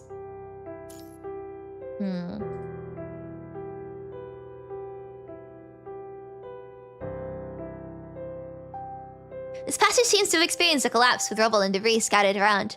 A path barely wide enough for two people has been cleared out. The red tide faintly unfolds along the path. Its glow seeping from hidden depths. Bianca tightens her grip on the lash blade as you raise your sidearm.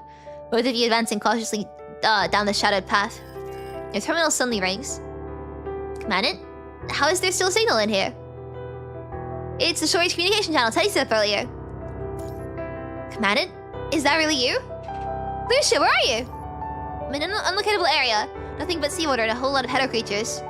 Commandant, are you safe right now? I'm safe. We had a conversation with Vonnegut. Really fill Lucia in on what has happened and give her a rough idea of where you are. An island in the sea? Got it, Commandant. I'll clear out these hetero creatures here, then and head straight for the island to link up with you. Stay safe. You too, Commandant. I'll find you as soon as I can. Having confirmed Lucia's safety, two of you press on towards the end of the passage. The red tide's traces. They're getting clearer from here. Next could be the Ascendant's... Oh, there might be traps, yeah. There's definitely a possibility. Oh, we're almost there. The sound of rushing water grows louder from beyond the rock wall, a sure sign the exit is near. This is... The reversal device installed in the cup and it emanates a gentle glow, illuminating the path ahead. The path gradually narrows, with stone steps extending into unknown territory. Is that the town up ahead? According to the signpost right here, yeah. It's a passage built at the bottom level of the aquarium, leading straight to the nearest town. The town sits on a nearby island, and there's an altar set upon it. The rest of the text is illegible, Commandant. Let's keep moving. In any case, the aquarium is no longer safe. You have to get out of here first, then figure out your next move.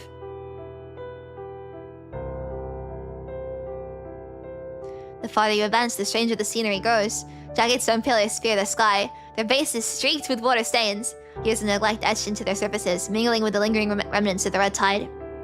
Commandant. Bianca shields you behind her, sending her cub to scout the path ahead.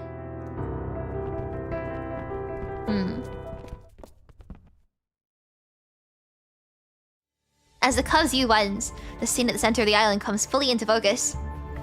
Stone pillars jut out like sharp fish bones, spearing the twilight-streaked sky. The rain sky everywhere tell a story of the area's past glory. But none of that matters now. In the center of the altar stands a monster with twisted limbs, her torso hanging limp as if she sensed the cub's movement, her unfocused eyes sharpened slightly, meeting Bianca's scrutinizing gaze. She, the monster with the faint remnants of her consciousness, remembers that gaze. She once walked beside the owner of that gaze, time and time again during missions. Conquering one treacherous trial after another. She once watched the owner of that gaze covered in grime, wading through swamps of sin, yet still holding on to hope. Killing is evil. Each time my decision to kill, darkness haunted me. Many people attribute such sins to external factors, to this flawed world, to the punishing outbreak. But you, Bianca, you're different. The monster grows confused upon the sudden surge of images with her mind. Disoriented, she acts on instinct. Perhaps a lingering shred of memory, and begins absorbing the surrounding red tide and the punishing creations more frantically. But you'll never see yourself as innocent. You may conveniently blame you the punishing virus for the wrongdoings of this world. Your hands might be stained with blood and dust, but your soul shines with pure light. That's just who you are, Bianca. friend stands up with a smile. So, as she takes the final step to the end of the stairway, the Crimson Altar quietly transforms into a calm sea. The blue-haired monster absorbs his altar in the red tide of the sea area. Its form grows massive to the point of distortion. Captain, you made it! Wait. Bianca's eyes widen. And when she hears the monster's low growl, a keen awareness prickles at her senses. However, her lingering doubt is cut short by the monster's menacing strike, as a twisted arm slashes towards her shoulder. A whisper, tinged with a smile, blends into the deafening screech. Did I handle this mission well? Bianca swiftly dodges the attack. In that split second of surprise, she catches sight of a familiar figure. Chico stands right there, her face streaked with blood, wearing a surprisingly gentle smile. The moonlight spills across the altar, silver and dashed. I love that scene. Wait, I wonder if I can screenshot it. Like, sometimes the backgrounds in this game give me inspiration, Dad. We finally made it. Her farewell.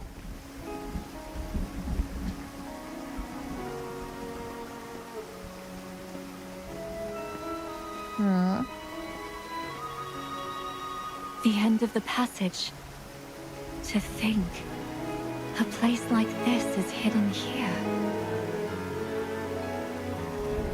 Oh, there you go. Wasn't letting me move for a second.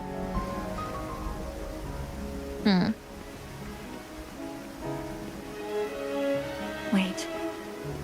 This place.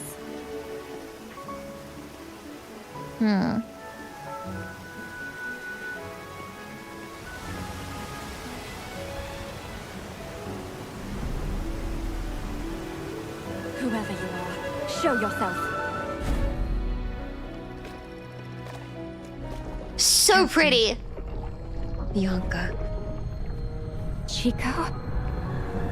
Oh god, this is so pretty! I never imagined this would be our reunion. Please. Just laugh at me. No.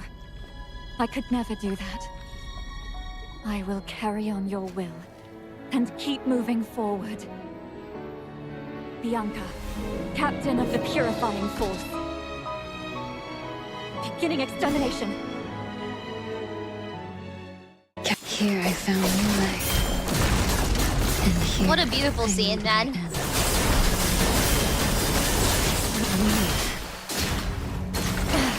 Untainted thorns.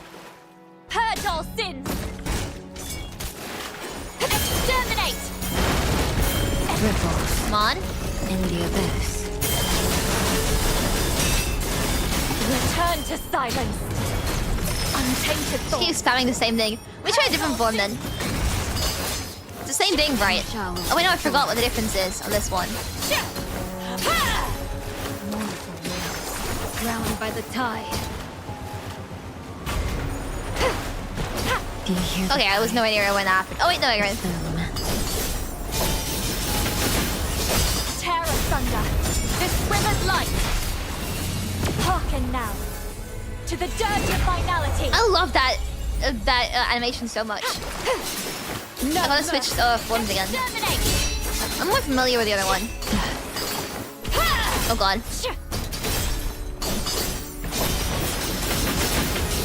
Tear asunder this withered light. There we go. Hearken now to the dirge of finality. Oh.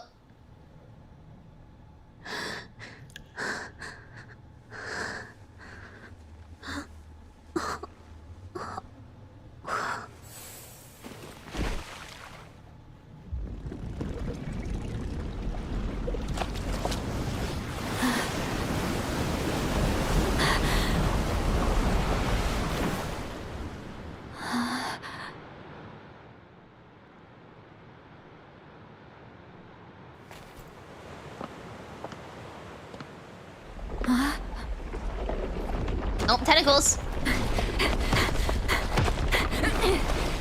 Whoa. Come on.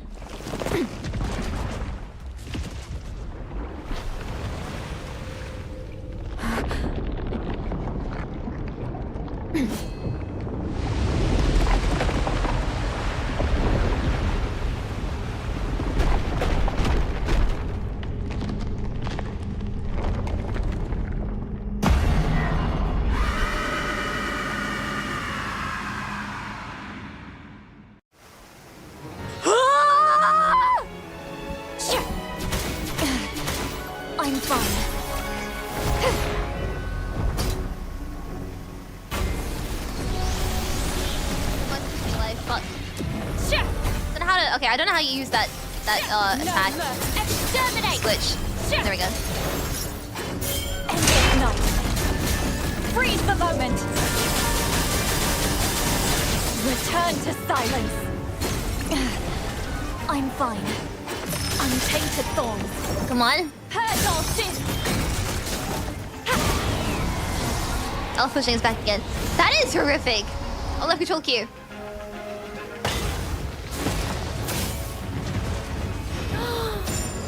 Oh, that was cool. And tentacles are back. Oh god. We'll go left control Q ready. Oh fuck, never mind. Oh god. Exterminate! Endless night. Freeze the moment. I can't seem to get it close to attack. Oh god! Endless night. Freeze the moment. Return to silence. Use the ult. To thorns. Purge all sin. I'm fine. Oh, it's fine. I have the what's the word? Endless night. Freeze the moment. What's the word I'm thinking of right now for like the shield? The shield of being important in the story. Ooh, okay. Plot armor, that's the one. Shield of being in the story. I'm so good with English. I'm fine.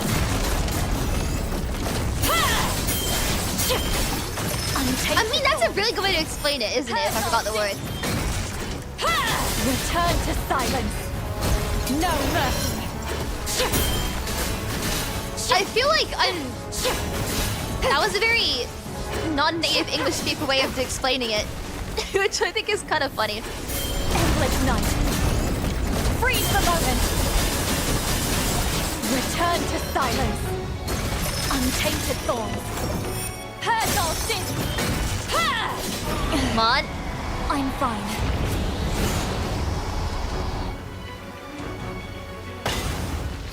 Come on, the Biancas. There they are.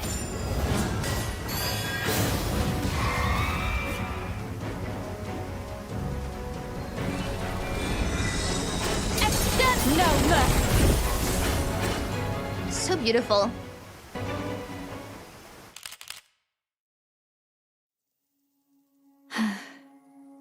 She probably knew about her death long before it happened. It's just...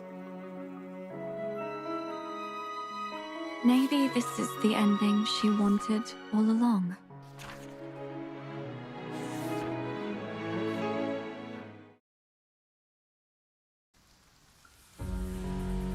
The rain hammers down in unrelenting sheets.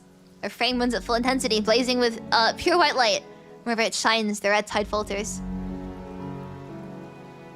Goodbye, Chico. Every goodbye rings like a death knell, drawing ever closer. The reversal device gleams like a star. With one final piercing wail, the colossal monster collapses lifeless beneath the torrential rain. Chico, you always did things like this. You acted all impatient, saying the purifying force is just a tool in Babylonia's grip. But you still gave me all the time I needed to investigate. You acted like you didn't care, but you were always the one taking the most dangerous missions. So, you still chose the same thing this time, didn't you? Bianca drops to one knee besides the enormous monster. Her gaze fixed on those still open eyes. Even at the end, you were still trying to protect us. Protect. Yeah, she got away the punishing virus in the red tide, devouring the hetero creatures spawned in the sea. Until the very end of her life. Melania's backup came too late. No, it was her own choice. Bianca lets out a soft sigh and stands up, cranking the reversal device to its maximum. Under its power, the monster's massive body slowly dissolves into countless punishing particles, disappearing into thin air. Goodbye, Chico. She couldn't choose where her life began, but she could decide how it would end.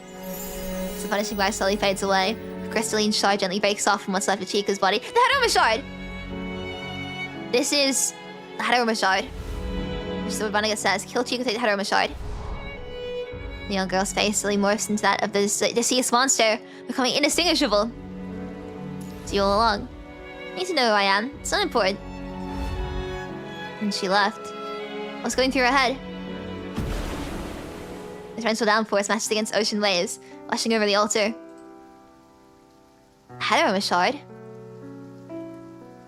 Bianca's stumped before she can react. The cub devours the crystalline shard that pulsates with the punishing virus. Let's head back to the aquarium and read with the others. Right. The female construct turns her head, her white headscarf showing signs of burns. She's still Bianca. You're not quite Bianca she once was. She has broken free from all the labels imposed upon her by the outside world, forging them into a symbol that belongs uniquely to herself. Let's go, commanded. Back to the happy music again. Yay. Achievements obtained.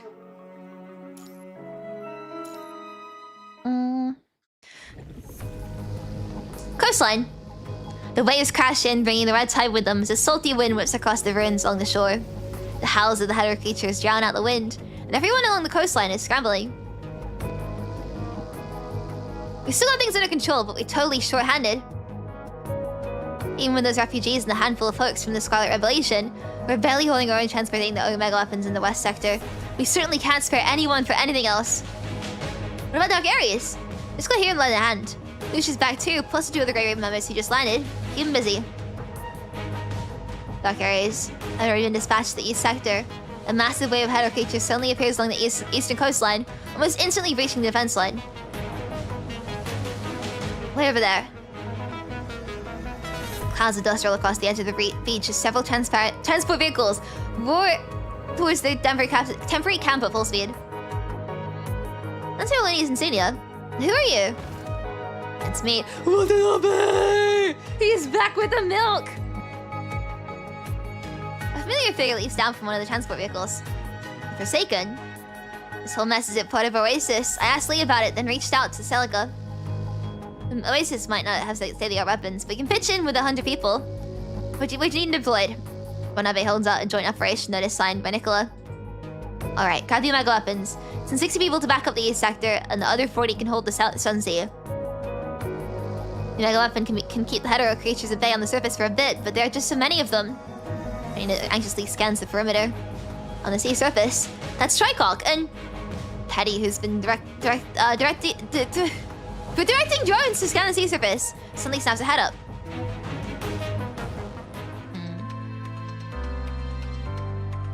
A small boat, slapped together from crude wooden planks, parts the waters like Moses, dividing the Red Sea. Bianca stands at the bow of the small boat, her crepuscule frame glowing with a luminous white light. Wherever the light touches, the red tide in the seawater pulls back. It's the Commandant Bianca! Commandant? I was really hoping to see it. I'd be looking totally wrecked.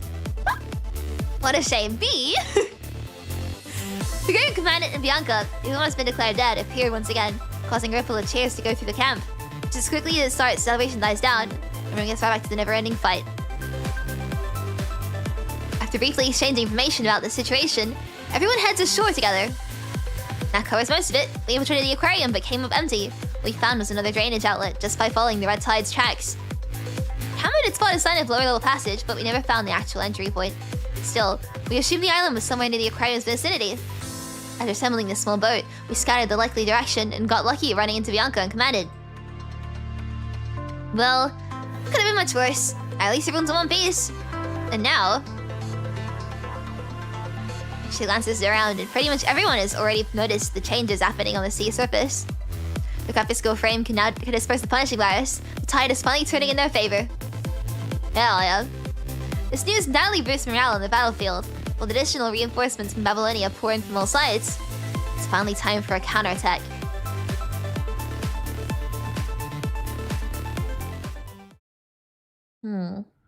With the Ascendants and Chico's suppression gone, countless hetero creatures suddenly swarm out of the ocean, instantly crawling onto the shore. They're charging into the shallows with the tide, ferociously biting at anything in sight. This isn't good. The construct, already wounded, can't dodge the incoming wave of Hero creatures. And the last blade, gleaming with a solemn light, pierces the creature. Move back. Thank you. As the mega weapon hits peak operation, the red tide on the surface is temporarily reined in. The Hero creatures are slowly dwindling thanks to the soldiers' cleanup efforts. Strange. There's few more Hero creatures than this. It's Chico. Chico? You mean Vice hitting Chico to punish a purifying force?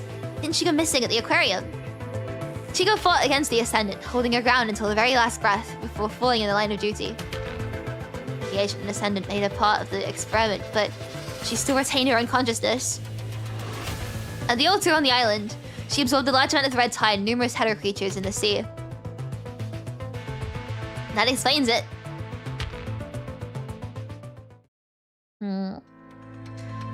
The horizon, where the coast meets the sky, starts to glow with the white light of dawn. Dawn's breaking. The fight probably won't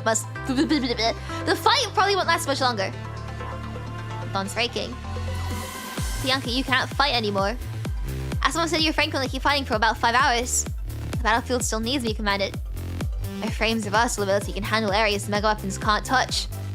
Let me fight until the very last second before I power down. Commandant.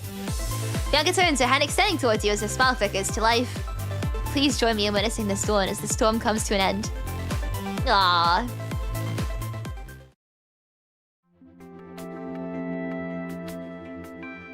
One week later. There's nothing much to say about the cleanup that followed. With everyone pitching in, the Hero creatures along the coastline have been completely wiped out.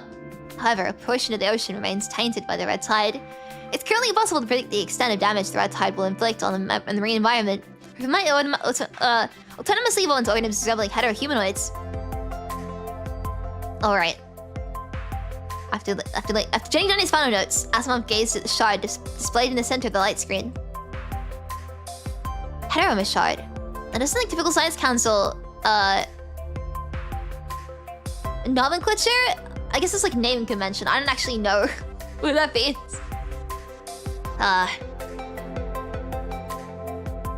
Or is it now? At the Science Council.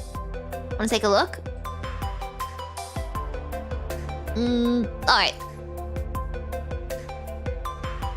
He stands up and leads the way to another room. Inside its steel glass container, the head of a shard flickers with bizarre colors. The sword specks of light gnaw at your consciousness, while golden threads unfold from some unseen source. Oh no. The tinnitus sounds, please. Your heavy heartbeat echoes rarely. A dull drumming within the hollow of your chest. The consciousness is dragged into a bit of nothingness, swallowed by the cold seawater.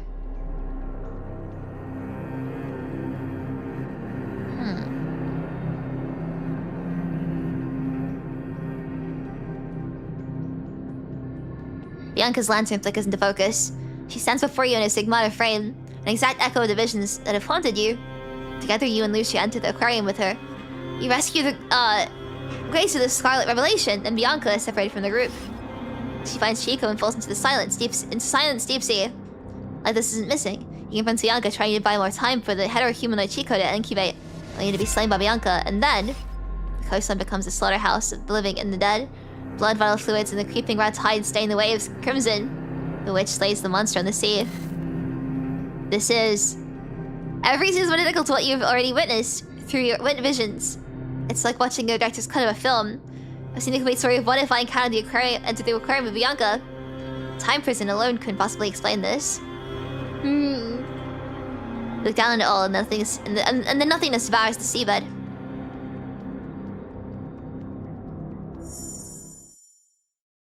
Here you are. The vibrant colors of stars pierce through the inky blackness. Ta-da! This is a message from Nanami! For Evie only, the gravy commandant's eyes only. Nanami, your eyelids feel like they're weighted with blood, granting you only a blurry glimpse of the figure in front of you. No peeking, okay? If you see it, Nanami's magic spell just won't work anymore. This is my special gift for you, commandant. Although I might have bent the rules just a tiny bit. But don't worry, I'm gonna pay the price for you, Commandant, so you have to keep it a secret, okay?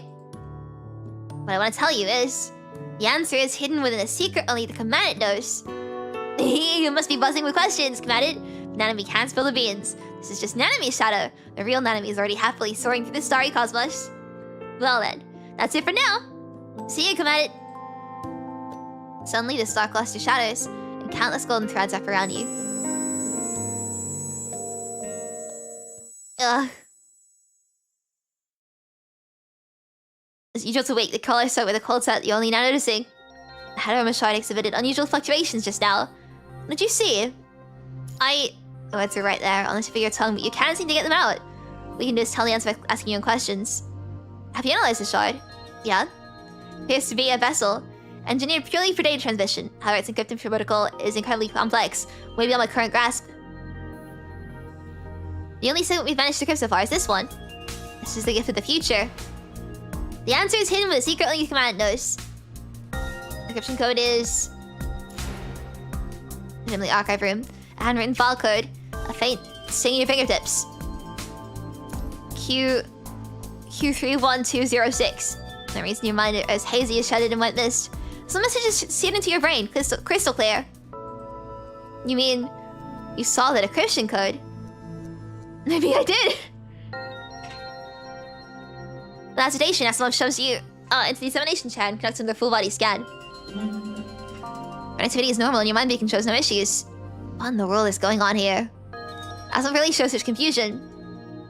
I don't know. You have to affect the time prison light explain all this, but is it really the time prison? The biting cold seawater, Bianca's struggle. It feels too real to just be some figment of imagination. I'll try the code you gave me. If you experience anything like this again, come find me right away. Okay.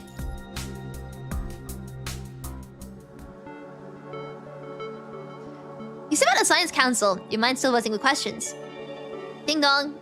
Your terminal signals an incoming report from Celica. The military has tallied the casualty figures from the Aquarium battle, and the numbers are surprisingly low. You cannot but recall the horrifying vision, the coastline stream with bodies and the wounded, the seawater crimson from blood, vital fluids, and the dread of red tide. Everyone fighting tooth and nail to survive. Thanks to the quick deployment of the Omega weapons and this elite squad's advanced support, you and Bianca managed to heat off the hetero-humanoid creature at the island. Casualties from this operation are way below the projected 40-50%. Plus, there's talk in the war ceremony, so you might want to get your formal uniform ironed. After the end of the incident, Celica's message takes on a cheerful tone. As you put away your terminal, your thoughts immediately pivot to what comes next. What should you do for the next step? Should you hunt down Vonnegut and put a stop to his crazy plan? Or dig to the source of your visions and figure out what's really going on? Or... As a mental checklist of tasks start to form, the sunlight Babylonia invades you. Golden threads of cause and effect weave together, converging into a new path right before you.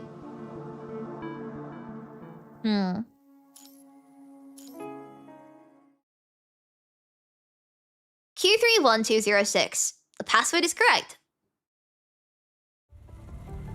Through some esoteric decryption method, Asimov managed to extract the information from the Hetero shard. He remains tight-lipped about how he pulled off cracking its code.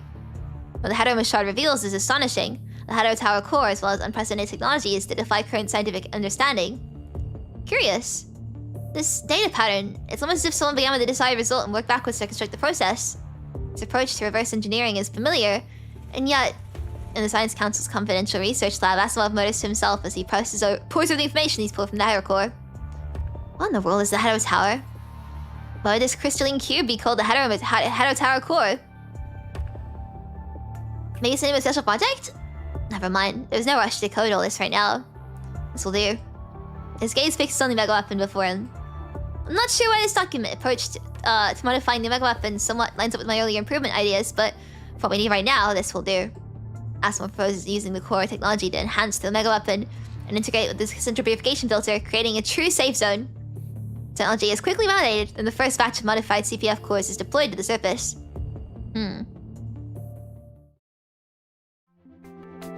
Commandant? What's up, Bianca? ever since the Aquarium incident. Whenever you have free time, you inexplicably start thinking about those visions. We're about to reach the conservation area where we're scheduled to replace the old TPF core with the upgraded one. In the distance, the pristine centrifugation filter sticks out over the horizon like a white dove.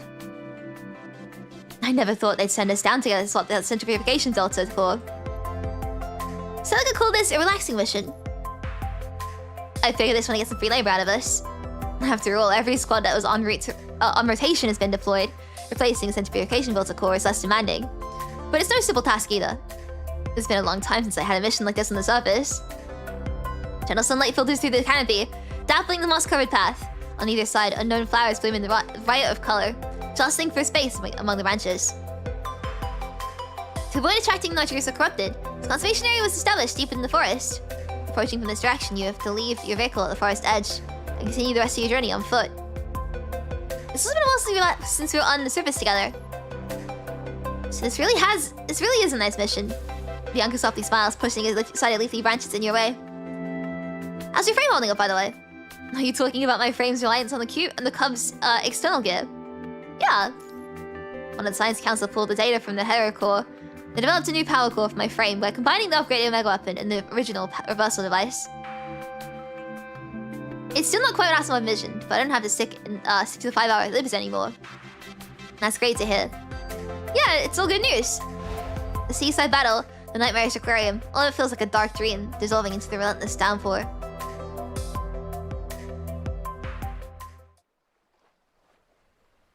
Still some distance from the conservation area, the two of you sit down by the roadside to take a short rest. Commandant, over here. Hidden in the thick leaves, a pool of clear spring water gently ripples. There's actually a spring here.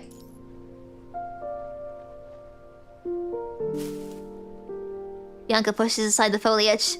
The spring mirrors her face, still and serene as a windless sea. Getting your headscarf fixed at the WGAA.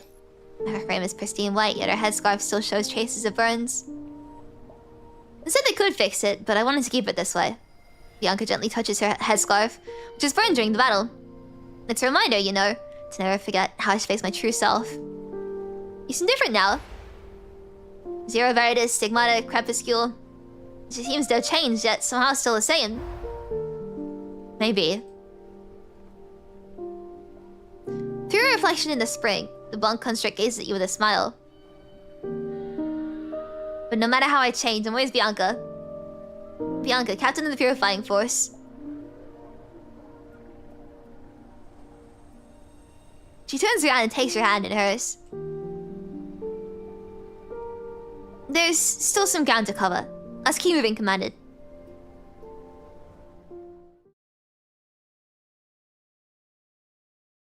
Hey, Echoes Adrift, and that was nice.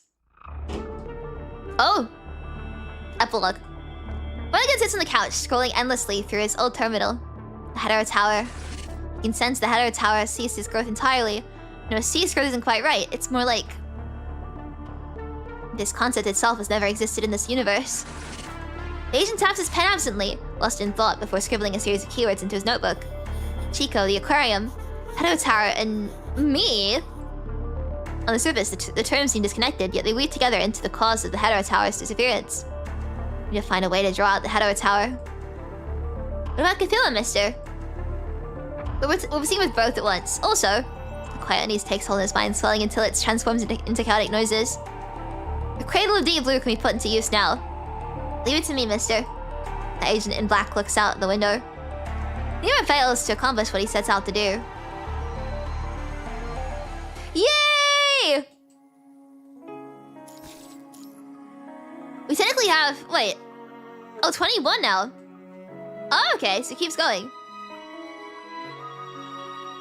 What happened to the end card? Hang on a second.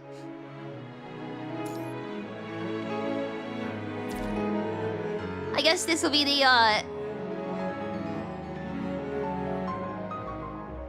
21st, 22nd then, okay.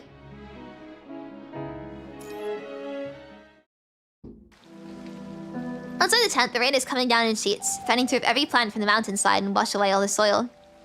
The followers of the Scarlet Revelation are huddled inside the tent, watching the deluge with growing anxiety. Backstory, okay.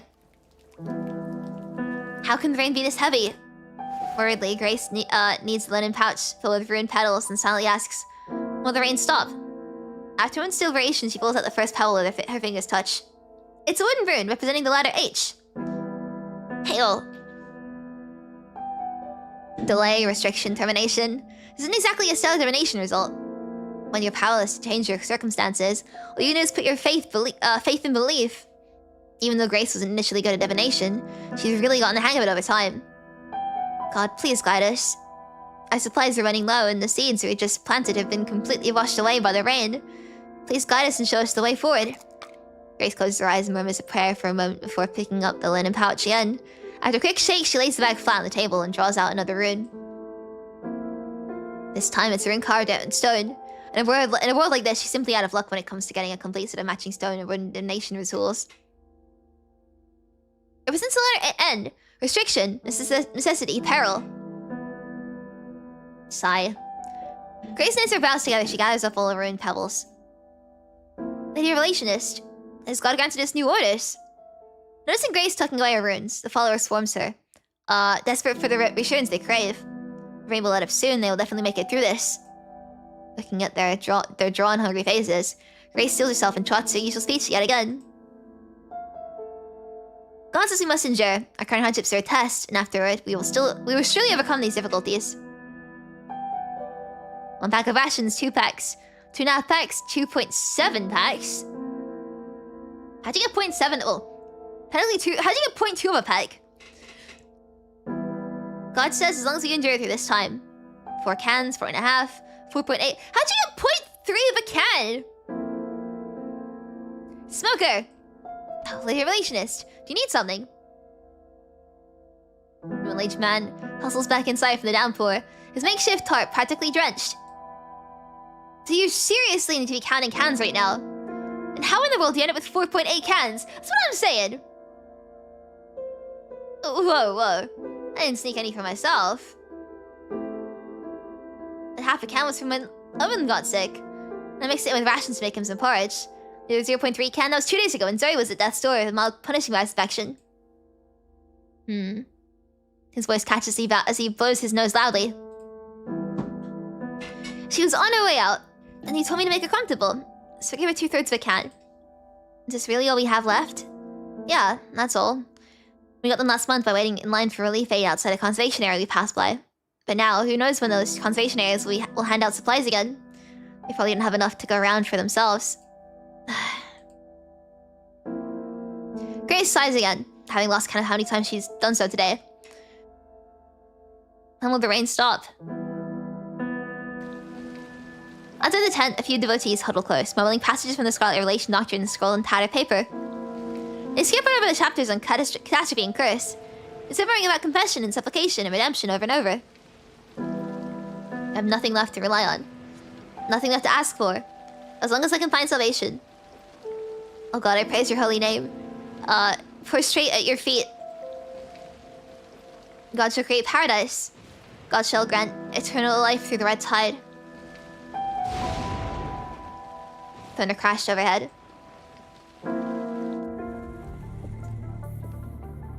What a goddamn disaster. How can it be raining this heavily? The long-haired construct continues her loud cursing, tossing a makeshift rain poncho carelessly onto the ground. The followers inside the tent grumble under their breath, careful not to let the long-haired woman hear them. Lulu, you're back! How was the haul? If you can even call this a haul. She roughly tosses a rain-soaked package onto the ground beside Grace. The package splits open, revealing just 2 rolls of bandages, an open can of fruit, a bag of food that looks like it's been stored since the dawn of time, and a measly handful of rice grains. Here's the fruit of your divination. The long-haired woman takes a deep breath, clearly biting back a string of curses after pulling herself together for a moment. She speaks again. I found my way to the spot you mentioned, right on the edge of the ruins. What a bust, though. She's a tiny refugee camp already swallowed whole by the red tide. Seriously, I went through hell and high water, badly corrupted, and those nasty, clingy hetero creatures just to drag back this pathetic haul. New divination didn't exactly glue us in all this downpour. Did it? My gun nearly jammed because of it. Still grumbling, Lulu pops down beside Grace. Definitely pulling out her tools to dismantle this gun that services her arm. Services her arm! Thank you for everything, Lulu. At least you have something to eat tonight. As long as you appreciate my suffering. Review a concert lets out a derisive snort, then goes back to twinkling with her arm.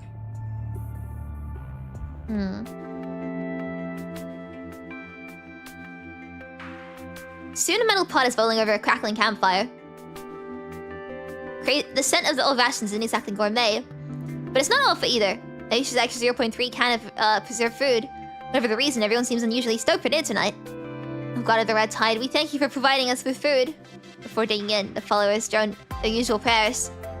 Thanking the Red Tide for what? You should be thanking me! Thank you for your guidance, for letting us live to see the sun of another day. This downpour, who knows if we'll even catch a glimpse of the sun tomorrow. Hey, why are you pulling me? The person disrupting the prayers gets yanked aside, letting the rest of the followers get on with their devotions. Well, wasn't I telling the truth? That's not it. Then you want to tell me something in private?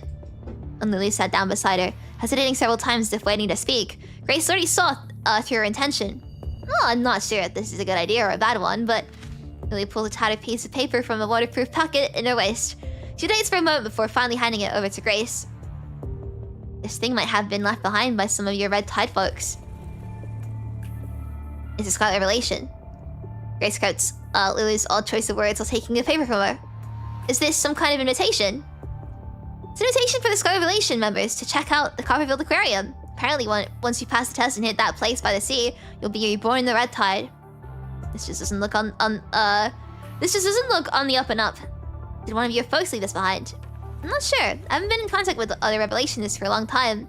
But this marking, it was definitely a fire Revelationist I know. Grace runs her fingers over the paper, since the bunny is washing over. The refugee camp might be where the Revelationist once stayed, not already swallowed by the Red Tide. Then, has the Relationist already been granted salvation, or have they moved on to the face of the test? So should we head over there? Huh? Wait, are you serious? You're asking me? Well, if you're putting me on the spot, I guess we could give it a look. There's barely anything left here, and no conservation areas close by. We can't even try to scavenge for food from those folks in Babylonia. If we stick around, we're going to starve, plain and simple.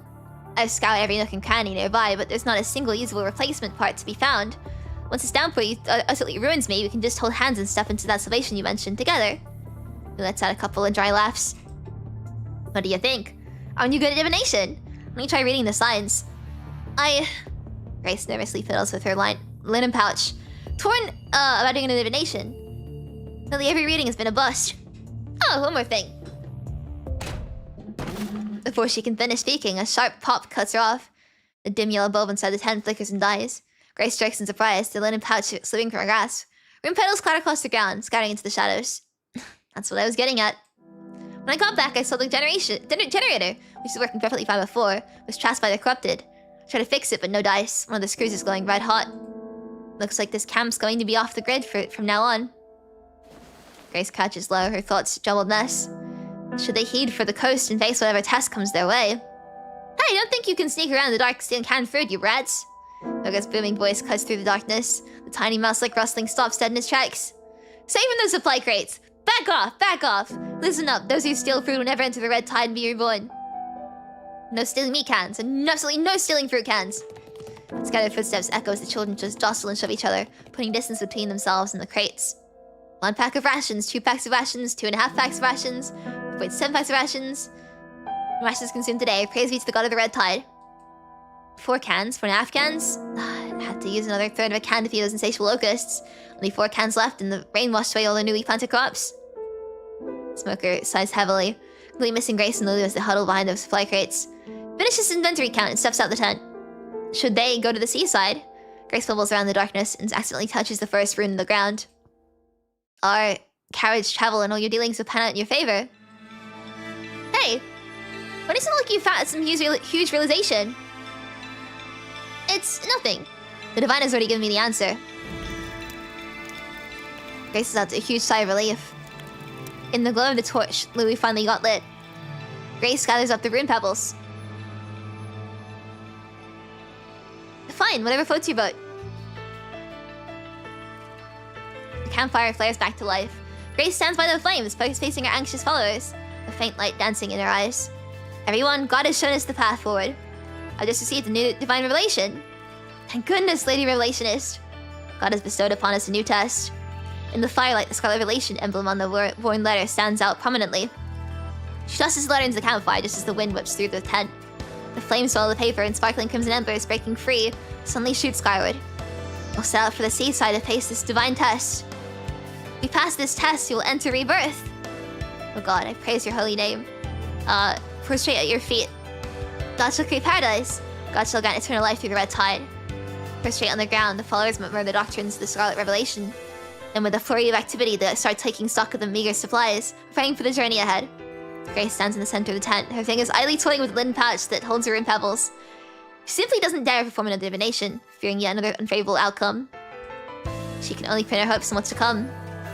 Carries travel and readings will pan out in your favor. Maybe there really is new hope on the horizon.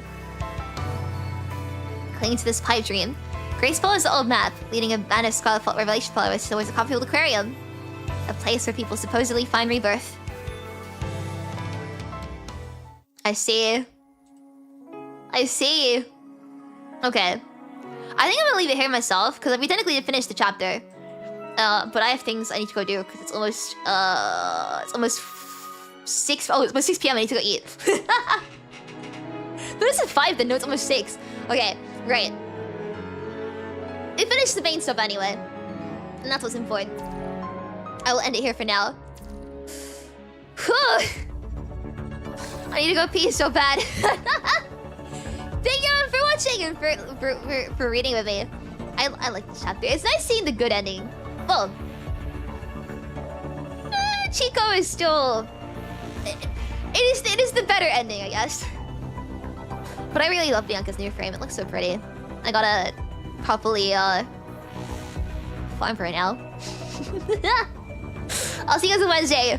I'm gonna go run myself some food because I'm very, very hungry. But see you guys Wednesday, I think. Yes? And also, I'm planning this week. You know what? It's fine. I'll handle this week as it comes. Thank you for coming. Download PGR. Pinned. Link pinned. I'll see you guys. I'm forgetting everything. Wednesday. Good night, everyone. I'm gonna get some food. Bye.